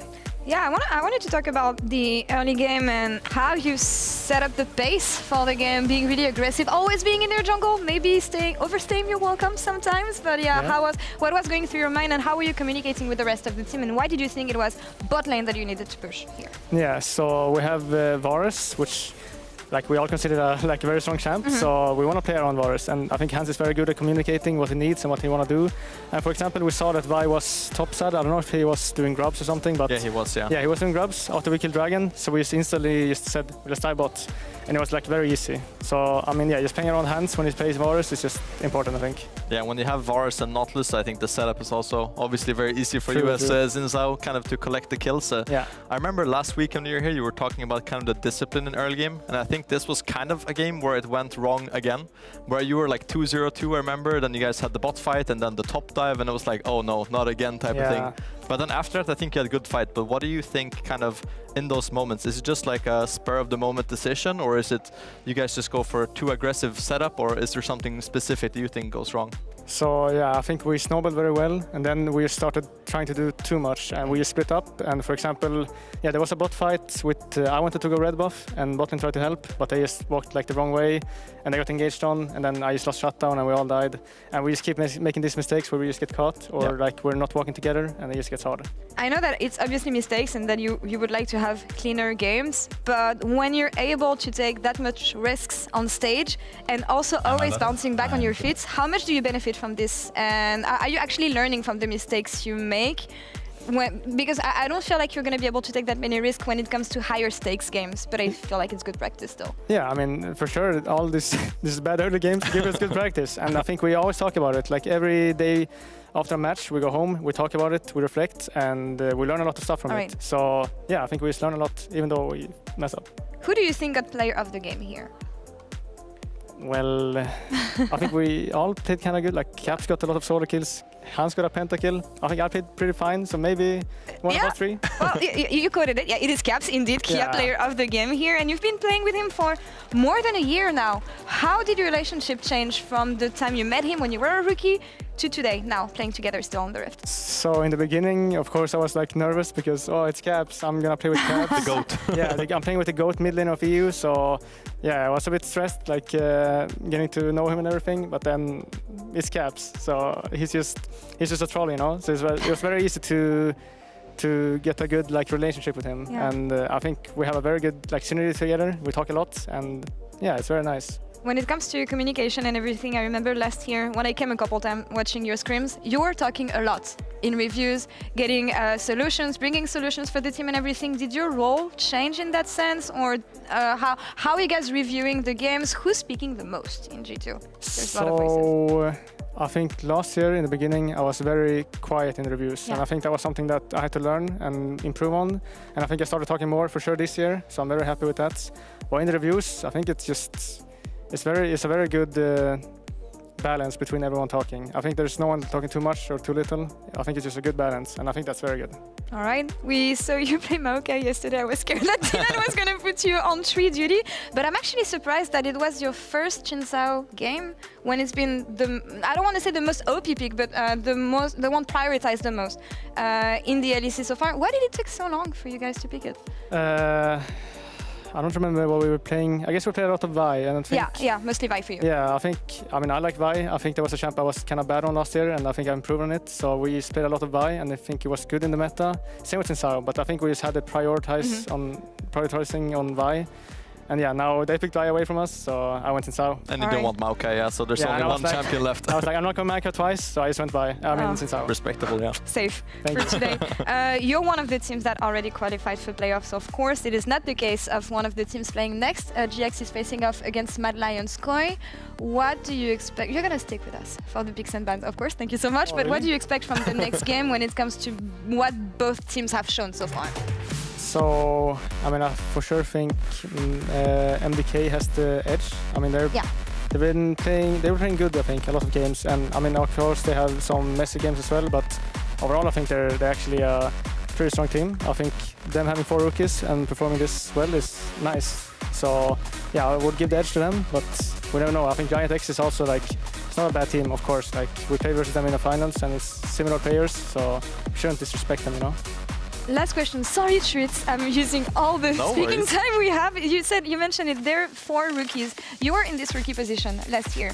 Did you expect them to perform so well? Because when there's so much inexperience on the Rift, I think it came as a surprise for a lot of people.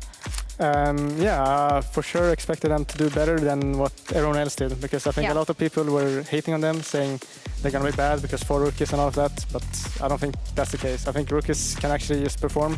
Like, I mean, I think I performed last year when I started, and I think they're performing now. So, yeah, it's impressive. It's always hard to tell, right? Like, sometimes I think when you have to do these power rankings, it's easier to use that as an excuse. But then obviously you get proven wrong, and you have to be like, yeah, I respect your game, MDK. You're doing well with the rookies. And they've been playing aggressive, and we'll see if they can do it again today. Expectations when it comes to draft here. Treats a lot of aggression on the side of Mad Lions Koi so far, and I want to say standard draft on the side of Giant X.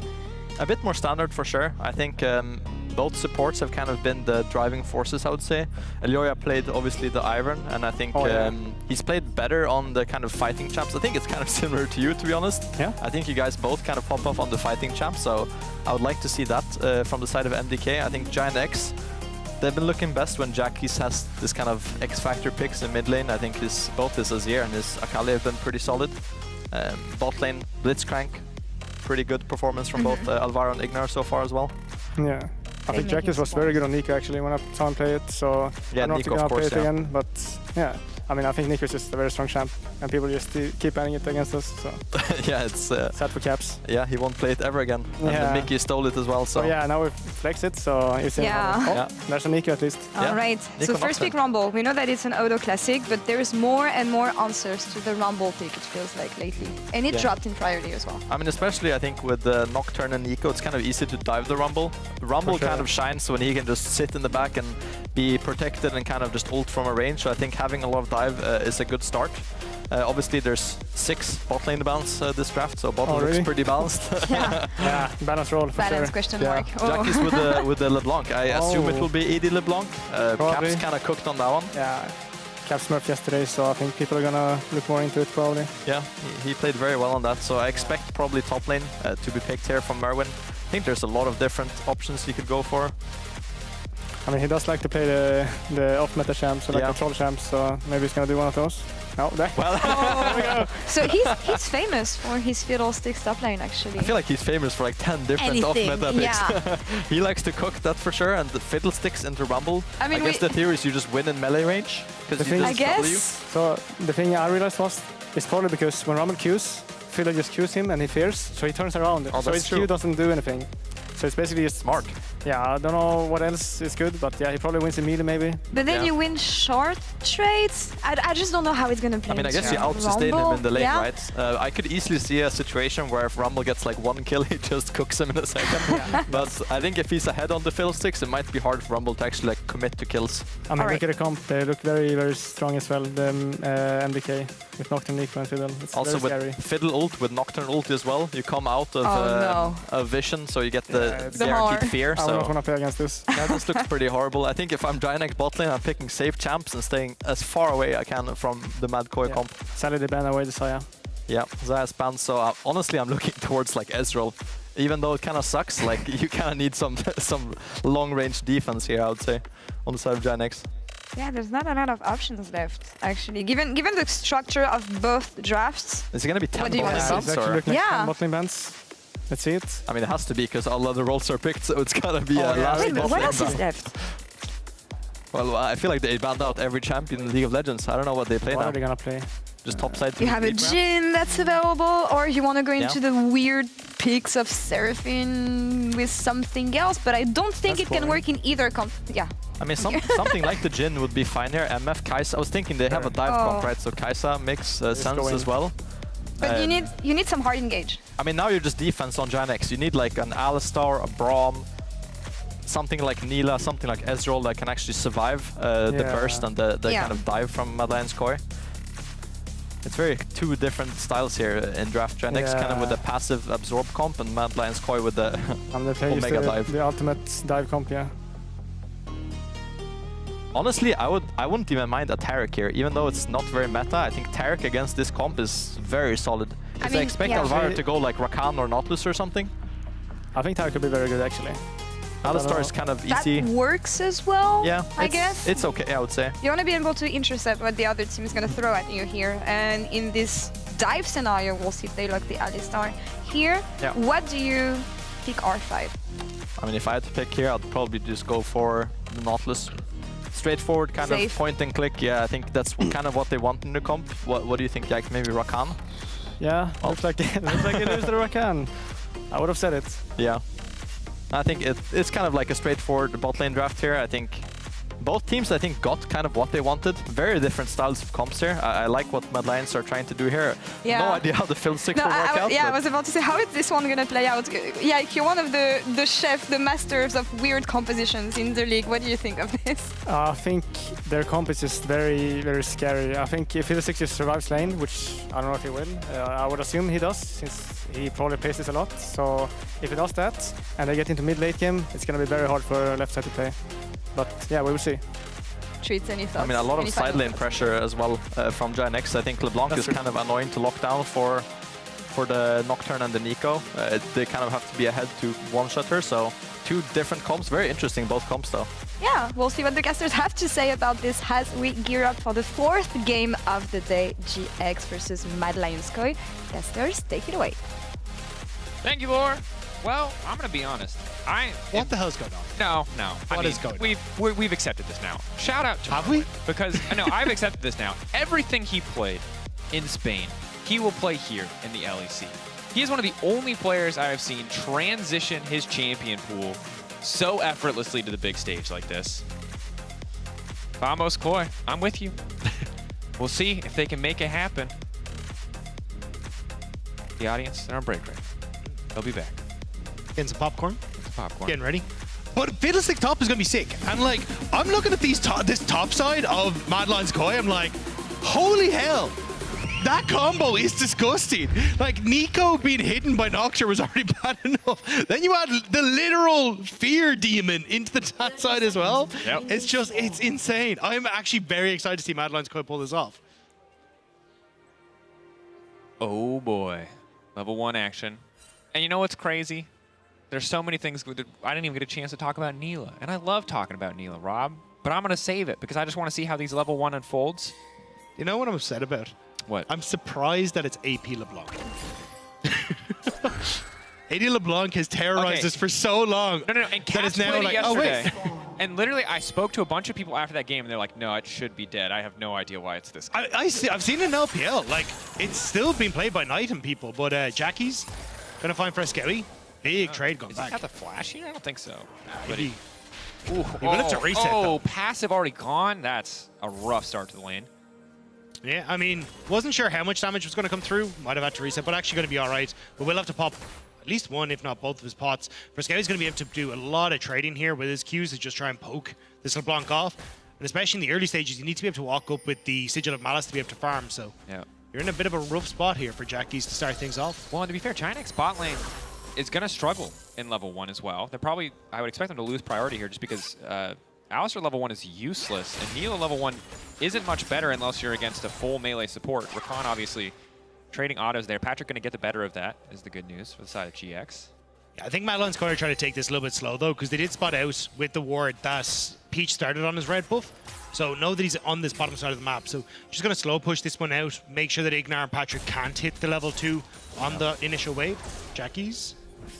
Got to back away. Nicely from Frescowi to try and use the clone. Nice positioning. Just making sure that no chain can come through to try to punish there. LeBlanc is going to do damage before 2.5 items today, which is going to throw me off after the game yesterday. But might not be able to split push or be quite as annoying as the AD LeBlanc, as we now see Xin moving over. Peach on the top side of Elio, ready here to meet him. There it is, face first. Ready for the 1v1. Trail already down, looking to take down a few of these small wolves before contesting when it becomes landing. Does connect onto Elioya. Smite comes out. Peach just a little bit early, and now he's lost access to the top side as well. As Frescowi already has to push in mid. Jackie's managing to land the root. Decent damage there, but an even trade. Much needed trade by Jackies as well to try and get some control. Frescowi has that pot though, so he's going to be able to heal it back up. But I think Jackie's in a bad spot. Wave is going to push out, and now free Frescowi. Reaction Frescowi overcommitting Peach there to punish. Flash for flash trade, yes, but Peach there for the follow-up means that it's a quick kill to the side of GX. Knock-up, interrupt there on Alvaro. Patrick stepping in, a bit more damage. I don't think they can finish this one of those slowly to finish the dive, but the Ignite is there. Heal now coming out. Shield coming up just in time. I mean, so close. I mean, Alvaro kind of playing with fire there. The fact that he still had his flash, didn't commit, waited for the shield to come back up. I mean, good understanding of the champion, but I definitely would have flashed in that scenario. So nicely done by Alvaro to keep himself in check. But again, it's Madeline's coin now, losing a little bit of control on the bot side. I mean, yes, to get the Ignite for the heal, so an even trade, but Alvaro is going to have to reset. In mid lane as well, Frescowi dying off the back of that when he had so much control. It's going to be heartbreaking first for Frescowi. Thought he'd be able to get the empowered auto onto Jackie's underneath the tower, but just couldn't quite get it. Well, it's such a relief for Jackie's as well, because when we look at how that lane phase started, level 1 losing 70% of your health, the clone now coming out, having to use, not having to use TP, but struggling early on in terms of health trades. Feels so much better. Peach still here on the bottom side, still shadowing. Elioya on his bottom side as well. We could see a potential 2v2 angle. Frescowi walking up to ward, but he has the clone. So Peach just going to walk out. Will just barely be spotted by the edge of the Scryer's bloom there. Yeah, nicely done by Madeline's Koi to spot it out. But I think at the moment it's going to be a little bit of a slow-paced game, right? You want to try and see if you can set up for these dragons, which is going to just spawn in a moment. But you want to try and get push on bot, but it's super hard for Super and Alvaro to actually go for that. Ignar, if you're quick enough on the trigger finger, as Alvaro goes for the engage, you have to headbutt him back out. So you're kind of playing a little bit defensive here as Ignar and Patrick, but it means that Super and Alvaro at least should be able to continue pushing the wave and then trying to set up for Elioya to go for this. But Elioya's also been very consistent in looking for these early grubs, the void grubs. Yeah. So I wouldn't be surprised if he just wander back up here and try and take that off the push that Mirren has and Frescowi has. Yep.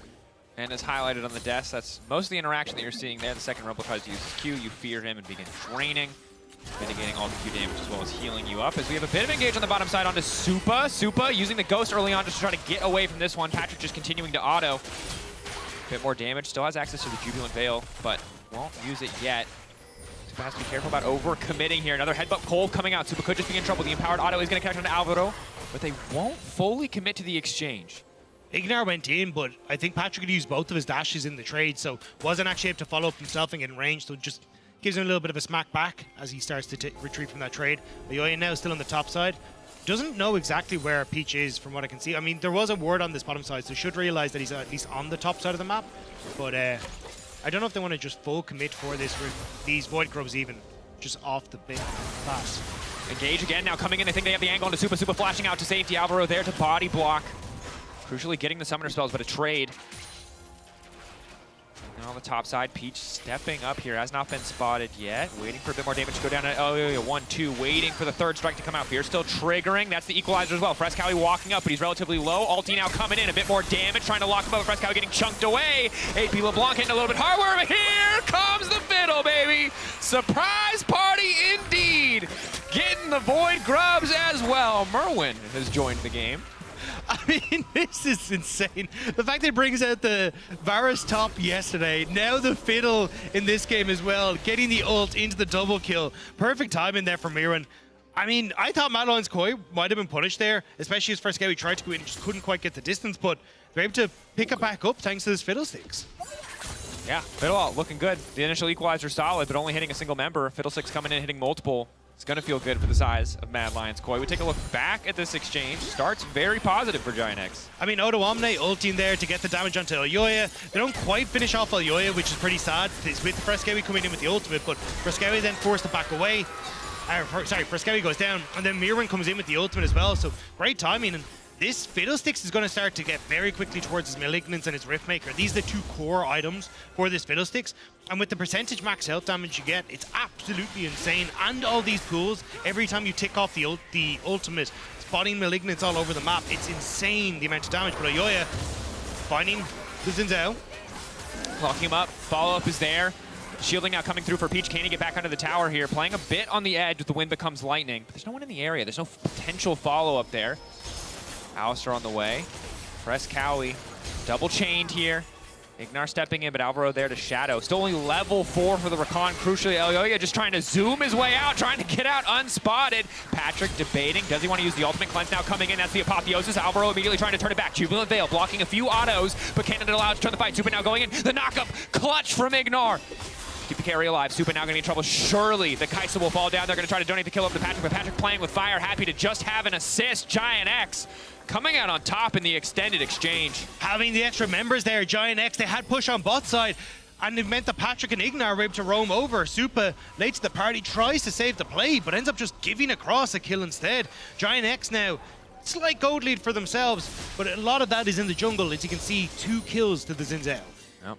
The one thing to be aware of is that the Mad Lions Koi composition is very squishy. Once the Neela finishes this collector, going to be a lot of fights where she's just able to clean house if they cannot burst her down.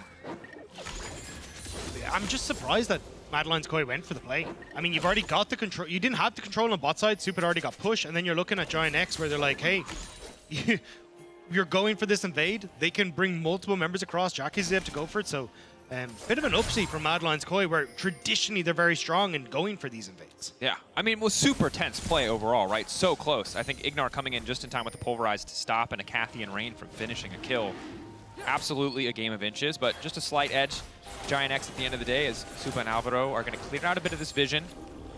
Make sure at the very least that Giant X cannot contest this one. And I will say, I'm going to call it out early. Will we see healing reduction built this game? There's a Neela on one side, there's a Fiddle on the other. Very high value. Jackie's. Nice movement there to get away as Fiddle just continues to do what Fiddle does, which is stand in the middle of the wave, and this is not much of a surprise to Odo Omne, but it does do a surprising amount of damage as the ulti will get used to push the wave in. That's kind of disgusting. I mean, I can't imagine that Odo Omne's played a lot of games of Rumble into Fiddlesticks, but Ulti now coming in for Ayoya, just trying to get down a bit of burst damage, but LeBlanc first on the row. Merwin immediately going to throw down the fear. Ayoya trying to back away. Great equalizer to keep the play going. Peach now looking to follow up. Ayoya will get taken down. Will Merwin be next? A bit more healing might be just what he needs. He's waiting as long as possible before he can use that cone. Now just being in the channel. The knockup is there. The turn is there. Frescowy is there just in the nick of time. And I don't think they can heal Fiddle. Look at it go! God damn, look at Merwin. He just keeps doing it. Why did he get away with this? I cannot believe that he managed to heal through that. That must have been a single-digit health bar.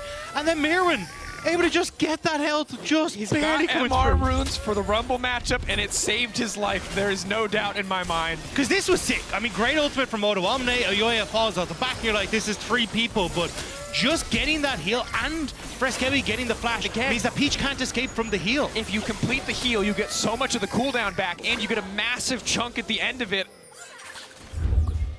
It's not fair that he gets to walk out of that with 3/4 health. Mad Lions It's just not fair. Are making LEC so fun, but they're simultaneously going to ruin solo queue for everybody. And I love that for them. Okay, Giant X. Again, gold still very, very close. 4-4 in kills. Only a 600 gold difference between the two teams. 3 Void Grubs to Mad Lions. Koi will be balanced out now. This game is dead even. I mean, but it's bonkers though. 3 of those kills going over towards Mirwin.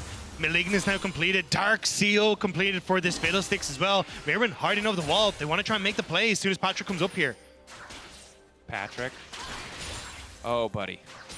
You are not going to like this surprise. Oh, no, he spotted him. That's crucial. Is no, it? he did. Is it? He did. Is it? He does not like the surprise. But he will make it out. So, actually, not bad value. LEC ult? That's what I was questioning. I thought he'd ult for the kill. I mean, you've no flash, no cleanse. He could have finished him off. There were some issues with stuff updating earlier today, so I won't say fair. with 100% Maybe, confidence that ulti is available, but as it was used immediately in the previous play, and it's quite a long cooldown early on. That is fair. Maybe it's just it's not quite up. But still, I mean, I like the idea here from Mirwin trying to use the fact that you've got that advantage, and I think it's also a good read from I mean, good homework, I should say, from Mad Lions Koi. Oftentimes when you see the Void Grubs taken or the Rift Herald taken, Giant X will rotate their bot lane up to secure it and then keep Patrick on that top side. So I think it's just a good read from Mad Lions Koi to go for that play, expecting Patrick to be there. Yeah, and they do get the cleanse, and I think it's important to note that LEC also could have the ult up and holds it because he doesn't have experimental Hexblade yet. He wants that ultimate haste before he burns that cooldown, because obviously if you burn it first and then you get the haste is worthless for the next rotation of ultimate. So, Mad Lions Koi, do they feel confident enough to go for the setup here? First Drake of the game. It will get a little bit risky for Giant X, though, if they end up continuing to make these sort of plays. Like, I think now you're fine, right? Yep. You can see that Mad Lions Koi aren't really in a position to go for it. But if you end up caught in between where Dragon Pit is, and you've got, like, Mirwin coming in from one side, Frescowi from another, Yoya coming in with the ultimate, and they're able to find these big engages, it's going to become very, very difficult to try and set up. So, for Giant X, making sure you've got that vision control deep onto the side of Mad Lions Koi before you start up these dragons is going to be really crucial to spot out what they're going. Alvaro immediately going to cancel the base of Patrick. Just a bit of lingering vision as that ward fades away. So slows it down a bit. And I think it is a good call out because against Nocturne compositions, we talk about this a decent amount, and it's you need to be super coordinated. You need to make a call as soon as the Nocturne ult goes down. TPs have to come out perfectly if you want to try to TP before that duration goes in, because there is a small window.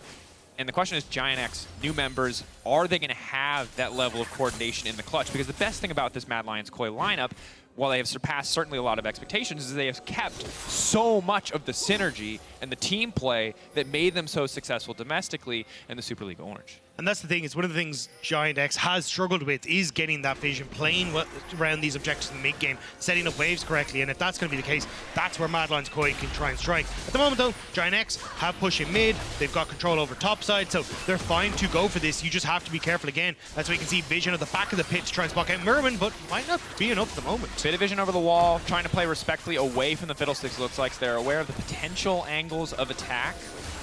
Eye exposed, getting lower. LEC maybe happy to just walk up and try to get the 50-50, but 50-50 going in favor of Giant X. Quick double dash in from LeBlanc to secure the eye as well, and Mad Lions Koi coming just for a spectator, Herald.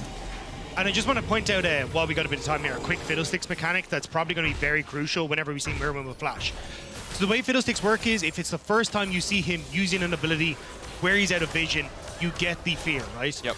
But there is a very brief window where Mirwin, even if he's not in range of you with the ultimate, can flash and actually still get, even though he's in vision when he flashes, still get the passive fear off. So you're probably going to see maybe some funky ones with that from Fiddlesticks, but just be aware that that is a mechanic that you can still get. It's like the Rengar flash out of bush leap thing. Exactly. It used to be very prevalent, very similar. So this brief, tiny window, but something we'll keep our eyes out for. Also a reminder, Nocturne E, the movement speed steroid is to any feared target. It's not just the people hit by the chains, hit by the tether there.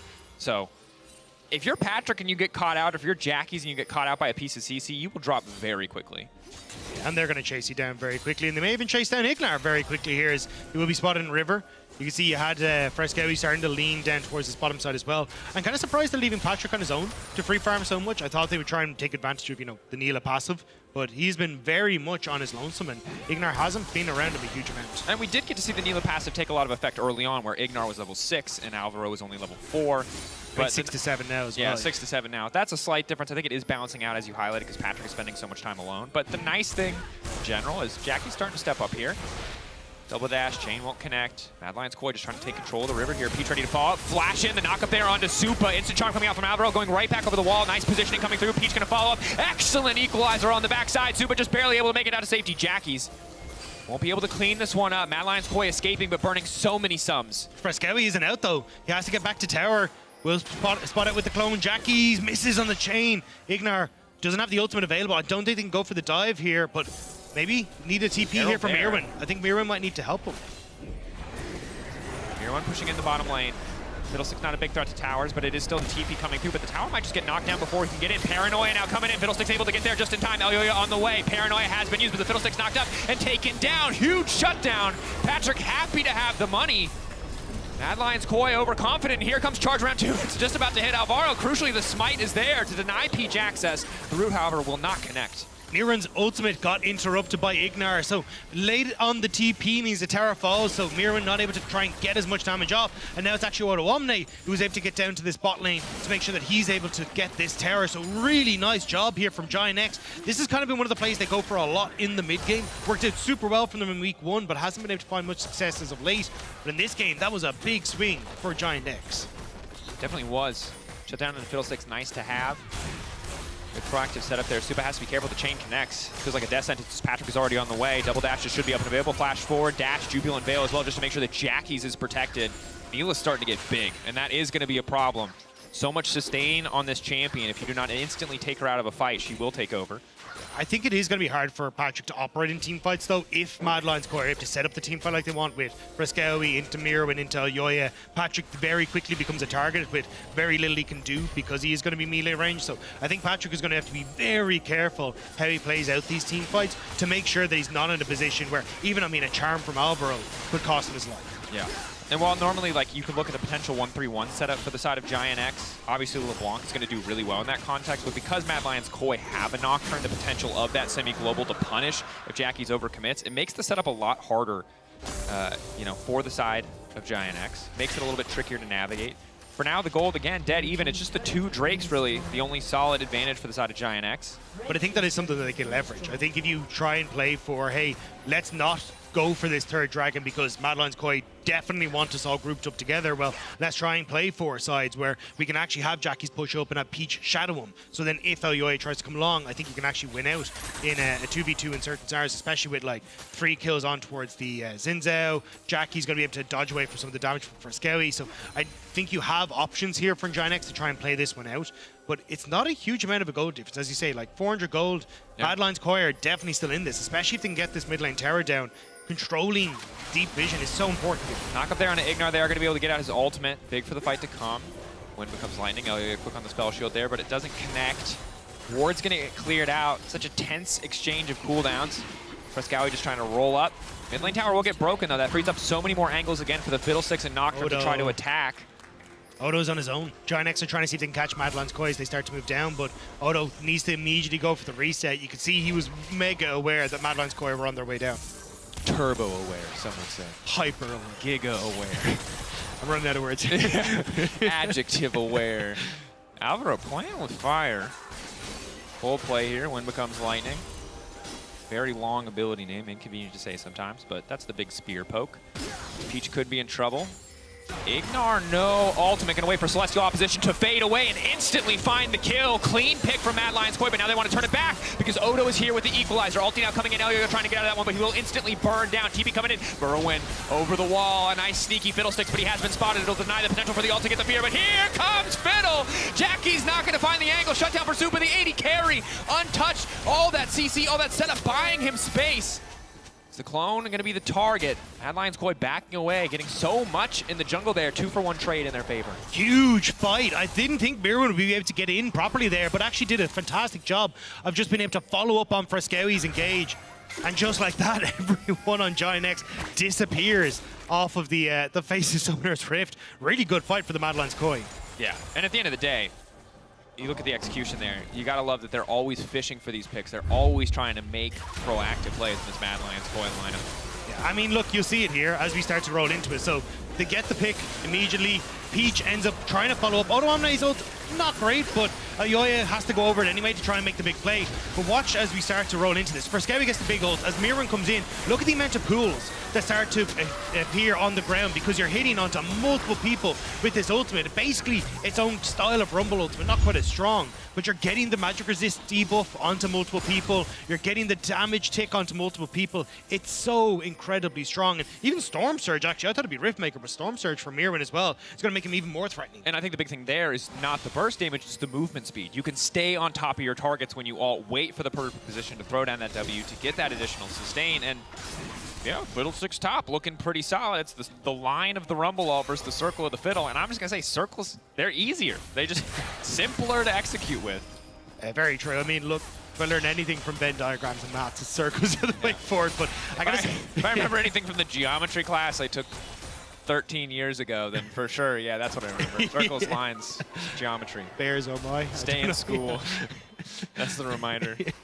Pray no one asks you to do geometry in your adult life. They won't, because it's not super practical, but hey. I did remember asking my teacher what our Venn diagrams used for, and she said to pass this exam. And then that was it. That's an honest teacher. Yeah, I appreciate her. Shout I out would Miss have, Riley. algebra, great. Trigonometry, fine. Calculus, sure, whatever. Taxes, someone teach me, please? 30, no one taught me? Bit concerning. That's all I'll say. Education systems.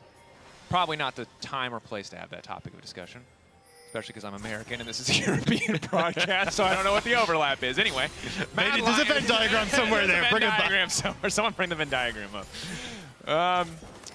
It's still dead even.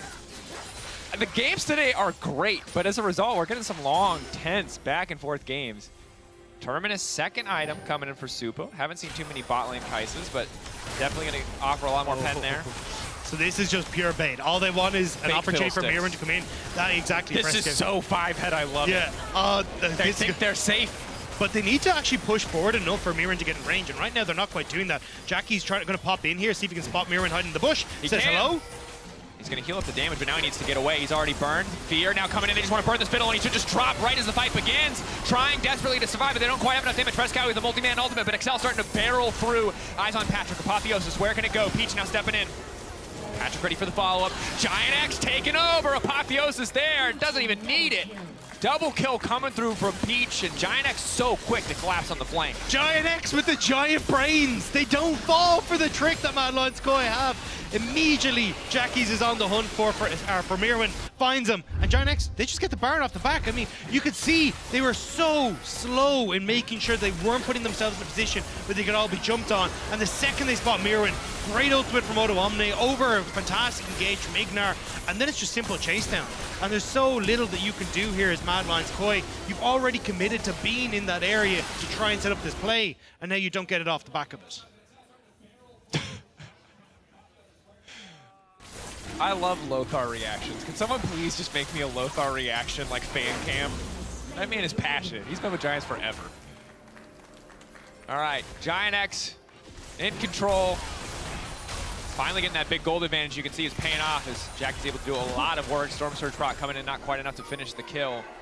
And I think when we talk about the compositions, it does feel like what Giant X have is just a little bit more reliable. So much of Mad Lions Koi composition is the setup with these Fiddlesticks ults, and kind of similar to Gnar in a way, it's very telegraphed. If you spot the flank, there's a lot of tools you have to just avoid it completely. But similar to Gnar, it's like one moment and this game can turn on its head. Yeah. If you get that one perfect engage, it can all go sideways. So Giant X still have to be very careful in how they're setting up. And at the moment, they're doing a good job, right? They're not pushing too far forward. They're hyper aware that they have to play around the Fiddlesticks, put down the vision, and having Jackie's with the opportunity to do a lot of that, I think is wonderful.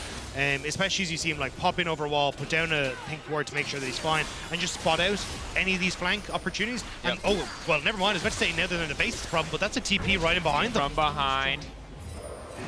It's spotted.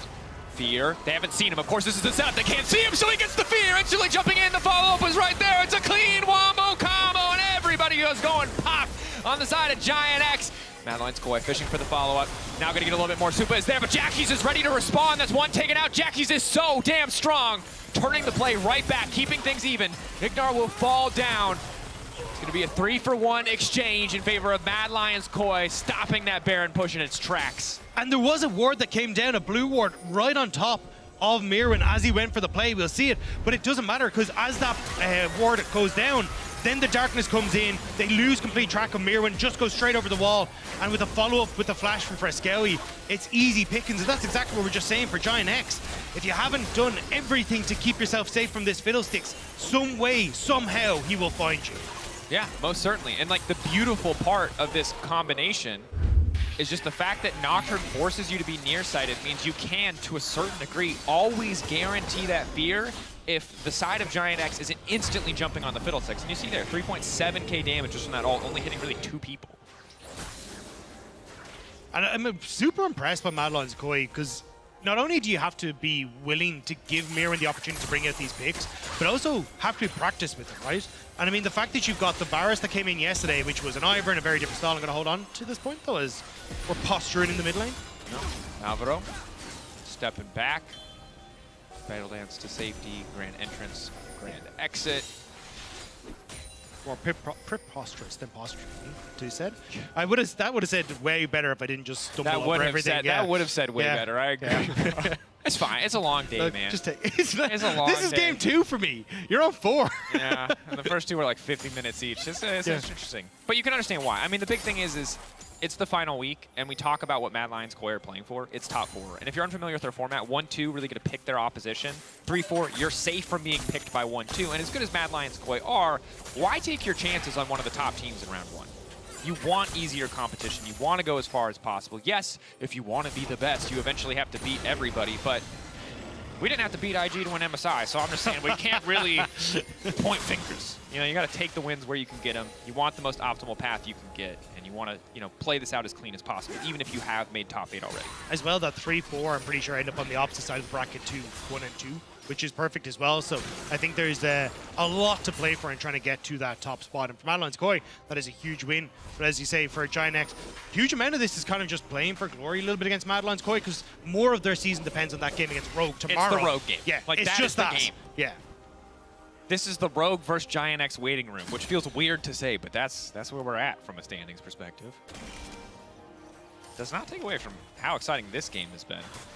That said, only one person on Mad Lions Koi gets to have a cool scoreline right now. It is Merwin. Everyone else 1-3, 2-3, 6-2 Fiddlesticks. Looking strong. But it's Peach on the side of Giant X who's doing so much work alongside Jackie's. Jackie's, you know, some good games on Nico. Good to see him find success on other champions as well. LeBlanc obviously a solo queue terror, but transitioning that pressure very well into stage games. Now the setup for Giant X. 2 Drakes, no soul point, but can start to work towards that Hex Tech soul if they're able to take this one. Mad Lions Koi, do they really want to risk the counter punch on Baron? Should be a pretty easy Hex Tech rush down from the side of Giant X if they want to force it. I don't like trying to play into this area, though, because you're going in blind, and that could set up beautifully for Mirren. Frescowi's a melee minion, but they just want to try to cut down Supa. He's barely able to make it out of that one. They should just cut him down. Patrick there with the follow-up. That's 2 quick kills. Now Yo-Yo gonna run out. Giant X recognizing their own power, not letting Mad Lions Koi just posture. I was going to say, you can try and play for Mirren, but Mirren was still pushing top and hadn't roamed in towards mid. I thought at that stage he would just abandon top wave and try and play for the rest of his team, because that positioning where Giant X are coming into you blind is perfect, but with Mirren showing on the top side, Giant X were like, screw it. We're perfectly happy to make this play, and it pays dividends for them now. They get control over the Dragon as well, and I think a massive fumble from Mad Lions Koi. I think that Giant X also just great recognition of what it is that makes Mad Lions Koi strong, and it really is this Nocturne Fiddlesticks combo. You see Fiddlesticks somewhere else on the map, you know you can just get aggressive, you can force these plays, because the only counterplay they have is bringing out the Nico ult. But when you start with Peach instantly going in, following up with Odo, Patrick hasn't burned a single cooldown and gets to wander into the fight, you're going to have a great time. It's going to work out swimmingly for you, as it has here, but not going to result in too much more than setting them on the soul point, setting them up for a greater advantage later. But they're continuing to extend their gold lead. 5K in their favor. If Mad Lions Koi can't find a bigger advantage than just a scrappy fight where they come out with an extra kill, this game's going to fall away from them. Yeah, they really need Mirren to try and be part of the squad, and they're trying to split the map at the moment and try and get them to play in, but Mirren showing on the top wave means Giant X are perfectly happy to go, cool, we can start to take this side of River and just put down little bits of vision. Mad Lions Koi starting up again onto this. Mirren trying to look for a flank angle, but will be spotted. Ooh, Frescowi potentially a little over-eager there to reveal that it's actually the Nico. They're being bullied away. And while the engage from Fiddlesticks is terrifying, Patrick is also getting stronger and stronger. There's a wave in mid lane that's pushing in. Odoamne can start to push that.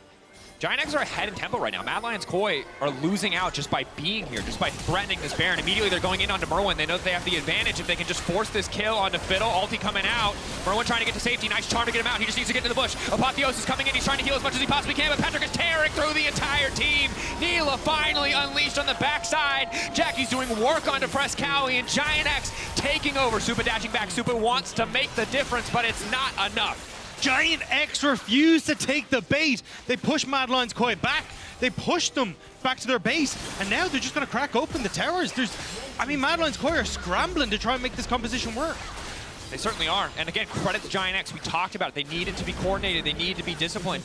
Mad Lions Koi caught them out once or twice, but now Giant X are poised to end the game. Alvaro just going to get the lead. They will not let him kill this cannon minion. They just want to keep tanking those towers to make sure the backdoor bonus does not come up. They're shredding the objectives. Giant X, it all comes down to the matchup versus Rogue, but they're looking damn good as they take down Mad Lions Koi. Mad Lions Koi falling against Giant X. An incredible performance. I mean, the fact they even had the triple blue wards to try and spot at all these different angles of attack that Miro could try and go for, consistently keeping their eyes on the Fiddlesticks. What looked like a good start for Mad Lions Koi was quickly decimated by this squad. Yeah, again, great game from Peach. And despite some of those initial plays where they overestimated their damage or underestimated the Fiddlesticks healing, and it looked like it might start to fall away from them, they realized, Merwin is a fed member of the enemy team. They shut him down so consistently across fights and just didn't give that opportunity for Mad Lions Koi to leverage their composition. Once they were fully ready to deal with what it dealt, or deal with what it did, a great game from Giant X. Of course, you can vote for your Kiara player of the game at LEC on X. Peach, Patrick, or Ignar. I'm a believer in Peach this particular time around. So aggressive, jumped in on the start of those plays every time. Looked good overall. But for now, we're going to head to a quick break. When we return, an interview with the victorious Jackies.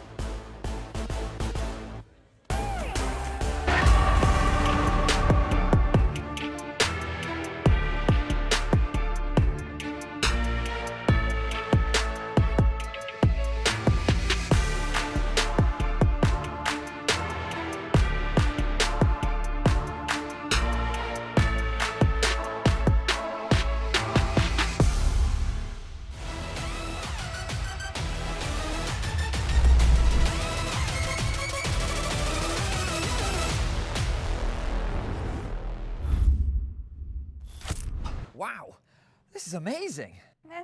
I had a break, so. Do you want to try? I'll be right back. I want to try. Me? Maybe. What am I gonna do?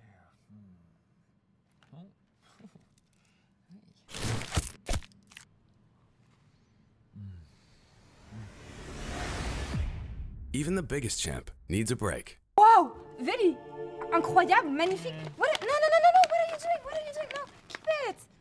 It was so good. Yours was better.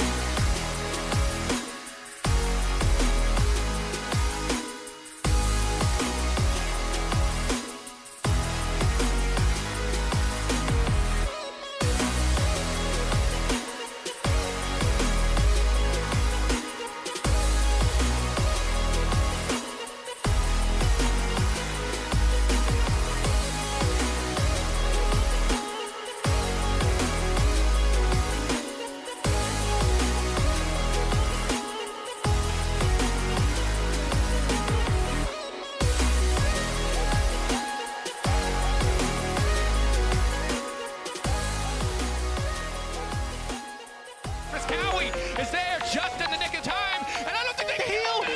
Look at it, let's go! 7k. Slowly. I find him. Look.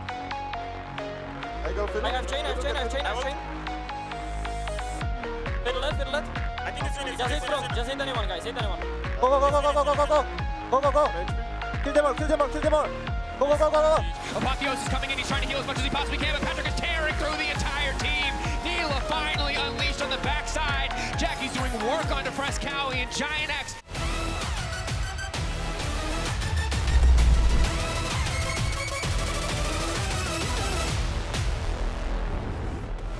Welcome back to the LEC. We have Jackie's for the interview. Congratulations on your win, a very important one to secure indeed.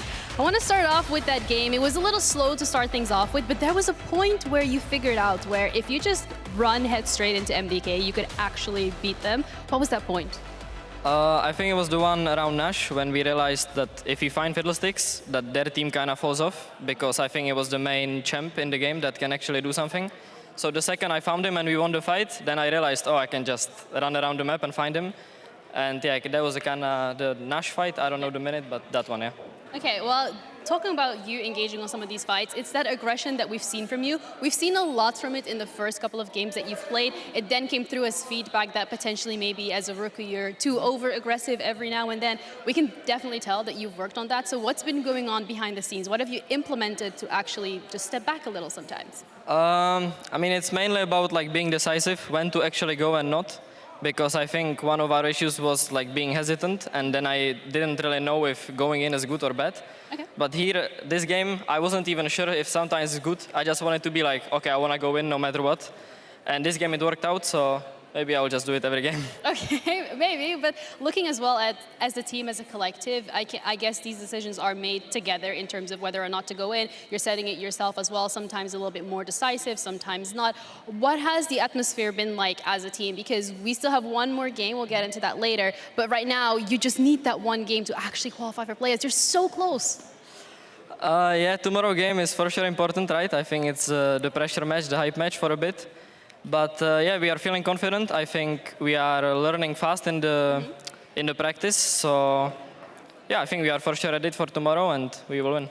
Is there, okay, you think you're on? That was gonna be my next question. No, you think, is there any, closing remarks that you want to give on this one? But I think as well, going into that pressure match, as you said it yourself, as a team, as 5 people, you told me earlier before the interview started that you are comfortable with these pressure matches. When it comes to the other team members and just the coaching staff in general, are you all that comfortable, or is it more like an individual basis and then you will see the players around? I think there is no one on our team that struggles in pressure matches. Of course, I have an experienced roster, right? I have Igna, Rodo, Patrick. They are in the scene for a long time. They played a lot of the matches, so I think we are all good under pressure, and we will prove it tomorrow. All right, well, thank you so much for that. We're going to be tossing back to the analyst desk, so let's head over there. Thank you so much for the interview. Thank you. Take it away. Thank you, Ginny, and thank you, Jackie. Of course, one step closer of looking playoff, but everything is going to be decided tomorrow in the match GX has against Rogue. What did we think of this game, though, in terms of improvement? We did the draft at the desk. We expected a heavy dive composition on the side of Matt Lensko. It didn't let that well. Treats any idea on why it didn't work Jackie in the said end? it himself. They kind of figured out in mid-game. If they find the Fiddlesticks, mark him down, the team fights for MDK become really tricky because their entire comp kind of relies on Fiddle and Nocturne diving at the same time, and they couldn't really find that because GX figured it out in the game. Yeah, and I think that's why it became really tricky for MDK in general. It kind of shows their inexperience as well, because there was a lot of times where the flank was super obvious, where they were just hovering around the bush around Baron, where you should have gone further back as well. But GX really came together in the late game where they started marking the Fiddlesticks as talked about, and as soon as he's caught out of position, there's not a lot to do. The entire way this pick works is the surprise factor that comes out of it, and if you suddenly just catches him around in the own jungle, well, there's not much you can do in that situation. And also the comp of MDK kind of has to go all at one go. If they kind of space out, they're engaged, they're not going to have a lot of damage. They have a lot of burst target, kind of AoE with the Fiddlesticks, Nocturne, and Kai'Sa jumping in. But if they can't get that going, their comp kind of has no juice left. And GX found the better engages in almost all of the mid-game fights. You want to break down a bit the Fiddlesticks? I wish we had the man himself to talk us through it, but why did we think of this champion in the sense that I feel like for months, and I remember Worlds especially, players were looking for ways to counter Rumble. It worked well in lane, I feel, but it feels like this is so yeah. OP because he's getting extra drain from the 2 LeBlancs now on the map there, so he's actually holding it up really well there. And I think this is the example you talked about, Treats, where everyone's going in. You start with an Eco ultimate, you have the Fiddlesticks layered up on top of it, and they did find a lot of good ultimates. I think this one particular was amazing. Yeah, this one was amazing. He came on the flank. They saw him coming behind them, but there's kind of no counter to Nocturne. Yeah, as you see here from Patrick's POV, there's the Fiddlesticks, there's everyone. Oh, well, I guess I'm dead, guys. Yeah, that's a long counterplay there for sure. So, I mean, it kind of worked out, I would say. I think Merwin did his job quite well, but I think GX as a team just played better at kind of understanding the team fights than MDK. Yeah, shout out to Vedius as well, who linked a tweet from Mervin as well in a chat while we were working as well, because Mervin actually had a PowerPoint with this Fiddlestick champion specifically into Rumble, how the matchup worked. I'm sure someone can find it, or you can find it yourself on social media. But it was just really fun to see that in the past, in 2023, he had made a PowerPoint of Fiddlesticks into Rumble specifically, paired up with Nocturne specifically, where you want your wards, where you want the flanks to come through.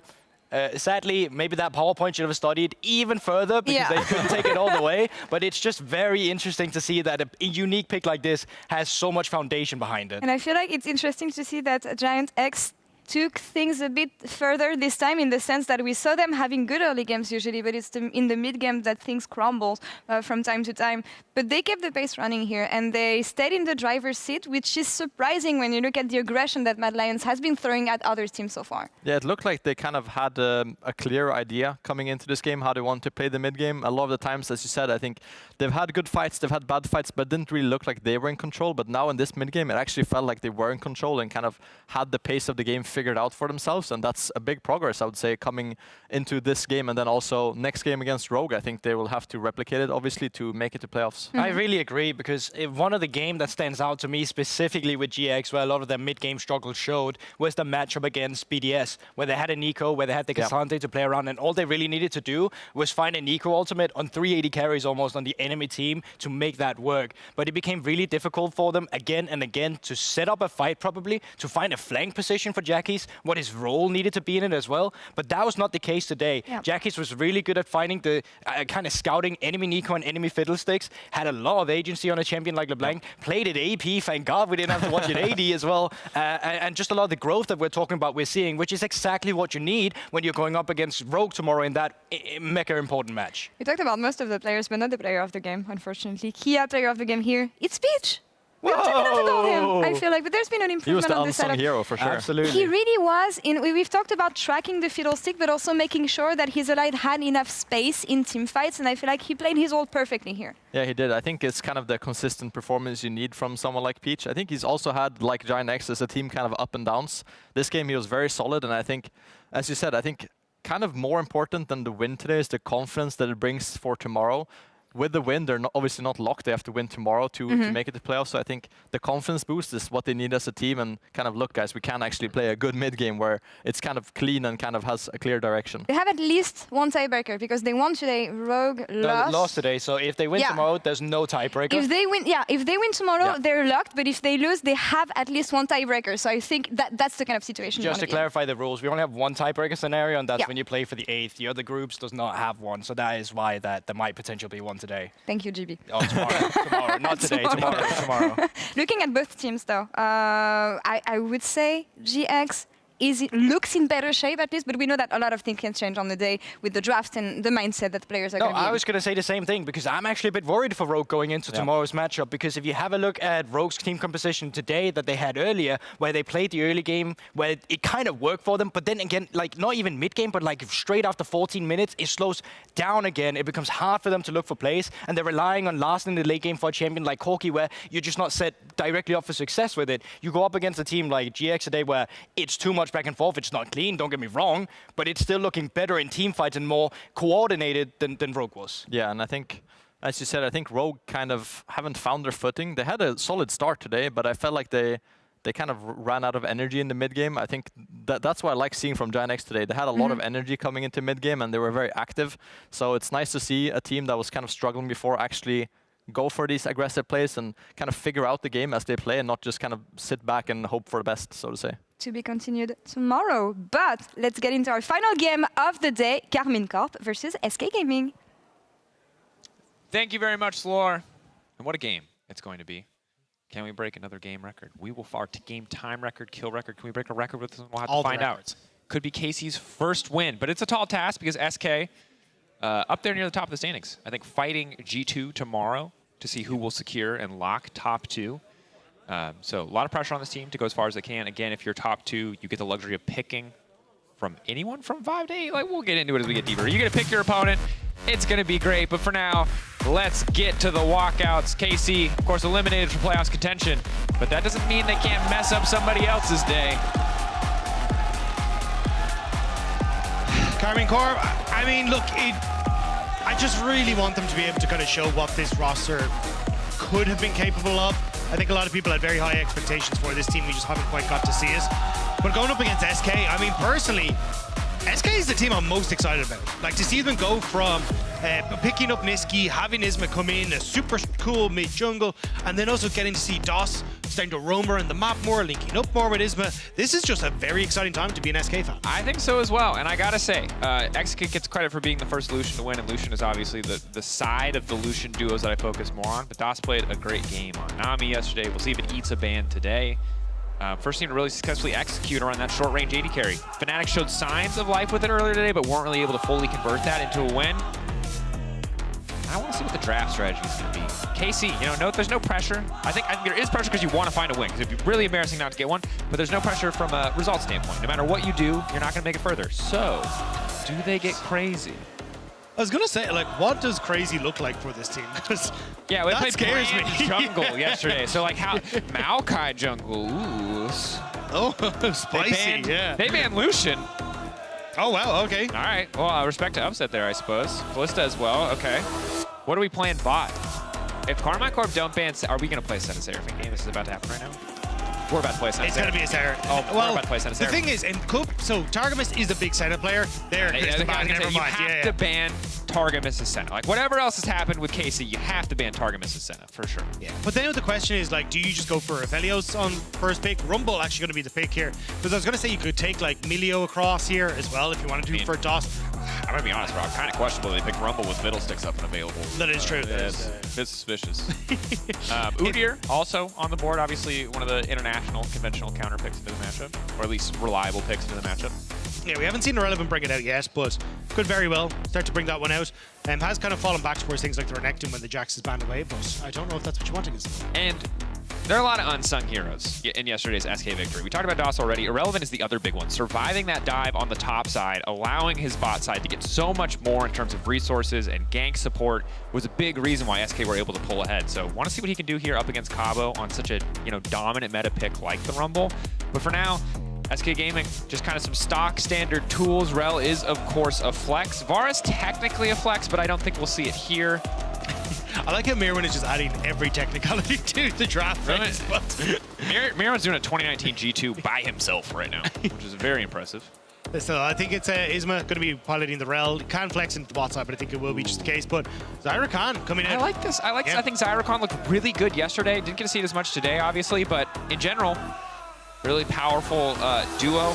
And a lot of individual playmaking agency for Targamas and a lot of individual protection for Upset. They don't have to rely on each other 100%. They can kind of split up as they need to, which is a good position to be in, I think. And it also gives you a lot of control over bot lane, pushing lanes very much in demand at the moment, but also a lot of self-sufficiency, right, where you're able to have that ult from Xayah. So a lot of that backline dive that you're looking at with things like a Nautilus or a Rel that have already been shown, definitely going to be looking pretty good here. So I think the dive already for SK should have answers. It's just a question of how you want to try and continue to roll this out. I think for someone like Bo, you want to try and get rid of the junglers like the Xin Zhao, maybe Brand. I don't know if you're as worried about a Brand with the amount of engage that you have on SK Gaming. Yeah, it's hard for me to say how worried people are about the Brand jungle. Obviously, it didn't win yesterday, had some good moments, but wasn't able to do a ton. The Graves is going to get banned away, very often banned against Bo. Now Oriana, they're taking away some of the control mage options. You have a really stable core on the side of SK Gaming. I feel like you can really put anything with these 3 champions and make a composition. Varus, of course, has the luxury of building whatever the hell he wants, whether it's poke or on hit will depend on what the rest of the composition looks like, what they need here. Yeah, I think it's more leaving relevant to see what he wants to go for counter pick. I'm curious what he wants to try and bring out. Like, we've seen the Rumble, Gwen, Jax, and Renekton. None of them kind of work particularly well into the Rumble, so could easily be the Udyr fallback. Other side, though, it's more of a case of like, okay, well, what does Seikon want to blind pick? Because immediately you're like, well, Niski's just going to get counter pick here anyway, because you already know what the top side is. So unless they are very high priority on get Seikon off of the Azir, which is probably going to be his pick here. Okay, I'm sorry, Rob, I keep doing this to you. Bo has also played Rumble Jungle.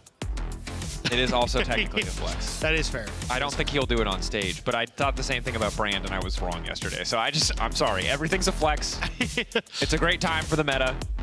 But you got Aatrox, which I think, in general, not nearly as safe, I would say, as a Renekton in terms of the potential to turn around these tower dives, survive in a lot of scenarios, but certainly more explosive, more potential power to come out. Yeah, I think it's definitely something that can survive a little bit easier. You got the little poke to try and answer back. But I think the big one is that, again, you're just going to try and play for heavy control over this bot side, and Irrelevant usually does fine in the one-on-one, so curious to see if he'll be able to keep that one up. Nico on the opposite side, going to be taken up here. And then again, I think it's just, well, I was going to say, now what does Bo decide to go for? Don't think you can go for Brand with this much AP, so going to instead step back over towards the Xin Zhao, which I think is a pretty nice pickup here, where you can try and play for a very strong mid-jungle here. This is a great comp from KC. Yeah. It does everything. Good split of damage, good team fight setup. Side lane's maybe not so strong, but you've got great engage, you've got great team fight. Feels much more simple and straightforward than a lot of the comps we saw them draft earlier this season. Certainly than what we saw yesterday.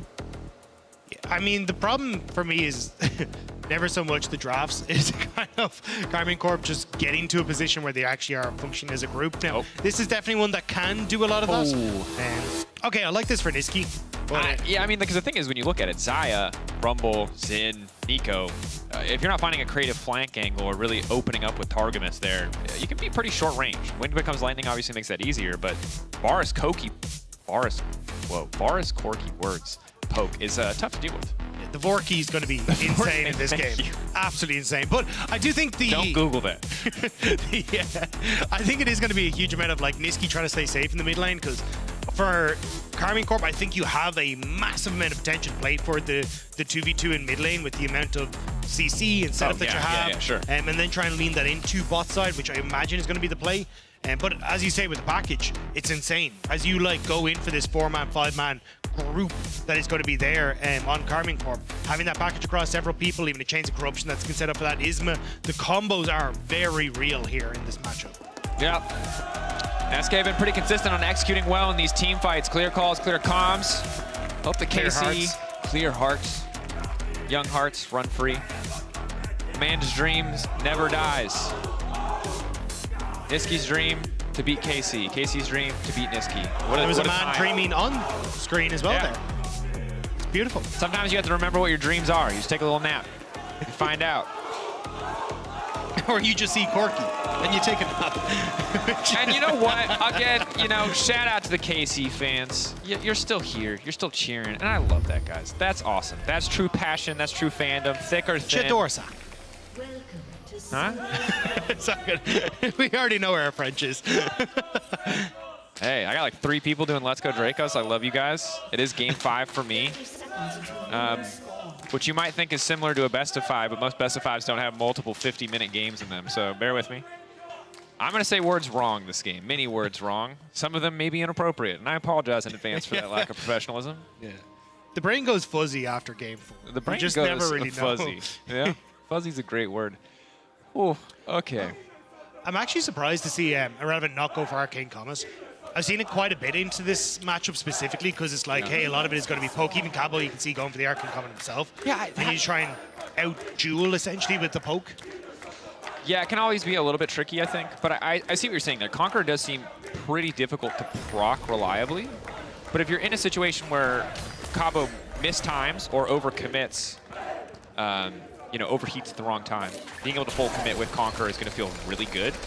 So we'll see how it works out for Irrelevant. Of course, Hail Blades on the bottom side for Exekick. That does most likely mean lethality. So really just trying to poke, really just trying to leverage the range advantage that SK can bring to the table. And I think you said it right. Quirky poke, Barris poke. Shush you.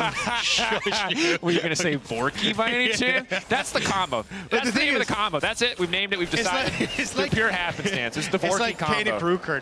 Like the word doesn't exist. I'm afraid what the meaning will be given to it. That's but fine. sure. Yeah. I think you mean Rain at Kukern. But yes, I'm with you. Of course, yeah. Here we are. Okay, a bit of early trading. With it. Bone plating getting burned up there by DOS. Targamas also fine. Not going to amount to too much. No big leads quite yet. Irrelevant, as expected, is going to struggle here in the first few levels. Got the pleasure of learning a lot about Aatrox when Cadril was desperately attempting to one-trick it. You need a few levels. It's all about when your queue is up and you can trade. Once you get a few more levels into the belt, level 7 especially, things start to feel a lot better, or if you can get some early ability haste. But Isma's still here on the top side. Irrelevant. Q3. Might have to wait for the Q cooldown to come back up now. Cabo has to know there was pings on him not entering into the bot side. Red buff here. Walk in, fish for the stun, immediately go for the follow-up. Irrelevant now ready to go. Did he go for the dash or did he go for the chains? But Cabo just wants to turn this one back, just burning him down. Look at that rumble damage! Cabo Shard! Look this, yes! The case, this is what they wanted from Cabo! Turn and burn, gets the 1-for-1. And the wave crashed. So Irrelevant going to lose out a little bit of CS there, but I want to point out just this ward that was over here spotted out that Isma wasn't on the top side, so Cabo Shard knew. He was like, look, I'm just going to be able to deal the damage that I need. The ignite, the overheat, the auto attack damage. It is beautiful from Cabo. It should have backed away at this stage. Would have been a big thumbs up, but now it's a bit of a side to side handshake. There's a red buff bro who might get her cooldown. Oh, back. wait a Meanwhile, sec. on the bottom side, Exekick now going to be in trouble. Targamas blinking health bar. DOS goes in and he's going to finish the job. That ignite's doing work. Another kill going down. DOS firing back. Exekick gets to stick around. Targamas was, I think, yeah, it's just one minion off of hitting 3. Ooh. If Upset had actually killed that minion quick enough, he would have been able to survive, but couldn't quite get the damage down. Nice job by DOS. Bo coming back to the top side. And I had more to say about that earlier play, but there's just so much happening. We're not going to get the opportunity. Irrelevant. Playing with oh, no. Walking face first. 1, 2, 3. The knockup not quite going to come through. Irrelevant flashing out just in time. 1Q is going to connect. Not quite enough to guarantee the pullback as Bo was already on the edge. Still though, great start here for Karmine Corp. The fact that, look, Targamas did go down on bot side, but it's a kill going across the DOS. You still get the wave pushed in. Yep. So you actually end up losing out here as Exekick when it comes to CS and also the experience. So at the moment with the control on the top side, this is where Karmine Corp want to be. But the thing is, Karmine Corp do tend to have decent early games with Bo being able to facilitate a lot of that. It's when it gets to pushing those leads transition that it comes back to being an issue. Yeah, so don't get overexcited. It's a positive start for now. We'll see what Upset's back looks like. Double longsword, refillable, not bad for Exekick. Certainly would have liked to have a Dirk, but the biggest problem I have with Xayah in the meta, especially with early backs, is it's like you're getting Noon Quiver, which isn't a highly impactful item in terms of early trading. Whereas if Mars is able to back on serrated Dirk, which he luckily isn't, he can just do so much more work on those early trades. Yeah, the back here though does mean that with the boots, yeah, you'll be able to push the wave pretty effectively. Like use your W in your, your W to get some of the feathers down in the wave, try and push out against Exekick in a lot of situations. So I think that's where you're going to be in a relatively okay spot. Even having the boots as well for if Isma tries to come down to the spot lane, you have to dodge some of the spells or even dodge some of the Qs that are coming from Exekick would be nice. Will be nice to have. And Boots 2 always is going to feel good in a matchup like this. The ability to outspace your opponent, release to space a little bit easier, not get caught up in these trades, especially against a Halo Blades Varus, right? You don't just want to trade autos. He's going to get 3 if you commit for 2, and that's just always going to make things a bit tricky. He also can proc the Blight stacks. You can see Upset has been a long-time student in the early Boots 2 purchasing angle. Your autos don't hit as hard, but it's just so much easier to play the lane. I think as well, it's just, as you say, yeah, look at this. You can just dodge the piercing here, right? Movement speed matters so much in that matchup. But Bo and Cabo now setting up. Irrelevant positioning himself behind the tower, so an easy alt angle for Cabo, and Irrelevant just gets burned down. Cabo still tanking is crucial as Bo does get brought back by the Infernal Chains, but it's not quite enough to get anything done. DOS now stepping up. Exekick can do a little bit of damage, but Upset has the level advantage. Still a positive trade for SK, though. He's not able to find the root on the backside. Good sidestep from Exekick on the knockup coming through from Targamas means that he doesn't fall prey to that. SK, though, with the attention on towards top side, move Niski down, so they will get Dragon, and forcing Karmine Corp away off this bot side.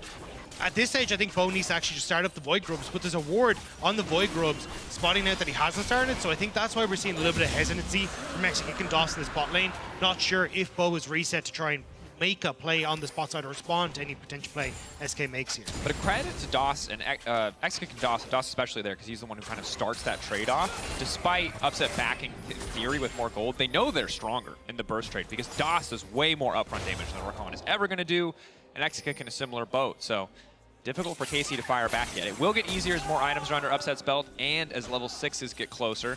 But for now, Doss and Exakick running bot lane.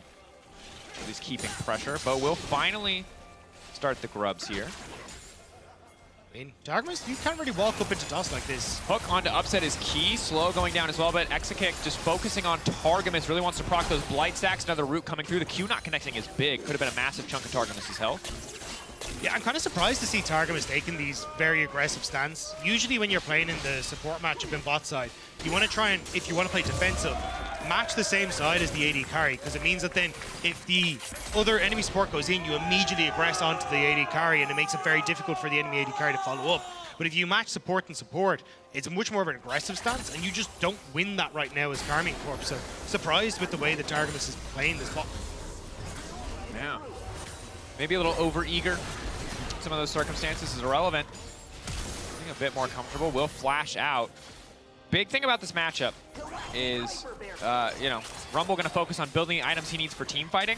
Aatrox gets to build Merc Treads into Hex Drinker if he wants to and become unkillable in the 1v1, even with the face of Ignite. So the actual lane might start to slowly shift in the favor of Irrelevant as he gets a few more levels and as he goes for what is a very cheap, effective item in terms of Hex Drinker. And just try to keep Cabo Shard in check. Cabo will still be able to, as you see, clear out the waves relatively easily, though. Yeah. So it is just going to be a stalemate in this top side. And it's going to, or stalemate, I should even say. And I think Irrelevant is much more going to be a case of, hey, can we try and play for these big wombos with flanking opportunities for Irrelevant when it comes to team fights? Yeah, and of course, Irrelevant does have the TP advantage in the sense that he has a summoner spell overall. Doesn't have the TP quite yet. So for Cabo, more diligence, talked about it with Jamada earlier in the day, really have to be on top of your wave control, have to be really disciplined around how you play around top when you go with a combat summoner instead of the TP. See if that hurts KC at all. Is Targamas again looking for a play? Dawson is already in the area, just going to knock down the Scuttle Crab. Dawson level 6, a potential opportunity to get something done, luckily. Well, that thought is Irrelevant starting to burn, nowhere to go. Cabo happy to just take a winning trade there, but cannot really follow up. Bo on the way, they might just look for the dive. Big wave, Irrelevant needs to back up. Isma's trying to rush towards this top side, abandoning a lot of his bottom side camps to make sure he can be here, but Irrelevant gonna lose a plate here at least anyway. Yep, nice plate over to the side of Cabo. 1k gold advantage for the Rumble.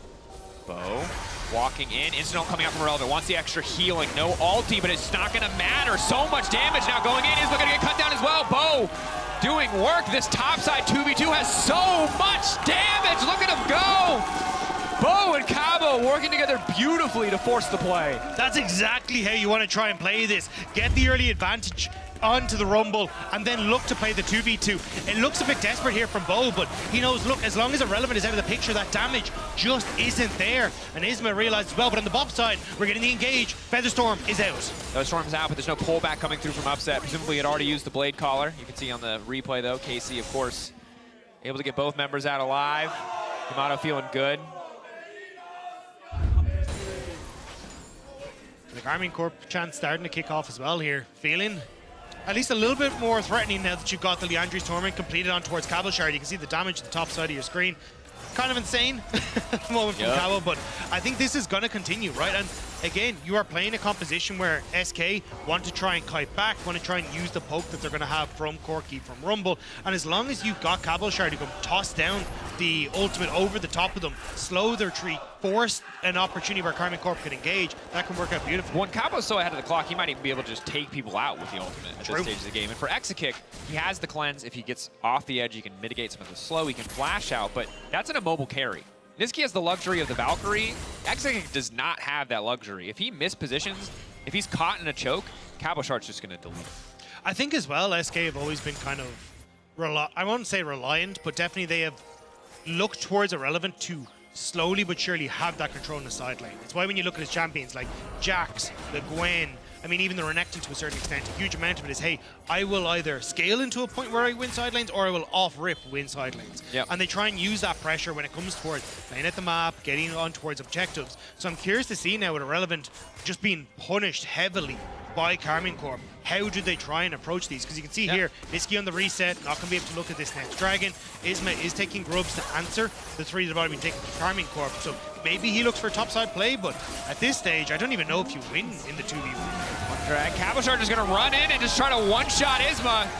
It's looking good, and now Irrelevant's caught in the 1v1. Who's caught in with who, though? Nisqy finally coming up. Cabochard will just get cut down. Good to have the shutdown over to Nisqy.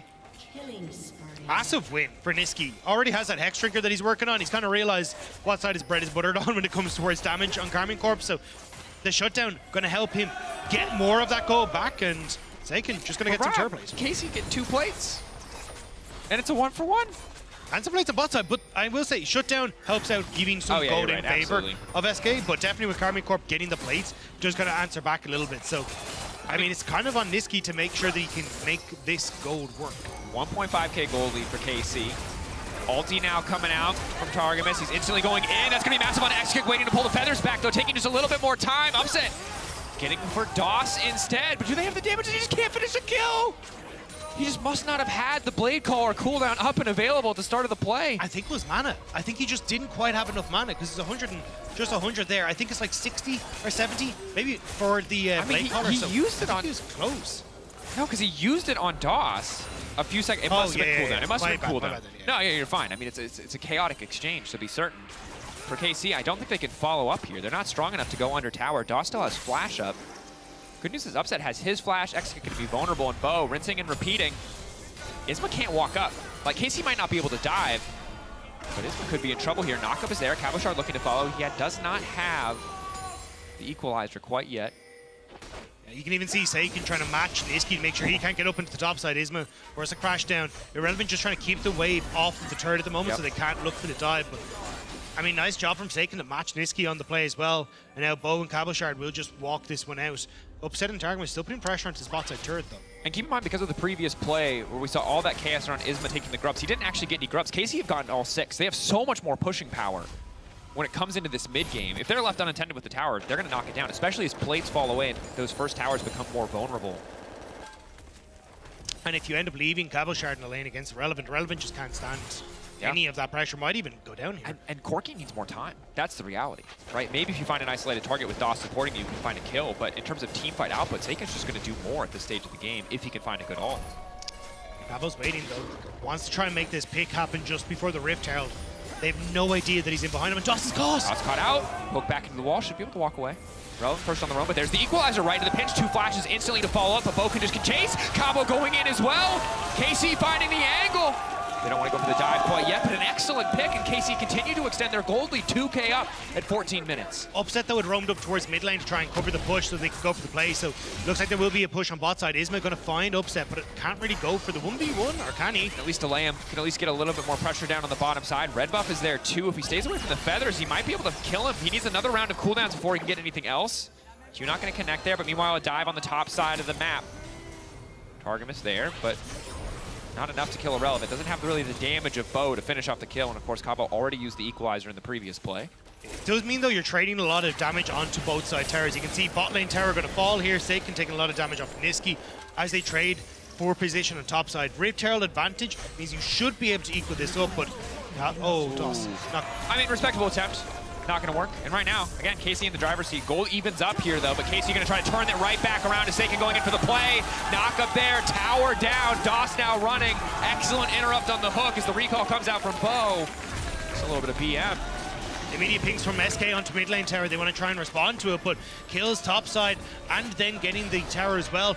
I imagine even off this reset, if they're quick enough, they can immediately move mid, throw down the Rift Herald and just take mid lane tower, although they may try and delay that for Dragon that's in 55 seconds. So it's kind of a case of how badly do KC want to try and get this mid lane turret down, because Nisqy will need to reset, can TP back into mid. Yeah.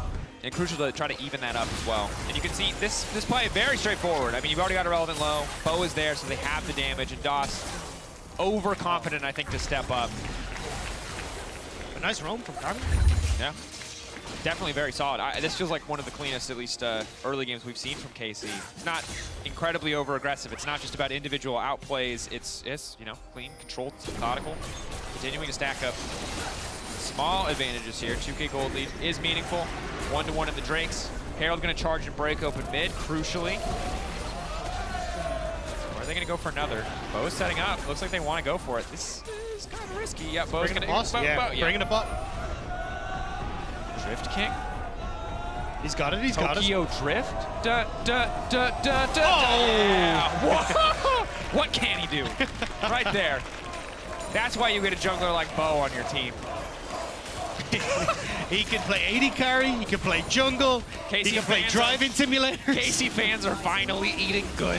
They've been starving. Late food is still better than no food, but we'll have to see if they can get it. Karmine Corp, though, this is a really great spot for them. You got complete control of the top side. You have Seiken who's able to push in against the Aatrox.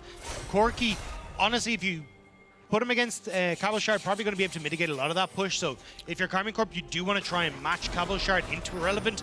Problem is Cavalshard not having that teleport means it's going to be a little bit messy and trying to push outsides when it gets to this mid game.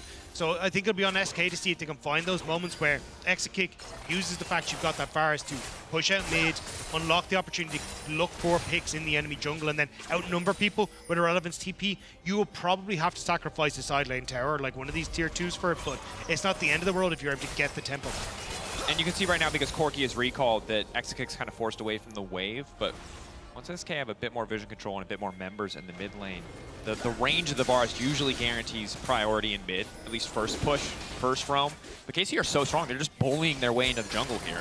Niski is no pushover though. 2.5 items now completed. He's actually in a good spot. I get to see it. Yeah, about to complete the final item as well. Dashing out to safety again. Isma doing what he can to disengage the fight. Cavalshard overheating, doesn't quite have the angle. Seiken only going to ult one on the side of the fight. That is not what they needed. Exakick trying to find an angle with the arrows. Niski still standing. Bo wants to finish him off. Das still alive. Irrelevant, untouched in the fight. Can start to clean up. Huge shutdown for the side of SK. KC over-eager. KC overextended, upset, ends up taking a ton of damage at the start of that fight, so he's completely forced out. And I think Seiken's mind was, as long as I keep Irrelevant out, we win the 4v4, but they don't. And SK smelled blood in the water. Irrelevant is one item, Rob. He's not useful. Niski, package is there. Malignance. It's like shooting fish in a barrel. They've got nowhere to go. They're waiting for the wave. The wave is a long way off, though, and Upset trying to get up towards this top side. They now cut it. They go for the play. Unstoppable now. Cavalshard just caught in, and he flashes, and he still goes down. Targamas as well. It's 2 damn clean. Exakick now looking to follow up on a second. He doesn't quite have the damage. Upset can come back to the top side, but he can't approach the tower.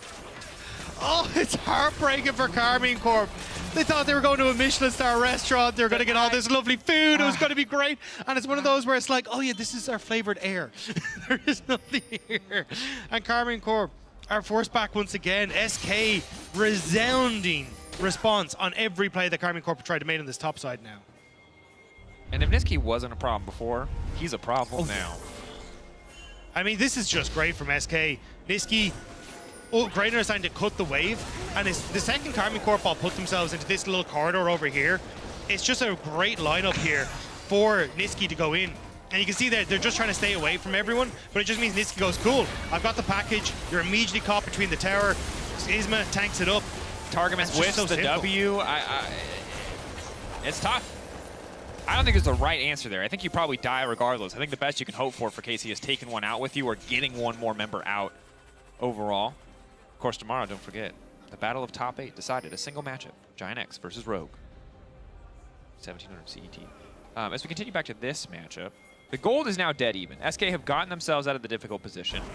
Irrelevant is once again relevant. He has a little bit of MR and will be a bit more of a threat, especially now that he's level 13. Still think Cabo is scarier, but he's crawled at least a little bit out of the hole.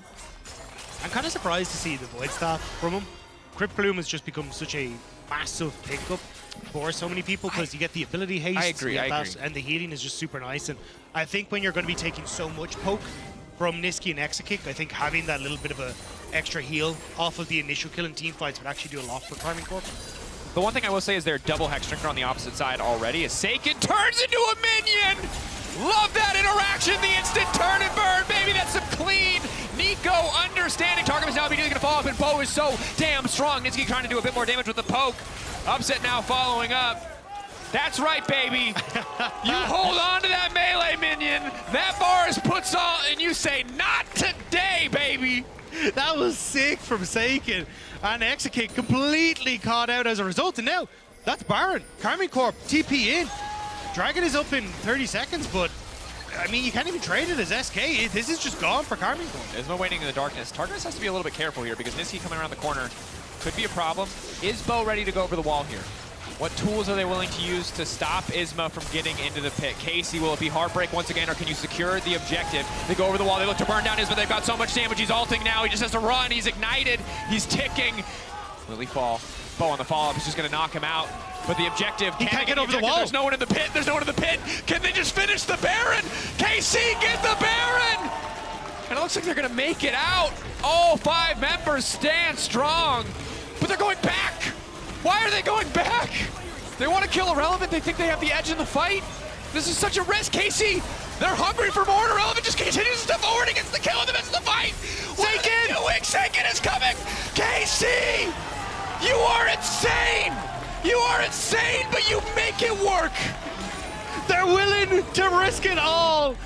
And they manage to pull off the heist. They get the Baron, they get the kills, and crucially, because they've shut back SK, they will also now be able to turn over towards this Dragon as well, which should have gone to SK. Yeah, that probably should have been the trade, but it is absolutely not. Yes! Yes! Oh, it's such a disgusting interaction. I've been waiting to see somebody do it. Yeah, that's, I don't know if it's balanced or not. I'm not going to pass that judgment call, but it's sick. That's what I will say. And it catches out DOS, it catches out Execute, who thought they'd made the pick. And then after it as well, the follow-up fight, just an absolute disaster. I mean, they turn on towards Isma, who just gets burnt down. And here I was starting to get a little bit worried. SK are coming, Poe is low, nobody in the pit, but the wind becomes lightning to get over the wall. It is massive here, so just gets the smite, and then Irrelevant goes over. He knows that he still has the flash to try and get back out over the wall, but Karmine Corp kind of go, hang on a second, we can actually go for this, because you don't have an awful lot of people who can step forward. Dust landing that hook into the Skull Crab as well means that that's the engage tool realistically dead. So Karmine Corp are fine to go in. Bo realizes he has the damage as well, thanks to that ultimate keeping him safe from Niski damage, and now ultimate under tower. Ulti to push SK away from the tower. Not a lot of chunk, just a little bit on the Exekick, so KC might not be able to push for one more. 6 Void grubs that they grabbed earlier in the game paying off here as they continue pretty aggressive push with the power of Baron. All members recalling though with only a minute left on the buff means it's very unlikely that they will get anything else. KC, 4K lead, 3 Drakes. They are very much in control of this game. Cabo has to be careful about stepping this far forward though. I don't think SK are going to get too aggressive because they don't have the information they need, but that was a bit of a risky movement. Yeah, I mean, he wants to try and cut the wave.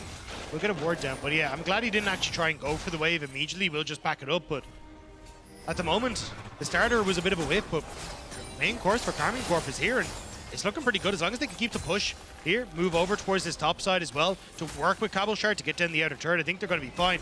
Baroned up creeps, they'll take mid turret, and Cabo play slow on that top wave perfectly to make sure that you can still keep control, but I think you need people mid here for Karmine Corp to actually pressure the tower, which isn't really happening. So he can look for a bit of a fake out. Upset, actual upset spotted in the mid lane, as he is using abilities to push the wave. There shouldn't be much of a fake out there. There you go. So Karmine Corp now, all group on the mid. They'll be able to push this down. Nice. They push in the wave, and then you immediately rotate to top side off the wave that's about to come in. But they're Isma looking for the setup.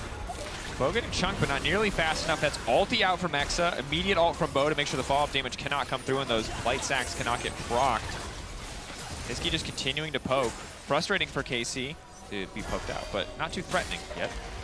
I think Karmine Corp are too interested in the fights, though. I think you can just play off of your wave states to go, hey, we can start to put pressure on towards mid, force STK back into their base, and then start to group up on the top wave, and just start looking for towers off of the Baron rather than trying to find the kills. It kind of felt like they were going for the fatality there rather than just taking it a bit more of a death by 1,000 cuts. Yes. It's hitting me, Rob. It's all good. Don't worry. It's hitting me hard. I'm remembering. My body's remembering. Even if my brain doesn't, that it is game 5 here. But it is a fantastic game from KC, I gotta say. 5K gold lead. Great call around the Baron. Well played. a little bit psycho, a little over-eager maybe. But now Bo stepping in, covering Forsaken here. Knockup is there. Irrelevant could be in trouble. But I think it might be Bo who's overstepped. Irrelevant goes in for Q3. The sidestep now coming in. That's big. Now Bo just turns to the next target. Saken still standing. Niski locked up on the backside. Bo going over the wall. He just does not quit. But he is going to give his life in the exchange, surely. No, yes, finally. Niski charmed in the midst of it all. Feathers fly. Feathers pull right back. Doss now locked up. Upset locked on the backside. A beautiful equalizer. Hitting on to 3. KC tearing SK apart. Punishing them for setting foot in their jungle. It's a TP. And this might be it, Rob. This is the moment for Karmine Corp. Exit kick will fall. The wave is there. The towers will fall. And the Karmine Corp crowd is coming alive. Oh, some will say too little. Some will say too late. But a win is a win. KC in week 3, day 2. Against SK, one of the top teams in the league, will knock down their first Nexus. They will find their win, and hope will spring anew for the spring split. Karmine Corp find their win in Winter. An incredible performance, honestly. Like, great call to player in topside, controlled the early stage of the game, and there was 1 or 2 hiccups. Even that last fight, I was questioning, because you could see Cableshard in topside wasn't able to get the TP down because he was running the Ignite, but they managed to delay, they managed to play it out, and Karmine Corp pick up the win. And while it will be a little bit bittersweet, I'm pleased to see all these KC fans in-house rewarded for their faith. Player of the game out we see on X. Cableshard, Bo, Targements, all great options. I mean, this topside, incredible stuff. So glad to see Cableshard and Bo kind of taking over that early stages, having the roams coming through. It looked really good from the get-go. Yeah, solid overall. I think while SK had some good ideas, you know, KC finally kind of in a position with champions to really set up, to really take over. Maybe overconfident, I think, to pick the Aatrox based on what we saw. Don't want to focus too much just on this single game, obviously. But for KC, again, bittersweet optimism maybe starting to come up for the KC fans, feeling like spring could be a different story here when they're taking games off a team like SK, who's fighting for top 2 in the league. And it's not like SK were mucking about and not taking it seriously. You can see from draft, you can see from the way they were playing, seeing from the opportunities they were trying to take to find those moments to play 4 versus 5, but they just couldn't quite get it. And I think good call from Karmine Corp to close this one out. Absolutely, and I appreciate them for it. I certainly do. You're there. You made it. You did it. Yep, I did. And we're moments away. Seems like we are ready. So let's do it. We've talked enough. Let's send it down for the first winners interview with none other than Saken. All right. Félicitations pour votre première victoire ici à LEC. Congratulations for your first win here at the LEC. I mean, just listen to them. They have been here week in, week out. So how does it feel to finally give the fans a reason to keep on cheering, to keep on shouting, to keep on coming here? It feels really good to actually win finally against with them in the crowd. I think the 2 first weeks were really hard for us. Even though we won today, the split is still like a disaster for us, I think, for every one of us. But yeah, it feels still good to win a game at least. It will help us in the future for sure. And for the fans, it will help them, I think, to handle all our defeats. They're still here, they're still cheering for you and the fans, you've mentioned them, but is there anything you want to say to them directly? Sorry, at first. I think sorry for the splits. And thank you for all your support, guys. It's crazy, so thank you.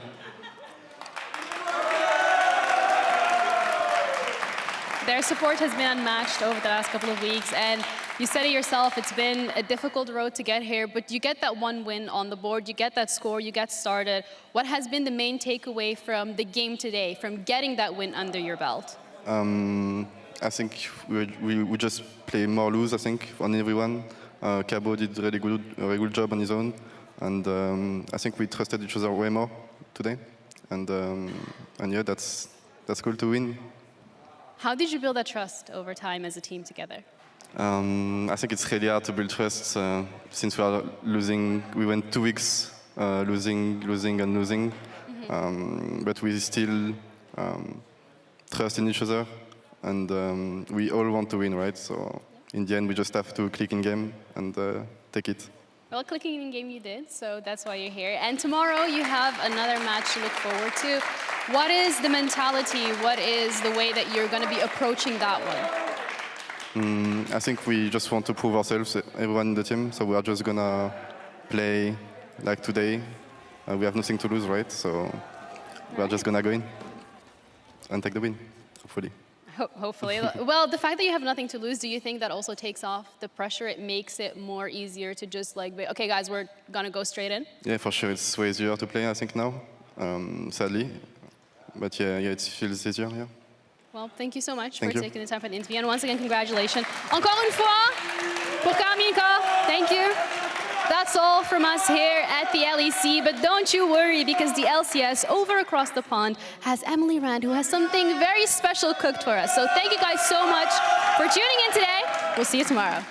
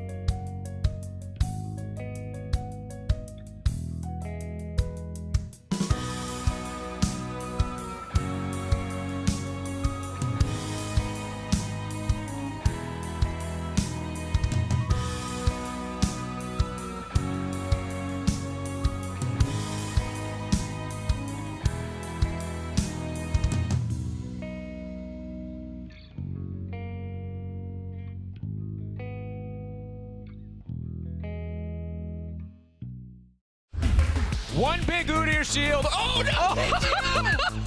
Heretics really want to try and start to force plays, right? You've got... And they're starting to force already. That's level 6 for Photon. They knock him down. Perks untouched. Oh, the Akali damage. Flack is still staying alive for so long with the dual carries. Karzi, VGO, back to back. Hylissang supporting. They can't kill them. Used to go down. Vitality. Flash out to safety. Had already procced the phase rush. Oh, he has so much. Oh no! Kill him. They shut him down. He's dead. Yeah, I'm looking. Got him. Yeah. Nice. Driven. No! I got jump scared. Hook came from Puck, dude, but there was 6 last week. Does not win. Vaultbreaker will just barely take him out of safety. Joining the area, but Caps dashing in at the last moment. The 5-point strike, a 1-kill strike. I can ulti Varus, yeah? No. Look at Varus. Varus dead. Keep fighting. Look at Hazel. They're fighting top. Nice. Get Drake it. Penta. Look, I'm going.